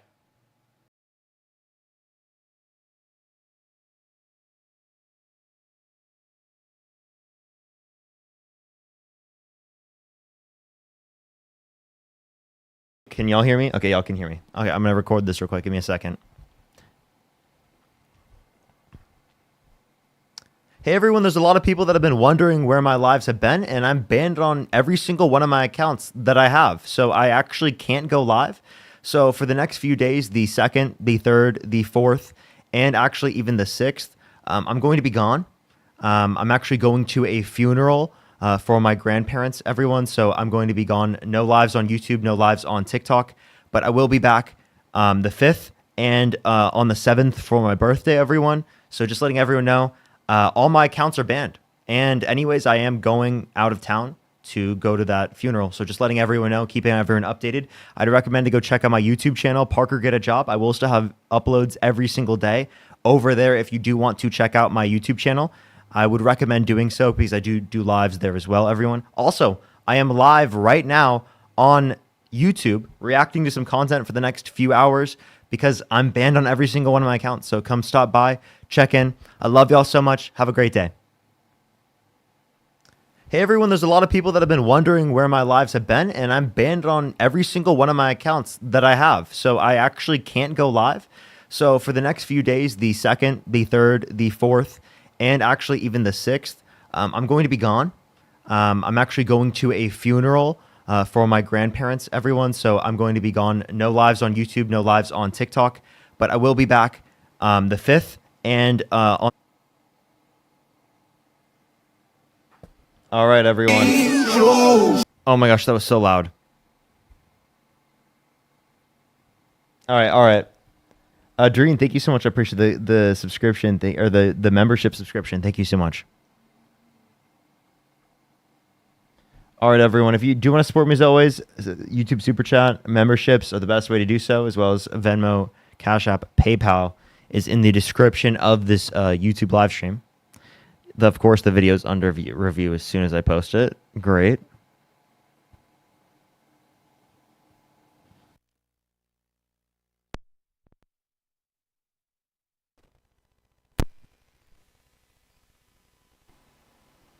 All right. Let me turn this on to sure. Wait, actually, chat. My friend Adam Khan might be live. Hold up. Adam might be saving the day, chat? Adam might be saving the day? Adam, please tell me.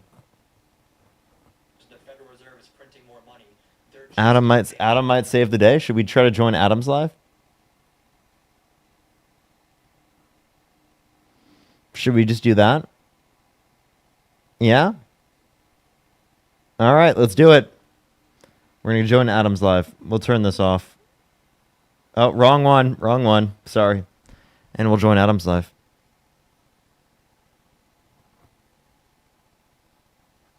Of course, right after I post the video. Lol. All right. Let me look up Adam. Adam Khan. He doesn't know this account.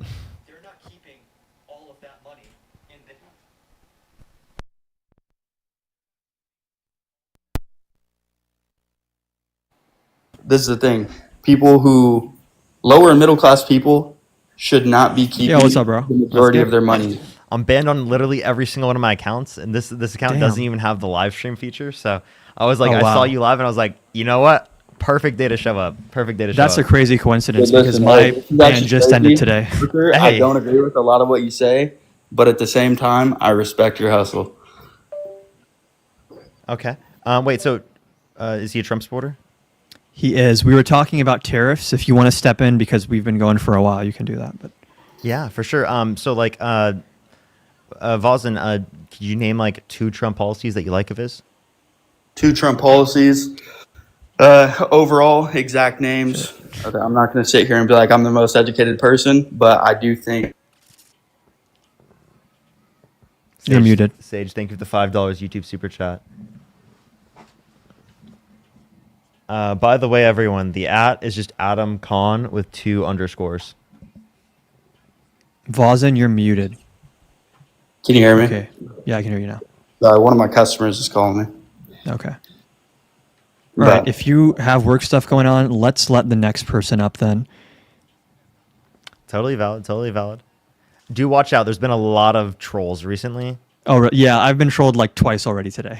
Not just that. It goes even further. So, just be ready to like kick them off, Quickly remove someone? or even end the stream so that people don't see it. But yeah, no, I got to be careful. I was just banned for a week, so hopefully it doesn't happen again. But yeah. Oh, that was fast. What's up? Hey, do you support Trump? Yeah, 100%. And what's like the main reason you'd say that's the case? So I'm going to be honest with you. I live in a southern state, so a big thing was the immigration issue. Mm-hmm. So first thing I want to ask you is, do you believe in the U.S. Constitution? For the most part, but I think it could probably be revised here and there. Okay, so do you think that the president is obligated to follow the Constitution as it currently exists? In Trump's case, no, because I feel that he has better authority over it. So you kind of just want Trump to be a king? I mean, he literally is a king. He's the president. Oh, okay. Wait, do you think Joe Biden was a king? No, he was sleeping all the time. Oh, okay. What makes you think Joe Biden was sleeping but Donald Trump isn't? April Fool's. Oh, wow. It is April Fool's. I forgot about that. Oh, shit, that's true, actually. That explains the trolls I've had so far. Yeah, I was getting Snapchat memories from me last year doing a God is Real live. Oh, wow. Yo, hello. Hey, do you support Trump? Yeah, I came in here to correct a couple things you said when the guy was talking about the Federal Reserve. Yeah. Yeah, you said QE worked, and then you said it doesn't increase aggregate demand. How would it work then? QE said money doesn't necessarily increase aggregate demand because sometimes they're printing more money to give liquidity to the banks, and the banks might not actually be lending out. Sometimes just having more cash on hand is going to boost like investor confidence. So like, I'm not saying it doesn't cause demand. It can't increase aggregate demand, but it's possible to print more money and not have prices go up. Well, printing money almost never causes inflation to go up because modern monetary theory is true. But when we're talking about QE, Wait, I've talked to this guy. He's trolling. I'm not trolling. You don't believe MMT. There's no way you believe in MMT. Last time I talked to you, you did not believe in MMT. I've never talked to you before. What are you talking about? I know your voice. I've talked to you before. Listen, not all Southern people sound alike, bro. All MMT people sound alike, though. Yeah, that's yeah. Okay. Anyways, let me get back to what I was talking, because you said a couple things about tariffs and a couple things about QE. Listen, it's just necessarily true that money creation is capital restraint, because endogenous money is true. So when banks give out, When banks get out a loan, they write it down as a deposit, and that adds to M2. Okay, what about when banks are just given more liquidity, but that doesn't really change much of their lending habits, so the actual supply of money in circulation stays around the same? What impact is that going to have? Almost none. You already said it before. It usually doesn't so then increase. Where do we disagree? Because you said QE worked, and then you said most of the time it doesn't increase aggregate demand. The whole point of QE worked is to with boost. COVID, and we probably overcorrected a little bit, but QE definitely worked, and also fiscal stimulus did work with COVID. Fiscal stimulus is what works. Now QE and raising interest rates also probably didn't work. If you look at the history of monetary policy, I think economics from the top down has a bunch of good stuff on it. To clarify, you would not have raised rates if you had the capacity to change that. To increase interest rates, no. So but you know that would have led to like the markets being heavily like over saturated in terms of prices, right? Like that would have caused prices to go up massively.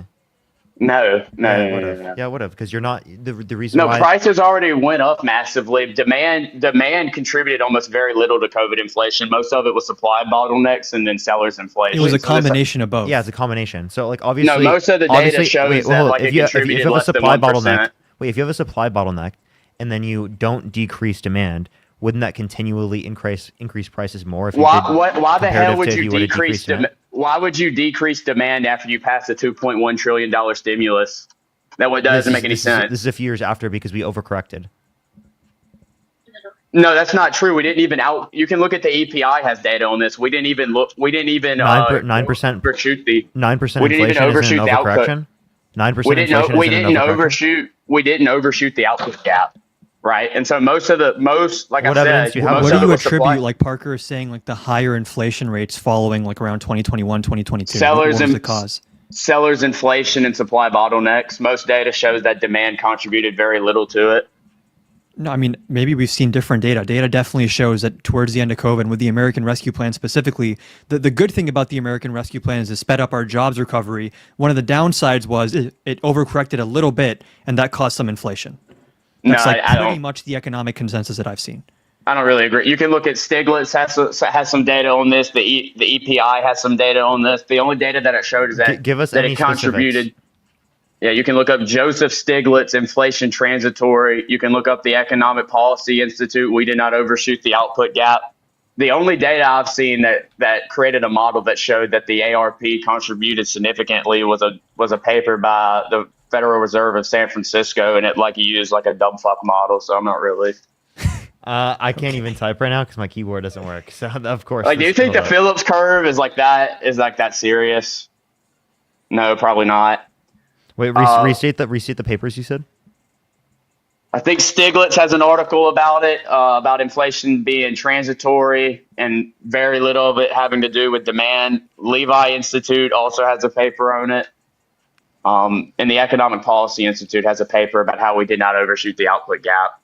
Hold on. When you say that, like, you don't think, is it your belief that like monetary policy is not going to increase demand?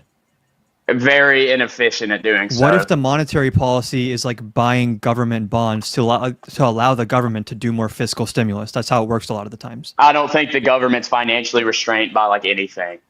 Because we have a monopoly on our own currency. The debt that we're in is in our own currency. Again, so we don't really have to do that. the Federal Reserve buys government bonds to allow the government to spend more money, how is that not? There's no such thing as allowing the government to spend more money. I mean, the bonds, Kilton already made the distinction. Bonds are essentially just yellow dollars, and then the Fed prints out green dollars. There's no financial restraint to the government making the interest money. of the Treasury, but the idea that like, do you just believe that because we have monopoly on currency that like literally nothing matters when it comes to like the supply of currency? If we're monetarily sovereign and we have a monopoly on our own currency, then you can spend with no financial restraint. I don't see any title from the EPI based upon what you just said. The output? Yeah, here, I'll go find it. Yeah, what's the title? Are you referencing the one from 2021 that is referencing prior? Desi, thank you for the $10. Thank you so much. I really appreciate it. Thank you so much. I wish I could debate them as well. If you want to bring up someone else as well, that'd probably be pretty good. And then Here we go. I got it. Oh, it is. It's from late 2021. Is that like a problem? Is that before or after majority of the inflation? Well, if you didn't overshoot the output gap, you probably right after the fiscal stimulus was passed, you probably also didn't do it in 2022 and 2021. How are they sure what the output gap was? I think they looked at like what was current GDP and then potential GDP, and they ran a bunch of metrics. Yeah, but how Also, did they calculate 2021, potential GDP? how good of a time frame is that to get a snapshot of this when we're like still very much, you can argue, in the ending period of COVID? Mm-hmm. If you didn't overshoot the output gap in 2021, right, then the inflationary impact that was in 2022 and 2023 is probably going to have to do with very little of what you spent in 2021. So wait, what? Also, I don't know if I lagged out there. The red bars showed up. What are you saying led to the inflation then? Are you saying it was what do you think it was related to? Sellers inflation and supply bottlenecks. Okay, wait. So then here's my question: you voted for Donald Trump, correct? Yeah. Okay. So if there's an issue with corporations being too greedy, why do you want to give corporations more tax dollars? You wouldn't. The tariffs are like the highest taxation that we've done in like 6 or 7 decades. Yeah, but they actually tax the cost. Corporate taxes tax their profits. So why do you want to make the cost then more expensive, but then Trump's going to cut taxes on their actual profits? Most empirical data shows that tariffs are absorbed into profit margins and not passed through to consumer prices. And then that when it's probably looking really at corporate depends on the sector and their profit margins and like the elasticity of demand and supply. It does. That's a very broad statement. Yeah, you're referencing like specific targeted tariffs, probably not like a universal blanket tariff on an entire country. You can put exception. You can do exceptions, like Trump said he was going That's to do. not what the day of liberation is about to be tomorrow. Wait, what? The day of liberation tomorrow, where Trump's saying he's going to put a tariff on like every single country. How are you defending Trump's tariffs and you don't know like his primary tariff policy? Because he's trolling. You said the day of liberation. I don't know what that would even refer to. That's what they're calling it. Yeah, that's what he's calling it. The day of liberation. Are you talking about the counter-cyclical tariffs? You mean reciprocal tariffs? He means reciprocal. Sorry, counter-cyclical. We were just talking about fiscal stimulus. Sorry. Well, we don't know if they're going to be reciprocal or not. He just said that he's going to tariff every single country tomorrow. It's going to be. Isn't that what he said in the State of the Union? Is that they're going to be reciprocal tariffs? Hold up. He did talk about reciprocal tariffs. Are you saying every country on the world has a tariff on the United States? Like not every single one, but if he's doing reciprocal. Well, then he's referencing two separate policies there, right? So then I'm confused what you mean by like him saying that he's gonna put a tariff on every country is just referenced as reciprocal tariffs. You mentioned the day of liberation. Well, no, when you mentioned the whole point of April 2nd. Oh shit! I got poor connection. Am I good now? You got MAGA mobile. He didn't get the Biden. Yeah, I do. That's pretty classist, actually, to make fun of me for having bad internet knowing I'm from the South, so thanks a lot. But the point here is, well, I mean, if you supported Donald Trump's bills, right, or not, I mean, not Donald Trump's bills, Biden's bills, it would have increased the access to high-speed broadband even further. I supported a lot of his stuff, bro. I supported the CHIPS Act and things like that. And why'd you vote for the Republican nominee? That would be the infrastructure bill. Because that's... Oh, well, you said just Biden's bills. I was referencing the infrastructure bill with high-speed internet to rural communities. The infrastructure bill would have actually been better if Biden wasn't a pussy and passed the $3.1 trillion, but he couldn't get Manchin on his side, and so that failed. So how is he supposed to make Manchin do that? Ruin his political career. Oh, then a Republican can win in West Virginia, mission success? No, you force him. Dude, this is what FDR did with the conservative Democrats who didn't vote for the New Deal. Biden's not FDR, consolidate. I know he's weak. You just called him weak. I agree. Wait. Not being FDR does not make you weak. FDR won FDR won 4 elections, and a huge portion of them by landslides. What are you talking about? Way more political capital. That was than Biden who came in with 50-50 Senate. When he won the 3rd and 4th election. Is Donald Trump weak because he couldn't do it? No, is Donald Trump weak because he couldn't do it with the infrastructure bill? On the infrastructure bill? Yeah, I think that was weak. Is that like some owner? Is that like some owner or something? Yeah, because you supported the weak. You supported the weak candidate. You do shitty gotchas because you have a room temp IQ. I'm sorry. You supported a weak candidate. I accept your apology. I'm sorry that you supported a weak candidate. You did too. You voted for Biden. Yeah, but by your own admission, he's less weak than Trump because he actually got something done on infrastructure. That wouldn't mean he was less weak. Trump did other shit. Like, he got Roe v. Wade overturned by packing the Supreme Court with like conservative justices. He passed tariffs. He passed one of the biggest tax cuts in history. Okay, so just What so did we're clear, Biden we're do? talking Tariffs about are a tax legislative increase. success in terms of getting your agenda through Congress. Yeah, they're the only yeah, thing you that see, Trump you got could done do there was two a tax things at cut. the same. That's not the only thing he did. In terms of his major agenda points that actually got He passed got into law. He got Roe v. Wade overturned. He got he did one of the largest tariffs increases in recent history. Or are you talking about just things that were passed in Congress? You mean the tariff increases that made like manufacturing in the U.S. more expensive when they had to buy U.S. steel, which raised their production Yeah, that's what costs? happens when you. That's what happens when you increase taxation on corporations. It makes it more expensive to produce things. Wait, if you're Do doing you it on the think that cost they and not on the just- profits. Yeah. That's exactly what Adam was And addressing earlier. just like I just said, right? Just like I just said, tariffs are essentially taxes on profits. Most of them are absorbed in profit margins. How They're about not literally taxes on profits, which are corporate taxes? That usually lowers it. Kick this guy. So, Seth, would you agree that it is disproportionately going to be not as much a taxation of profits as corporate taxes are? Well, the whole point of corporate profits is to tax profits. Yes. But usually that decreases investment. So I don't know why we want to decrease Well, investment. no, a here. lot of the corporate profits are just used for like stock buybacks and stuff. I'm sorry. Do you think No, tariffs the don't last- decrease the- investment for American companies that rely on aspects of the production process that come from No, countries it around does the the world, exact whether that be no, it labor, does the exact- materials, or et cetera? No, it does the exact opposite. If it's more expensive to get stuff from overseas, that would force you to invest into America. So it's less expensive to pay that tax. Now, speaking of the You're only corporate talking tax, about most- domestic manufacturing. You're not referencing plenty of the other aspects of the production process and plenty of other industries that Like what? part of their production process comes from countries around the world, whether it be labor or materials that come from other countries. For example, materials that specifically labor coming from other countries. Yes, labor. So immigration. No, listen, you're not listening. I'm saying labor as a part of the production process. So they're going to take a particular type of commodity. They're going to apply labor to it. It's now going to have a different type of like being, I guess, in terms of being a commodity, right? It's at a different stage of the production process, and then it goes to the United States. So what you're doing in that circumstance is the labor, right, is coming from a certain country, and if you put a tariff right on that country, then that's going to be an aspect of the production process. It's going to be negatively That's disadvantaged more expensive, for yeah. American companies that rely on that as an aspect of their production process. Yeah, you're just justifying me lowering wages because when you talk about other labor being involved, you're just talking about expanding the competition that's within inside the labor Don't we market, have which is more going to leverage on other countries when we have Hold on. trade deals with them for them to Don't- raise don't- wages and standards? Wasn't that like don't kind of inter- part of what was in the USMCA and NAFTA before that?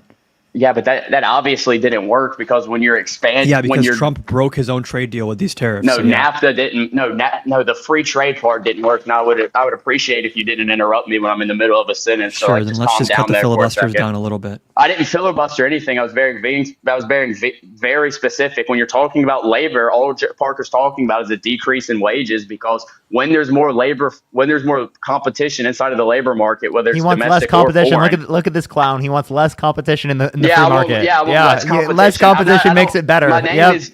Yep. Yeah, that's the whole point of unions and having low unemployment. Dumb fuck. When there's Unions less are participation. bargaining power, not completely different. competition. Wait. Yeah, in that scenario, bargaining you're giving power. more. Listen. In that scenario, you're giving more power No, to let the me- corporations to bro. continue fucking over laborers. Whereas with the So let me- unions, let you're me giving get more this straight. power When you to the decrease- laborers to What? bargain for higher wages. Dude, you're an absolute joke. So let me get this straight. You should actually read like You some know, when you start Kolecki. resorting to When ad you- hominems, I feel like it kind of shows how You confident you start- feel in your argument. But go ahead. Well, you started it, and it's just rhetoric. So Oh, classic! back to You what I, started it. We're back in middle school, guys. Well, yeah, don't insult me, and then when I insult you, point the finger about who's insulting. So back That's to what I what you was just saying. did. That's literally what you just did without realizing it. Nice job. No, I was just insulting you. I didn't. You I act didn't like you weren't the first one to insult, dude. What are you talking about? No, you were. Really? But stop Really? with the, Play this you back. want to divert. Oh, You want wait, to divert to the wait. meta. You want Stop to. diverting to the I just meta. want to hold on. Listen, I want to let you know. Stop diverting I am to the streaming. meta. Hold on. I'm streaming this on YouTube right now. You can go watch this back later. Stop diverting to the meta. Oh, okay. Let me address what you Okay. said. Okay. You can run away and pivot all you want to. Wait, Let me I'm get just back to telling what I you was that you're saying. wrong, and you can look back in the VOD later to know that you're wrong. All right, well, you're wrong on the substance. You want to get back to meta because you know you're fixing to get blown the fuck out. So back to what I Do was either saying. or. When you increase the competition within the labor market, that increases capital's relationship to labor, right? It loosens up the labor market. Labor has less of a say now to capital, and thus it's going to drive down wages. That's all you just explained to me when you talk about labor. That is such an insane oversimplification of how labor markets work. You're ignoring like market power. The main issue that wages get pushed down is because you have a limited number of employers, and then you don't have bargaining power for individual employees. The point of a labor is that once you are hired, once you do have a relationship with the employer, you collectivize and you have a push and pull with the capitalist and the workers. Yeah, you just explained to me labor's relationship to capital there. I'm telling you, when labor is more restricted. Concentration of market power is a different concept than like competition in like labor. Right. So back to what I was saying there. That's the whole point of unions and whatnot. Wait, if there's, that's the whole point of. I have a question. If there's less competition amongst American like corporations, do you think that there would be less of an incentive for them to give higher wages to their employees? Why are we talking about less competition with American companies? You brought up labor. I like how he can't answer my questions when he knows it makes him look bad. You pivoted, nice pivot there. What do you like, Charlie Kirk? You pivoted. You don't want to divert from your talking points. Anytime we give you something to respond I feel really to, you just bad. I mean, we drag it don't have back free to health. We don't have free health care here, so like you should like I don't know. You're gonna have to take out a loan or something to like get your ankles checked out because that fucking pivot you probably broke them. So do you want to talk about the one who's not going to answer the question, and that wasn't a pivot. Yeah, it was based you upon what you just said. From capital, or you want to talk about labor? It was based upon what you just. It was based Aren't upon we what you literally just said. talking about the relationship between labor and capital? And we He want to brought talk up about labor, labor. and you're like, stop diverting the subject. It's the same subject. Yeah, because we're talking about labor force participation. It's just when we right? divert And from your talking points, you don't know what to do about it, and you get pissed off. Yeah. No, we can talk about capital if you want to in companies, but No, Parker it's because specifically brought up labor. he's trolling, right? And he I'm not hasn't trolling. holded his view. When you and then get when I ask him a question VTFO'd that he knows makes his position looks bad, he's just gonna immediately Also, gaslight dude, me into thinking that like if I'm you asking keep some saying unjust Restate question. the I won question. the argument, Restate the then maybe question. you didn't. Like, you don't have to keep Restate the announcing that to question. everyone. Restate the question then. Do you not Restate the remember question. it? Do you not remember? No. I thought it was irrelevant. That's why I didn't remember it. It was irrelevant. So restate it if you actually want me to answer it. Interesting. You said it was completely unrelated, yet you don't even remember it? That's why I don't remember it, because it was irrelevant. So you can go ahead and restate it or not. American businesses that have less, like large American businesses that have less competition with other sort of businesses within their market because of the reduction in global trade, right? Do you think that will create a greater or less of an incentive to give higher wages to their employees? If you're decreasing the amount of imports that are coming into your country, which is the whole point of tariffs, and that would increase labor's relationship to capital. Now, you're right, it would make companies less competitive with foreign companies, but it would make labor also less competitive as well. So you would be increasing labor's relationship to capital. It would drive up wages and force domestic investment. Well, I just gave an example of how it would decrease wages. No, because there's less competition amongst American firms, therefore giving less of an incentive. Wait, to why those would American tariffs firms. cause less competition within America? The whole point of tariffs I'll give you an because example. American businesses are less competitive when they can't import materials that are cheaper from other countries. Plus, that literally they would happened be with less- U.S. Steel yeah, and hold on, Trump's they would first be term. less- Wait, they plus would be it's less easier. Wait, competitive. hold up. Plus it's easier They'd be for less competitive within companies. Plus it's easier for larger corporations to shift their production style quicker than it is for smaller companies, right? Which will allow for them to create or take a larger aspect of the market, given that they are like the first movers. No, smaller companies engage in markup pricing almost way more than larger companies would be. So it'd probably be That wasn't easier what I for said. smaller Repeat what I just said. companies. Repeat what I just said. No, I'm addressing what you just said. Repeat what I You just said. It's Repeat. easier. No. You said Repeat. it's- What would I say? Yeah, What did I say? Hold on. Why are you being an ass? What did Either I say? Let me respond. What did I say? You said it was easy. You said it would be easier for American companies to shift production and things of that nature to respond to the tariff than it would be for smaller companies, and thus it would make America less competitive with tariffs, or it would make companies less competitive with tariffs inside of America. So do you dispute that material costs would go up if companies have to import intermediate inputs from not import, but just use American intermediate inputs? Wait, did I not? So just to be clear here, that's a different question than what Parker asked, and I addressed We're talking completely about what Parker American asked. businesses being less competitive. Just to be clear, and I one did address what he said. Okay, now ask your question. You didn't address what I said. Hold on. Are Well, you we or just are went we to a not completely talking different about question. tariffs making American businesses less competitive? That is the same topic that we've been talking about. So can I ask my question now? How are American businesses, when you raise their cost of production, not by definition going to be less competitive with other production in other countries? That's the point. It makes them less competitive with companies in different countries, and then it makes them. I don't really know what the relationship would be with companies inside of America. But it So does you make don't want them us less to be competitive. exporting stuff? Because part of being competitive is that our businesses are exporting stuff to other countries. It would make us export more because there's less No, If you input want us to and more export input. more, do what China does and subsidize manufacturing instead of tariffing it. Yeah, Do both. actually, when you place tariffs like that to the degree that we have on those countries, do you think that it's going to create a greater likelihood that they place retaliatory tariffs on us? And if they do place retaliatory tariffs on us, does that diminish our exports? Yeah, we have. Well, the only problem yeah? is though is we're in a large. No, the only problem is we're in a large trade deficit. So there's necessarily less things. Wow, that they nice can tariff response us to what I with. just said. Thank you. Yeah. So what actually happens? Yeah. So what actually happens is since there's more things we can put a tariff on them for than they can put a tariff on us for, our deficit would go down with them, which is why our No, trade what deficit. actually happens is Trump why had is to our bail trade out the deficit? farmers in his first Why term. is The our trade trade deficit goes down because wait, there's why is less our fucking trade- trade. Wait, the trade deficit goes No, down that's because not there's less true. trade. Wait, that's not true. No. The reason our trade deficit went down with China is because yes, we're accepting less of their imports and they're accepting more of our exports. No, they're not. They're accepting less of our exports because it is the case that they are What was phase increasing one? tariffs. They are increasing tariffs on us. Retaliatory. What was phase one? Wait, What was phase I have one a then? What was the question. phase one agreement? Well, I have a question. If No. exports, if What was the phase one listen, agreement? If What was the if phase one exports, agreement? you gotta mute him. If exports did not diminish, Yeah, run away. Yes, Run away, absolutely. pussy. Bro, if exports, if you're not going to be quiet while Parker's talking, I'm going to mute you. So just calm down. We didn't answer my question. because you're in the middle of the statement that I had. Go for it. Yeah, our exports with China went up and our imports went down. They're accepting more of our exports. That was the whole point of the phase one agreement. Okay. So the farm bill, Okay. the reason why Trump put the farm bill in place, what is that? Is that the bailout for farmers? Why was there a bailout for farmers? Because bankruptcies went up. Why? Why? For multiple different reasons. Wait, hold on. Oh, are y'all doing like the cultural Bro, thing? you're I got a being question. disingenuous. You know the answer Well, to the how come question, and now you're saying bankruptcies- multiple reasons how as come- if it's not because China put tariffs on our farmers. Well, how come bankruptcies went up under Biden? I like how he's not in addressing my point. 2023? Completely pivoting. Completely We're not pivoting. suggesting Does there's your neck only hurt? one variable that caused it. We're suggesting it was a significant, if not the biggest variable that caused it under Trump. Where you had to Yeah, do you bail have them any out. evidence? Do you have any evidence for that? Yeah, we have Nancy Pelosi saying that behind the scenes Trump Nancy was freaking Pelosi. Yeah, do They you put me on underst- the big screen. I don't know how to do that. I tried to put Parker on the big screen earlier too, but Dude, I like how he just didn't address what I said. Right? Well, put me on the big screen. I'm fixing to show you all your points mute. Seth, address that has what? That's my name. Yes, I understand. Well, put me on the big screen. He's not listening. I think he's trolling. I'm not trolling, dude. Yeah, I'm you fixing are. to show Fuck you the you. year-over-year increase. Yeah, fuck you too, bitch boy. I mean, you look like shit and you suck and you got blown the fuck out. Show in me this show me debate. your face. Show me your face right now. Go on my fucking No, let me go see on your my face. TikTok No, page. turn Go on it my up. TikTok page. So let me see your face right now. Show Just me do your it. bicep. How about you show me your face. bicep? Show me your face. me your I'll do it if you bicep. show me your face. bicep. I'll do it if you show me your face. Okay, hold on. Let me get in the light. But just to be clear here, what I'm showing you. Oh fuck! Hold on. Let me bring that back up, then I'll show you my face.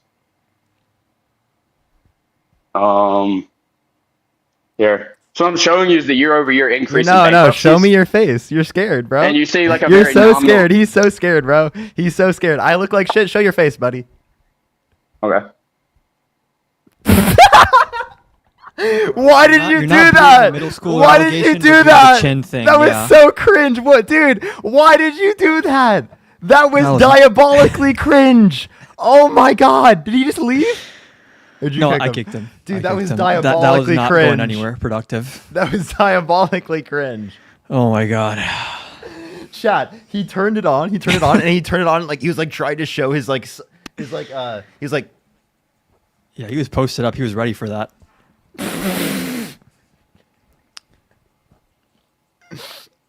that was TC, can you hear me? diabolical.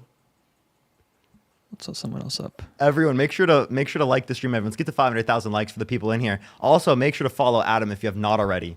Make sure to follow Adam if you haven't already. He does these types of debates all the time. He's fucking incredible. If you've probably seen him Thank you, before thank on you. Jubilee before, he did incredible. Absolutely dog walked Ben Shapiro, and I mean, a lot of the points he said are literally coming true right now. as we I speak. hate so much how much of that stuff is coming true. I wish I was wrong. I know. It's actually like I wonder what Ben Shapiro would say about those arguments now. He's definitely dying inside. He knows he's lying. He knows he's a sellout, but he just has to do it because of the audience capture. Yeah, you got him though. Yeah. Damn. They It's put two it. people in a row That's that aren't honestly why connected. they put it on the second account, dude. It was that I pissed wouldn't me be off surprised. so much. Yeah, that was kind of shitty. That was really shitty. Hey, how old are you? Yo, can you hear me? Yeah, how old are you? You said how old am I? Yeah. I'm 21. Okay, and do you support Trump? I don't actually. I wanted to talk to you guys about my reasoning for not voting for him. We agree with you. Yeah, yeah. We're just looking for people who did vote for Donald Trump. Appreciate you, though. Everyone on the YouTube stream, do make sure to like the stream. How many likes are we at, chat? How many likes are we at? I actually can't see. Hey, how old are you?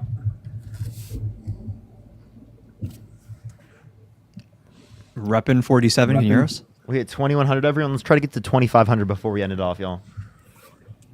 Hey, what's up, guys? Hey, how old are you? I'm 37. And do you support Trump? I do. Okay, and why is that? Is he Hello? driving? Yeah, I had to turn my Bluetooth off. Are you currently operating a vehicle? Nope. Okay. Okay, so why do you support Trump? I support Trump for Liberation Day tomorrow. That's one.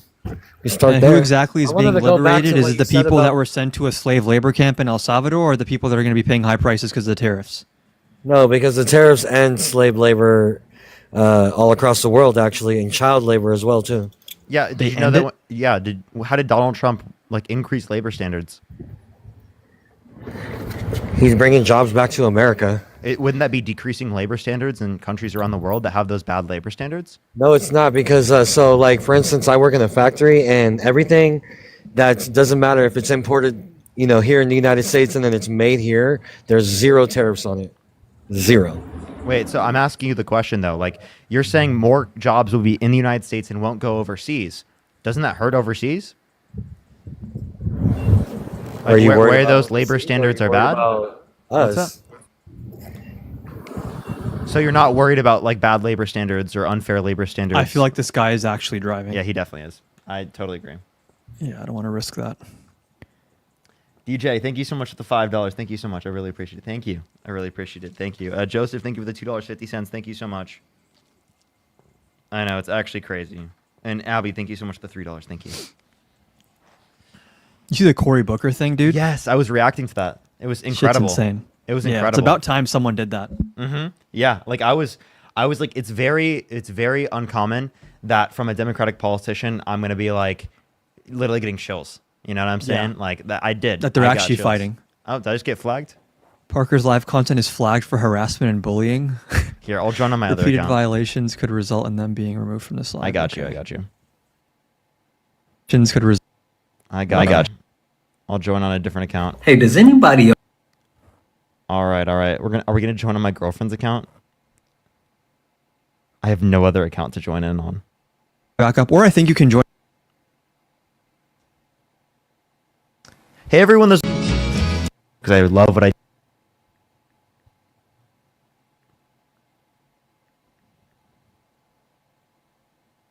And why is that? Foreign policy. Okay, so do you support his idea to militarily annex Greenland? Hell yeah. Am I being trolled? No. So this is a hell yeah thing to you for us to go back to being an empire that just steals territory by might makes right? Why weren't we doing that yesterday? Because it's wrong and it makes other countries hate us. It weakens our position on the world stage. Other countries will see us as an adversary. There's a dozen reasons I can give you. Okay, nerd. Right? They got free healthcare. They don't even gotta pay through it. It's my girlfriend's account. Okay, I was confused for a second, but okay. You're good. What was you're that good. about Canada? They get healthcare for free. So we should just take them and do what they do. Troll. Absolute troll. There's no way they're real. What? We should do what they do, but maybe not by taking them. Crazy. Maybe we should be allies with them. Yeah, crazy idea. Hey, how old are you? 37. And do you support Trump? Yes, sir. And why is that? Well, foreign policy, and how the other guy was saying, it's not like we have bases in a lot of different countries, it's not like we already are an empire. We have embassies in a lot of the bases we have in other countries. You understand those countries have consented to us having bases there, right? That's different than a military annexation. We have like you guys want to claim like Russia's some big enemy. all the Hold time, on, you but- can't just like filibuster. No, Can we no, stick on no, one point? but Wait. literally- No, he just said but he just said Russia's literally- not an literally- enemy. Okay, can I finish? Can I finish? No, you just said Russia's not an enemy. We have to go point by point, dude. Who do we share an international space station with? Oh wait, I forgot. Oh, that's Russia, right? Okay, and we yeah, share but a that's land enemy, border right? with them too in Yeah. Alaska. What does that mean? Exactly. Wait. Are you? Think Are, about it. wait. Think I have a about question. things I have a before you question. say that. Is China our adversary? Yeah. We also you know? share an international space station with them, right? Yeah. So that's what I'm trying to say. Is This you guy is the make most it seem intelligent Trump supporter Like right here. there's some big adversary, like there's some big enemy, but in reality, behind closed doors, they're really Yeah, not. you act like 'Cause China if is they this were- big if they adversary, were- this big if they enemy, were, but we then would not be behind sharing closed doors, things like we're that not. with them. I'm sorry, you act like China is this big adversary, this big enemy, but then behind closed doors, I look don't. at it. I don't act like that. Well, no, you just again the international. literally I just space said said, yes when he I asked you said if they they're an are, adversary. and Russia is too. You know, but it's not like they are in real like behind closed door terms. Are you sentient? You know, I like real question. What? Are you sentient? what does that If matter? not, then I'm feeling What does pretty that matter? pro-choice What right does that now. matter? What does that matter? You know what? Yes, you're right. I'm asking you. You know What what? does You're it right. matter? What does that matter? You know what? You're right. Well, you said you like Trump's foreign policy. Let's bring this back to maybe reality, if that's possible. What specific part of Trump's foreign policy do you like? How he's dealing with other countries through We need something that's not a slogan. Like specifically, what country and what is he doing differently Okay, in terms well, of I dealing mean, with them? specifically what Thank he you, did Caleb. with the Thank you. Abraham Accords. Specifically what he didn't Cutting the trying to end- Palestinian trying people to out of end- the peace okay, process? so are you gonna let me answer, or are you gonna cut me off in between? Are my you answer? trying to give a speech or have a back and forth? A speech is more than like 5 minutes, bro. You said I Abraham barely Accords, had right? less than 10 seconds before you interrupted me. Okay, Abraham So Accords. is What the else? speech is the speech 10 seconds? Okay, just continue, dude. Okay, thank you. If you were on my live, you would have been muted. yeah, because everybody knows how you get down, Parker. It's April Fool's Day, so I'm letting people make a fool of themselves. So you can continue. True. Continue. You interrupted me. How was I going to Just continue, dude. It's myself fine. if you keep Okay. on cutting me Yes, off? great. I Continue. mean, and then Parker over there gets dog walked by Okay, Charlie dude, you Kirk said all the Abraham damn Accords. What time, else? We don't need a and whole he wants to grievance thing right smile now. Like if he's somebody Dude. so intelligent, but he makes himself look so Bro, stupid. what online are all you the time. yapping about? You said Abraham Accords. What else? Now he said I'm losing by Charlie Kirk. You do. I mean, actually, Dean actually gave him a way better What, challenge. can you name one point I lost to Charlie Kirk on? Every point. Name one. Name one specific one. All of them. Religion. One specific one. That's not a specific your one. Your little salute to Elon Musk. That was No, dumb. my Why would no, you that go was all the that way was over there that was and ask Charlie's a salute. question like that? Charlie wouldn't even do it because he That knows it's was a Nazi salute. ridiculous. That was ridiculous, though. Yeah, what Like, Elon come did was on, ridiculous. like, Even more Parker, ridiculous you that should be Charlie smarter than pretended that like to he was ask doing a the stupid salute and he question clearly like didn't that. do it. What was that? Charlie pretended like he was doing the salute. He clearly didn't do it because he knows it's a horrible Does it look. matter? He knows what it is. Who cares? It was a stupid question. He was mocking Parker and when his question, like you don't even get it. How so? How He's the dumb one. you guys No, are. listen. He's the one who thinks it's not a Nazi salute. So I said, do it. He should have no issue with doing it if it's not a Nazi How salute. many Democrats have done the Nazi salute? How many Democrats actually were Nazis? How many Democrats Tell actually me. Name one. started the Name back one. in the days, Name Yeah, one. why don't you tell us? Name the one. K Name one. Name slash one. KK slash Go ahead. K. Go ahead. Name a single one. Democrats are Try it. historically the most racist Yeah. party. Name a single Democrat. I don't have to. You don't Yeah, know just a trust single me, bro. I don't have to. Oh, Hillary Clinton has done the thing. Kamala Harris has done it. Kamala. Waltz. Oh, hey. If I put a Spanish name up in the chat and you mispronounce it, am I gonna say it's not Jose? It's Jose. No, Sure. that's how dumb you guys sound when you guys you would do be that with Kamala. you would be totally okay in doing that. Yes. Yeah. That's how like But normal why would I people have to do it? communicate. Yeah, like, that's hey, like by the way, it's normal- pretty normal- like Just this. because you don't know the language?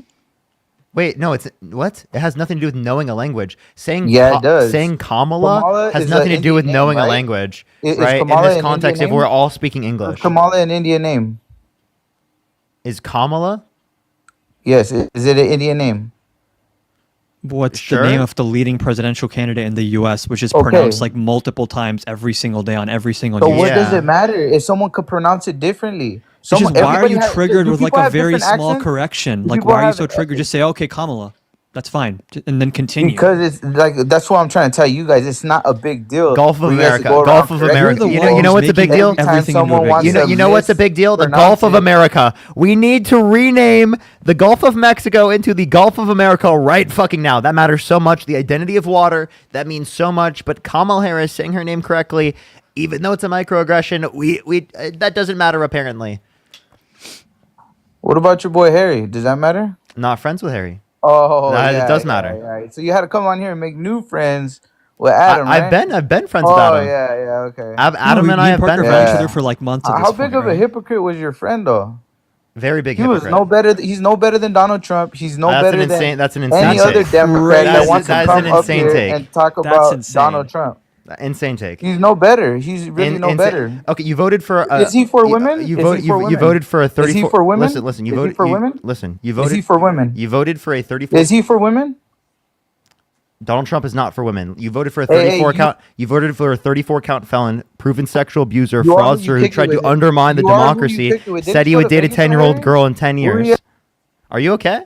You like, dude? You voted for the guy that says he has sex in common with his daughter. He bragged about walking in the changing rooms of girls in Miss Teen USA because he quote unquote owns the place to inspect them without their consent.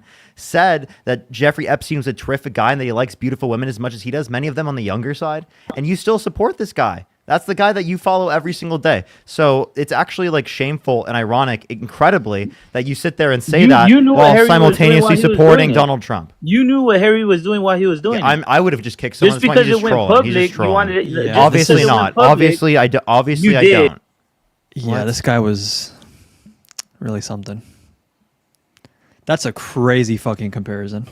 Insane. Insane. Hey, how old are you? 18. And do you support Trump? No. All right. Fuck well, Trump. True. Love from Canada. Hey, I'll take that at this point, you know? Yeah, honestly, it's better than the last guy. Adam, have you ever started posting on YouTube yet?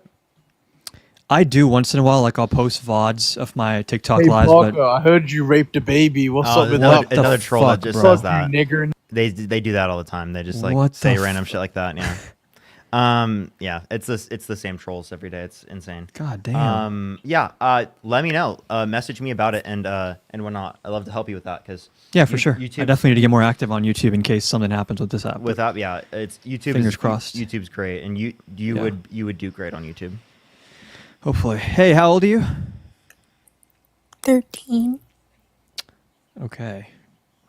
Guys, we're only accepting 18 plus, so just if you're under 13 18, is don't diabolical. request. That was Yeah. diabolical. Like, do your homework. Hey, how old are you? 18. And do you support Trump? Yeah. Okay, and why is that? I have more of a question. Okay, what's the question? So I don't believe that the 2020 election was stolen. So if that makes it different, I guess. So But I do have far, I agree. so I have a coworker that does, but he's a little, on the, not smart side. So is there a way that I could explain to him that? Oh, banned. I'm sorry, Adam. Let me ask him what the ban was for. Thank you so much. Oh, that was rough. That was rough. Let me ask him.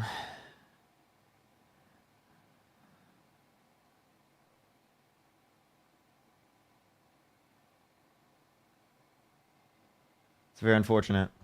Who's Adam? That was the guy I was just on. I was on Adam's live. Adam is incredible. Seriously, everyone. I would recommend to go check out Adam. That's why I want to get him on YouTube so bad. I think Adam's a great guy. I've hung out with him. I've met him. We were on Jubilee together. On multiple Jubilees together. Very, very fucking smart dude. Makes great content. He's gonna be fucking huge. He's gonna be huge. He already is like a huge presence online, but he's just gonna be huge in the future, even bigger. He's a very fucking smart guy. Very fucking smart guy.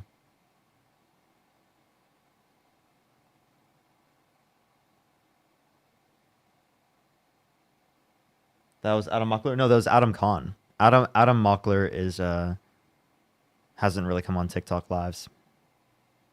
He's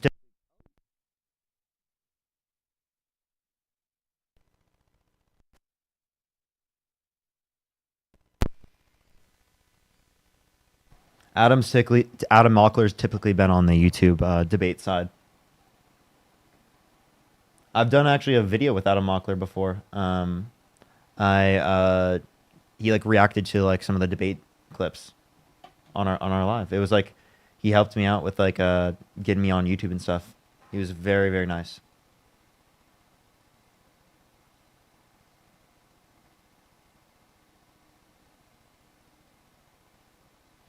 Are you on TikTok? Nope. I got banned on TikTok. Everything is banned. Everything is banned. I'm literally everything on TikTok is banned. It's so brutal. I mean, this is the perfect time to take a few days off, to be honest. Like when I'm banned on everything. So we'll see. We'll see.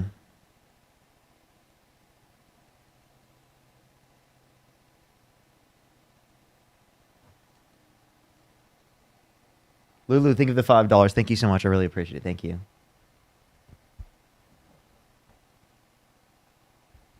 Mockler played some clips of a Dean debate recently. Yes, I did see that actually.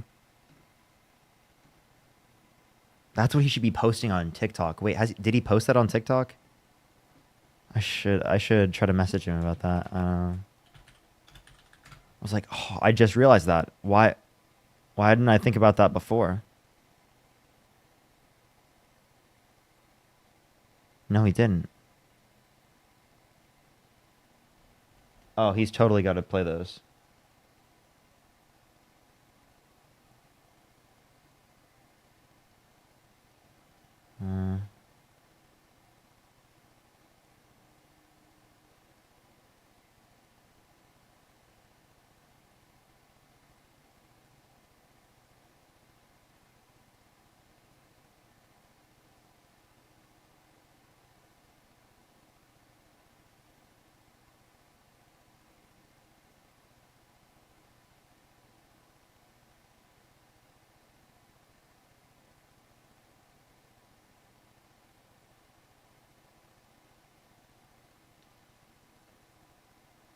Kayla, think of the $5. Sorry, I just had to like literally message. TikTok support, you tell us. TikTok has no support system I can get in contact with.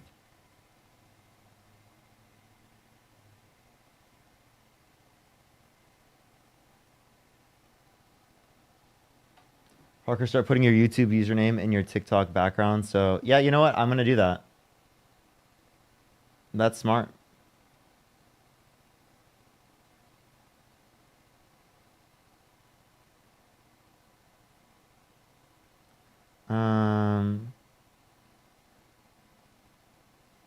Adam Khan got banned. Yes, he did. You're cursed for real, bro. Like my entire presence on TikTok is just, they really don't like me for some reason. I don't get it. Maybe that's just telling me to fucking hyperfixate on YouTube, you know?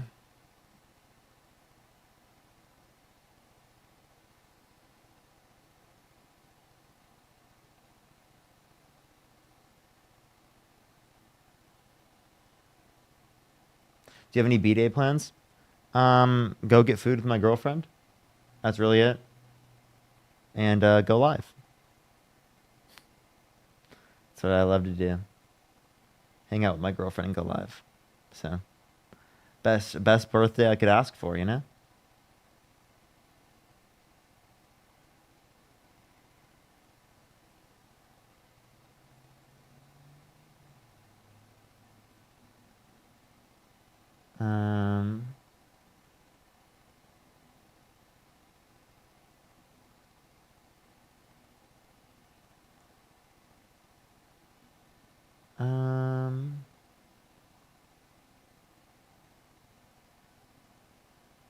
What kind of food? I don't know what food I'll get yet. No, well, actually, we might go to Din Tai Fung. I think we might do that. So I'll probably have to get off earlier in the day. But like, yeah.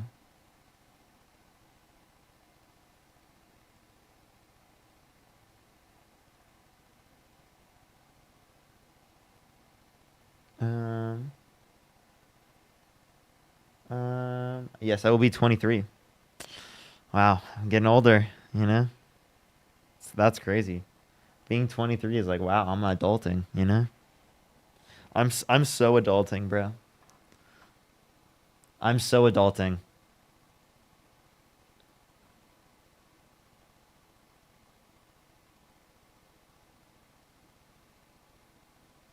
Like I'm adulting, but I just like don't even feel like it. Does it make sense, chat? I still feel young.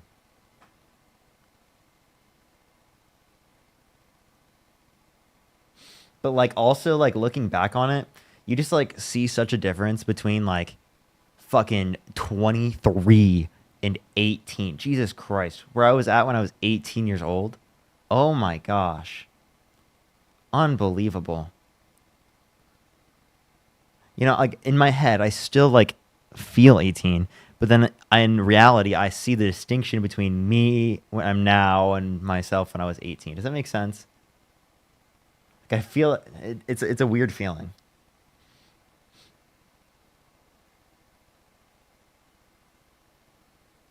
Sliced brownies, thank you so much for the $5. Thank you.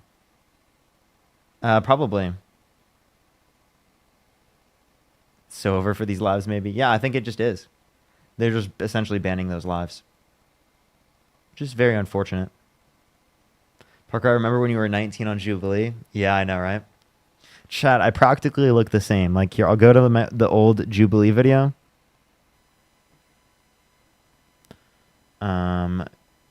Let me find it for y'all. Jubilee.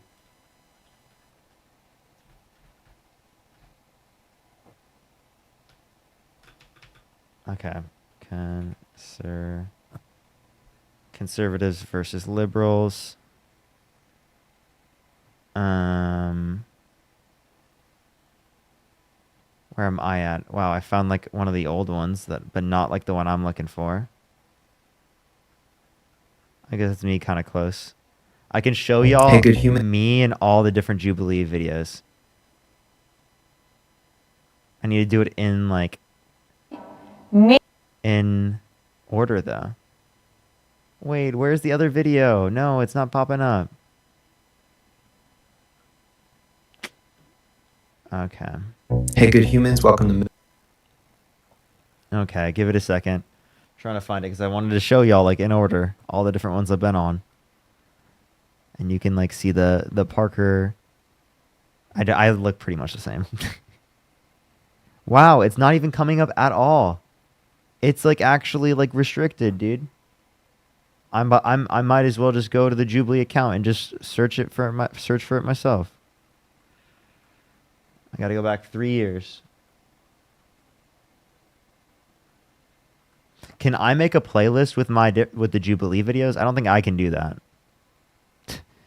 I think that they wouldn't. It wouldn't let me do that. I'm guessing.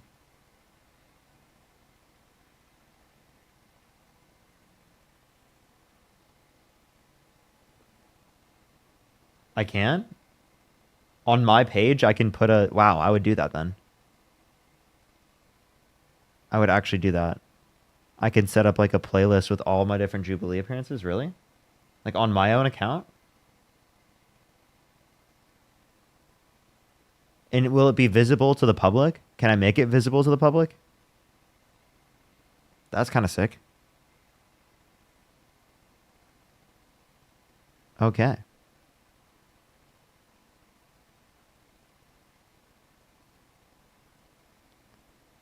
All right, let me find... Wow, I really am having a hard time finding this video.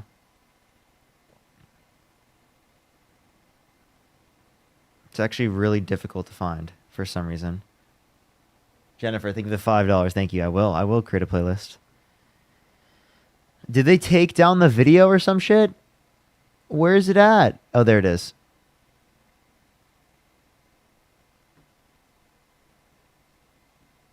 Straight man, so I think it... Let's look at Parker.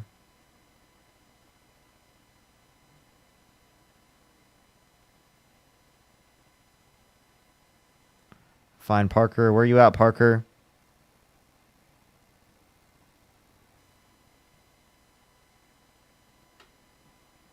on putting.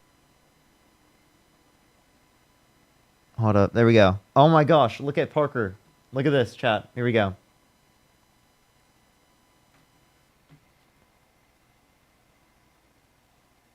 Do I look the same?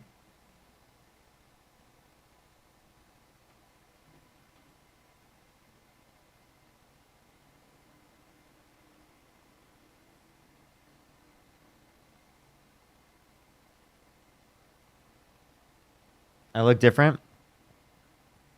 I wish I could show y'all some of these clips. They're fucking... I mean, y'all have probably seen them. Some of these clips are fucking hilarious, dude. Like, I asked someone, who's they? Like, they're like, there are all these groups getting people to turn gay and trans. And I'm like, who's they? And they're like, I don't know. I don't know.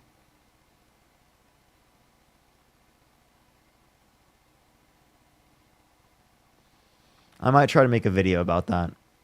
I think that could be a video. I think I could make videos out of all of these things. Should I just like one time, Kane, thank you so much for the $2, try to make a video out of each of these different Jubilee appearances and like commentate? All right, well, I feel like I could do that. I'll try to figure it out on a YouTube video, something like that. That'd be the place to do it. By the way, everyone, like the stream if you have not already. There's also a lot of pro Parker comments in this video because I was like very nice in this video. Like literally, this comment has 8,000 likes. Parker, who's indoctrinating kids into being LGBTQ? Sean goes, there's a lot of groups out there. Parker goes, like. Sean goes, I just heard that there's groups out there. I don't know. That was so embarrassing for Sean.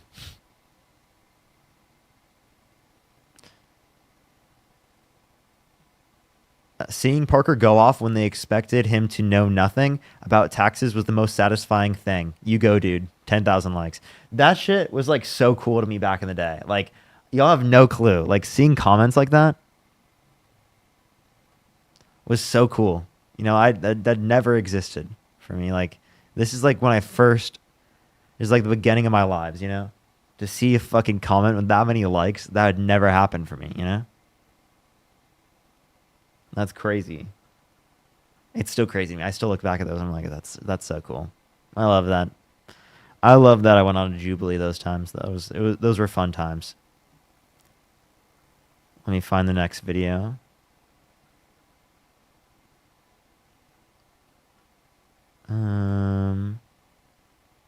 There it is. I'm in the thumbnail on that one. They cut me out a lot on this one, actually. Let me see. Oh, here I am. The lighting on this video wasn't as good, I think. Hold up. Here's how Parker looks in this video. This is a year later.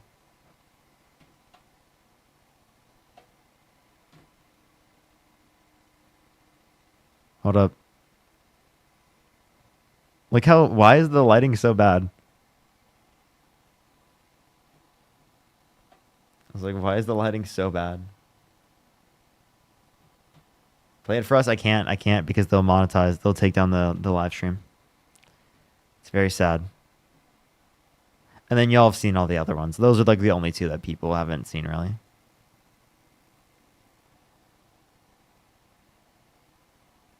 Parker, you look the same. For real, for real.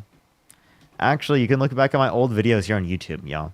Like, here, let me show y'all some of my old videos here on YouTube. You can literally, like... It's kind of funny. I used to do, like, vaccine debates. Y'all can literally go check this out. Check this out. You just go to my videos, and... Hold on, I need to go to, like, the normal page. It's easier to look at it that way. Videos. Just go to oldest. Literally, like, debating people against the vaccine. I look like... It's, like, 3 years ago. This is what my old TikTok lives used to look like. Look at this shit, chat. This is just straight throwbacks. Right here.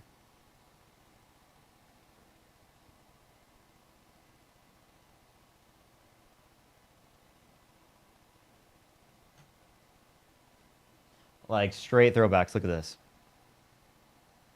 This is what it used to look like.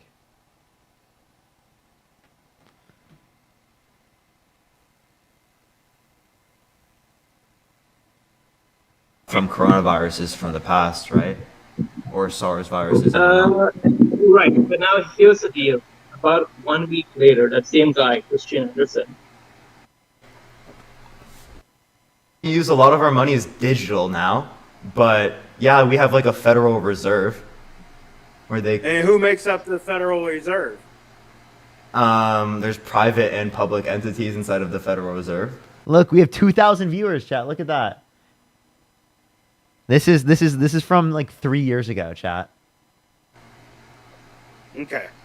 So now you're getting to the point of what you're saying is shooting yourself in the foot. It's made That's up not of shooting violence. myself at the foot. You're saying that there are 7 families that control everything. What are the 7 families? Okay, I'm not going to go more into that. If you want to know, look it up. They will tell you right Okay, off okay. the bat. Here's the look it up. I don't know, so I'm just gonna tell you to look it up. I've heard about these conspiracies all the time. I'm just trying to see like how far you're into the rabbit hole. That's realistically all I'm trying to see here. I'm not in a rabbit hole, dude. You're in a huge fucking rabbit hole, bro. Rabbit hole. Bro, this I'm shit in is a like, rabbit oh, hole. it's so bad. Oh my god. Go ahead though. Like, how far are you at?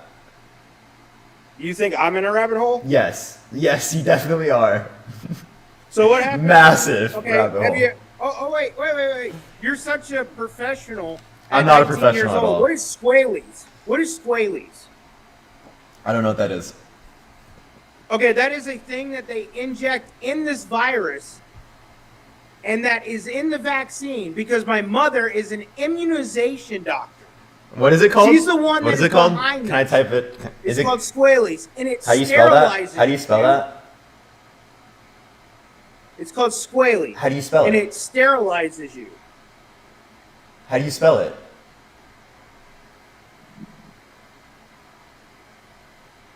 Hello? I He didn't kick disconnected. them out, by the way. I'm asking. They don't know how to spell it. No, I'm asking them how to spell it to look it up. But the thing is, I don't think they know what it means, or they've never like looked it up, so they probably don't know how to like fucking spell it. There's no way. Look how the guest box used to look. It looks so crazy. I look like such a baby. Isn't it so funny, the lives? That, like, there's still some of like the same core elements. There was like 2,000 people in the live then. That was really high for me. Like, but later in the live, look, as I debate people, you see it goes down. Here I'm at 400. You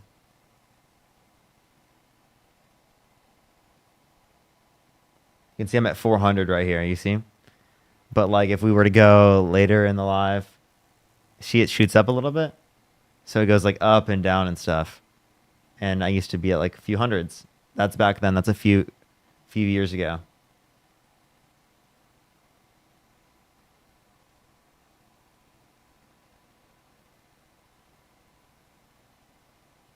So funny.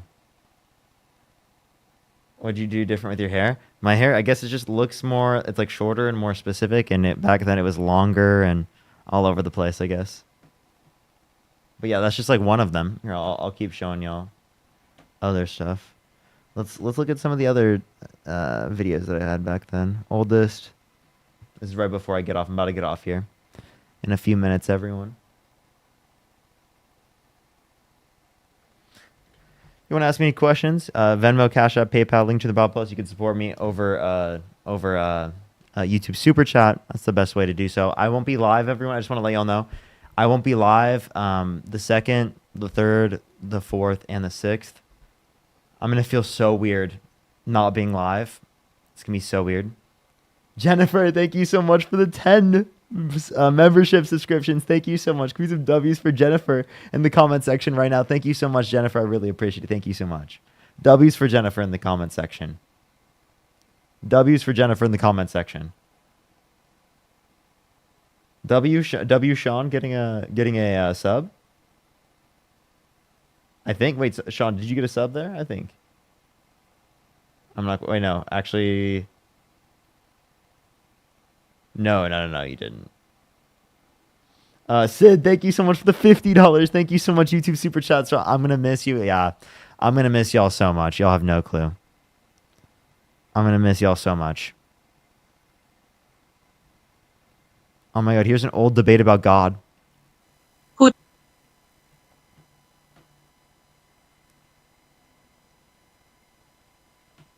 told them. Why is this relevant? Relevant to what? Why is it to what we're relevant? talking about? What do you mean? Whoa, whoa, whoa, whoa, whoa. What do you mean? Why is it relevant? Don't back out. You said that you get your morals from an ethical, systematic, whatever you said, right? Where did you say? Go ahead. What did you say? You got your framework. Where do you get your morals? Okay, from who? Framework. Who created that ethical? I believe that morals. Who created that? But where did they come my from? Opinion based upon my ethical framework. You're kind of confusing me. This is what I'm trying to tell you, brother. Where did they come from? Who is telling you right from wrong? Yourself? It's my opinion. So yourself. My ethical So you're framework. saying yourself. So you give My yourself opinion your own based upon- morals? Yo, Myrtle, I know you're trying to get me into this corner, but I'm explaining to you very concisely. I'm not trying to corner you. No, I can tell by the way you're saying this. Okay. All right, I'll say it differently. I'm giving you a very concise answer to this. It's clear that you're trying to be a little bit bad faith. Okay, what is you're the trying concise to argument answer? or engage in argumentation. No. So you said your ethical morals, your own opinion, your own self. Okay, My that's an ethical answer. framework, it guides my ethical decisions. Okay. But in reality, I would say that is like my opinion. I decide what ethical framework I want to abide by.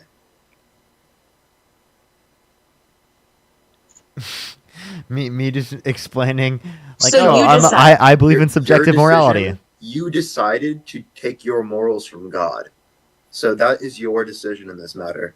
Regardless, So you where- still decided to pick an ethical Right. framework. Your ethical framework Right. is just determined by God, which was set by other humans because other humans wrote that down. Wait, whoa. What did you say your ethical framework was determined by God? Oh wait, I No, kind of low-key your want to hear ethical this. framework is determined by Okay. God, which was written down in books by other humans. Yeah. So I don't And what was understand yours? what point you're And trying what to was make. yours determined by? Wait, excuse me. What was yours determined by? What was yours determined by? Mine was literally determined by God. What is yours? Myrtle, I'm trying to be very, very Your nice own right now. self. But Wait, the no. way Your you're own engaging in self. argumentation right now makes no Okay. sense because I just explained that. I'm not getting hostile with you. I'm just simply saying you said your own self. So, okay. So you created your own ethical framework, I and didn't mine create comes my from own God. ethical framework. The ethical framework has been about in ethics and philosophy for a while. I just chose By to who abide created by that? that specific ethical framework. Okay. And then who is behind the philosophy that you go? Yo, Adam, you do not need to send me that. Thank you so much, Adam. Though you do not need to send me that. We always appreciate you. Seriously, there's no way you can thank us other than to just continue to be in the community, right? To be you, Adam. We fucking love you. We all love you. We're here for you. That's all we want you to know. You know, you don't need to thank us in any specific way. I just appreciate you being here. I appreciate you being here all the time. Adam, you've been here for so long. I appreciate that so much. Like, I fucking love what I do so much, and for like other people to want to spend their time like doing the same shit as me, like spending their time literally in a group in a room with me. I just think it's so cool, right? And I don't say this very often, but like I really appreciate it. So there's no specific way you have to thank me. I appreciate you. Go by. I don't know who created like my specific ethical system. So you don't know where you get your morals from. You don't know. You just admitted you don't know who I did just that. explained to you where I get my morals from. So if you want to take that as I don't know, go for it. But who created the idea of God?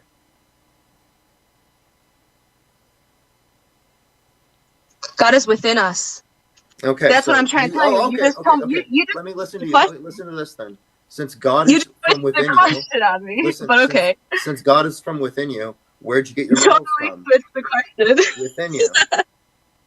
You totally switched it though. You just told me you don't know where your own morals come from. I low key cooked. I literally just explained to you that I get it from my ethical system. I don't have to know where the ethical system itself originated from, right? I don't have to know who created an ethical framework in order to abide by specific principles. I don't understand why you're not answering my question. You're just deflecting. What is your question? Where do you get your morals from? From God. from the Okay, and Bible. you said God is within you. Actually, can I be more specific? I was actually born with God within me, so those morals Were were you born sick here, Parker? Maybe I was. with these morals. Wait, We are born with them. Myrtle. So are you telling me that you get your morals from yourself? From Because God. God is within you? From God. By the way, I'm like 1 year younger than Dean in this. By the way, just to like for perspective. God. So wait, I didn't say wait, but from yourself, right? No, from God within myself. But God's within you, right? And at this point, there was 1.1 thousand people in the stream. Yeah, but that doesn't mean it's from myself. Those two separate. Those are two separate things. You're still getting it from yourself, though. No, I'm getting it from God within myself. It's still within you, but okay. I don't understand how that process could be any different than my process at all. It's just whether you determine it to be that way. Well, you don't even know where you. People who think Parker interrupts every single person he debates have never seen these debates. Your morals. Wait, You don't even. You're quoting. Myrtle, could you But you're let me finish the point? debating. Yo, Myrtle. Could you let me Okay, finish I'll the let you point? talk. So, Yeah.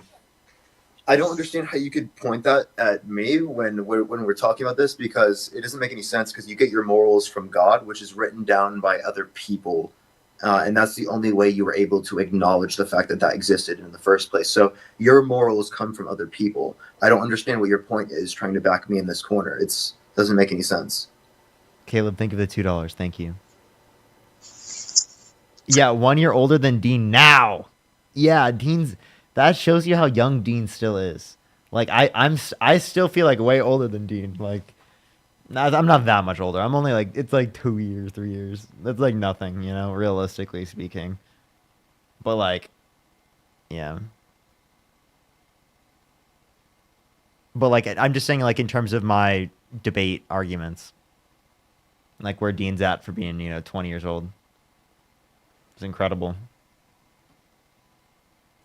Where do you think you learn right and wrong from? That comes from somewhere. It doesn't come from a philosophical framework of your own opinion. It comes from something. Nobody. It does. You said that, guys, that I'm going by somebody who just wrote it in a book, but you just admitted you did the same for yourself. Exactly. You just admitted because I think that morals are subjective.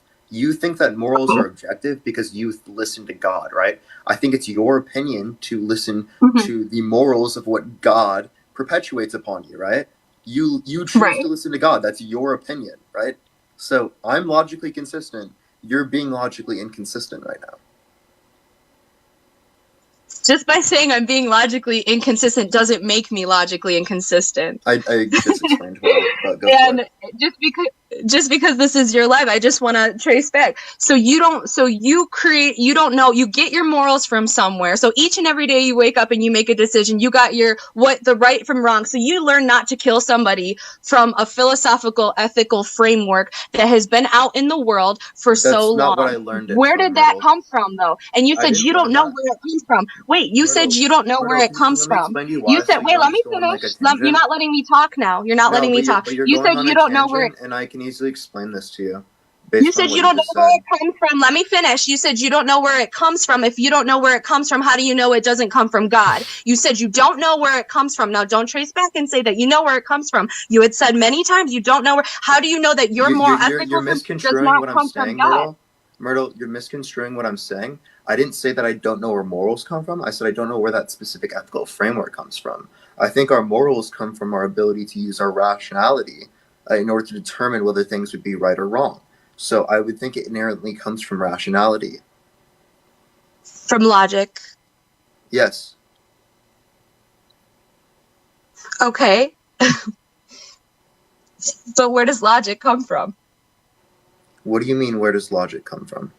So you're saying that morals are logic? So you're saying morals come from logic? I said morals come from our ability to use our rationality. That's what it comes from. Yeah, what does that even mean? Where does logic come from? What?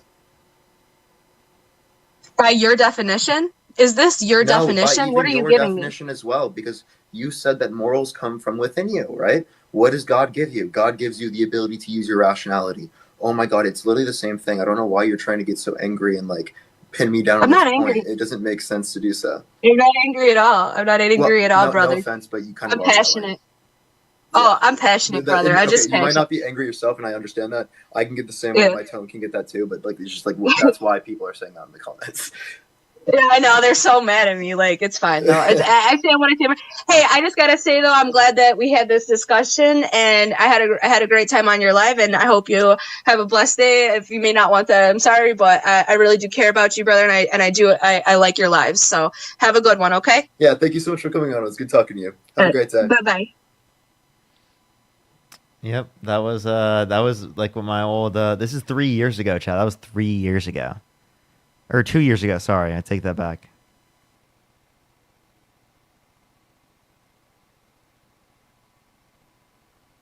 So funny, so funny.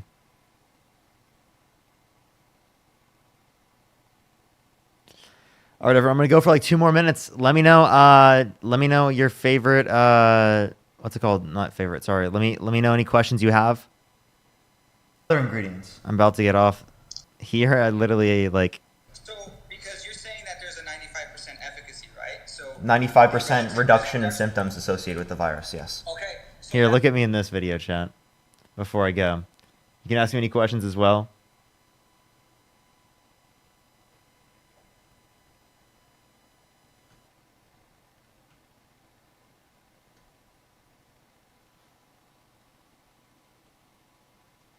That's what that relative risk reduction tells you, right? But that only measures it against people who are the most susceptible and the people who took the vaccine in the trial. The absolute risk reduction measures your risk reduction or your reduction in symptoms compared to the population of the U.S. So you think that we only have a 1% reduction in symptoms in relation to the vaccine? I don't think that. That's what the NIH allowed to get published. That's the NIH. But I guarantee that's not what that says.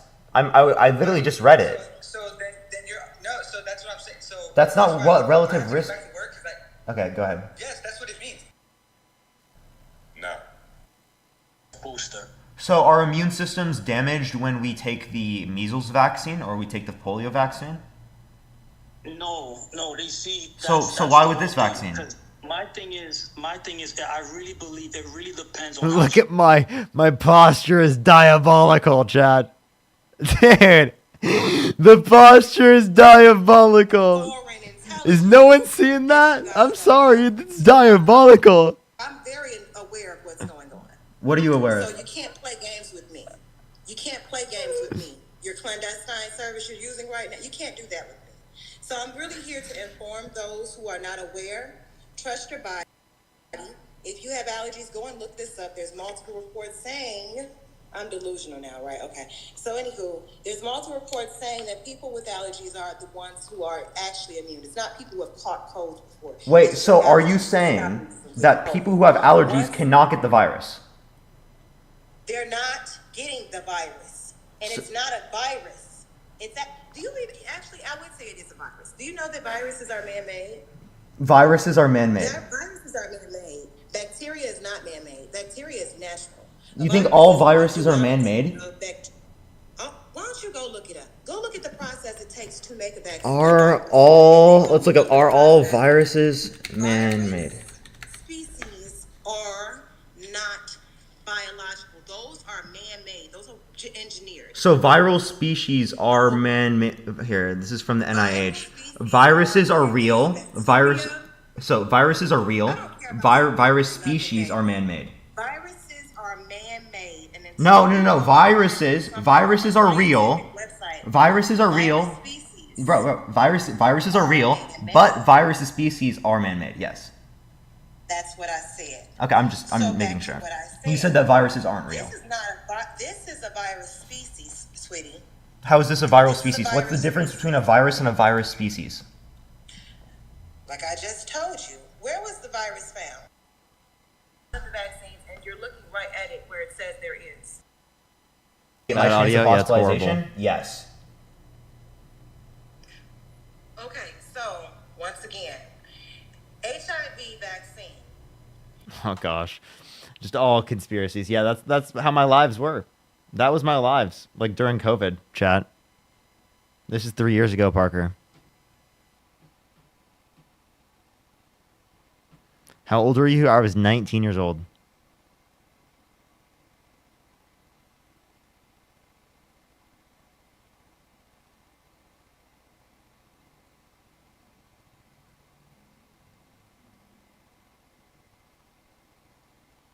These are so funny. These are comments are so funny to look at, to look back at. Wow, how everything has changed. It's crazy. All right, y'all. I love y'all so much. I'm going to get off for tonight. Y'all are amazing. I love everyone so much. I want to say thank you to Kennedy. Thank you for the $50 on Venmo. Holy shit, I just saw that. Thank you so much, Kennedy, with the $50 on Venmo. And Elena, thank you so much for the $40. Thank you so much on Cash App. Can we get some W's for Kennedy and Elena in the comment section right now for the $50 from Kennedy and the $40 from Elena. Thank you so much. Y'all are incredibly fucking kind of y'all. I will miss y'all so much. It's going to be a while till I'm back, everyone. Like, this is going to feel so weird not being live. It's going to feel so weird not being live. I'm going to miss y'all so much. But I will be back, everyone. Make sure, everyone, if you're here, to subscribe if you haven't already. I love y'all so much. I'll be back after the funeral and everything. But yeah, I love y'all so much. Have a fantastic night, everyone. I love y'all.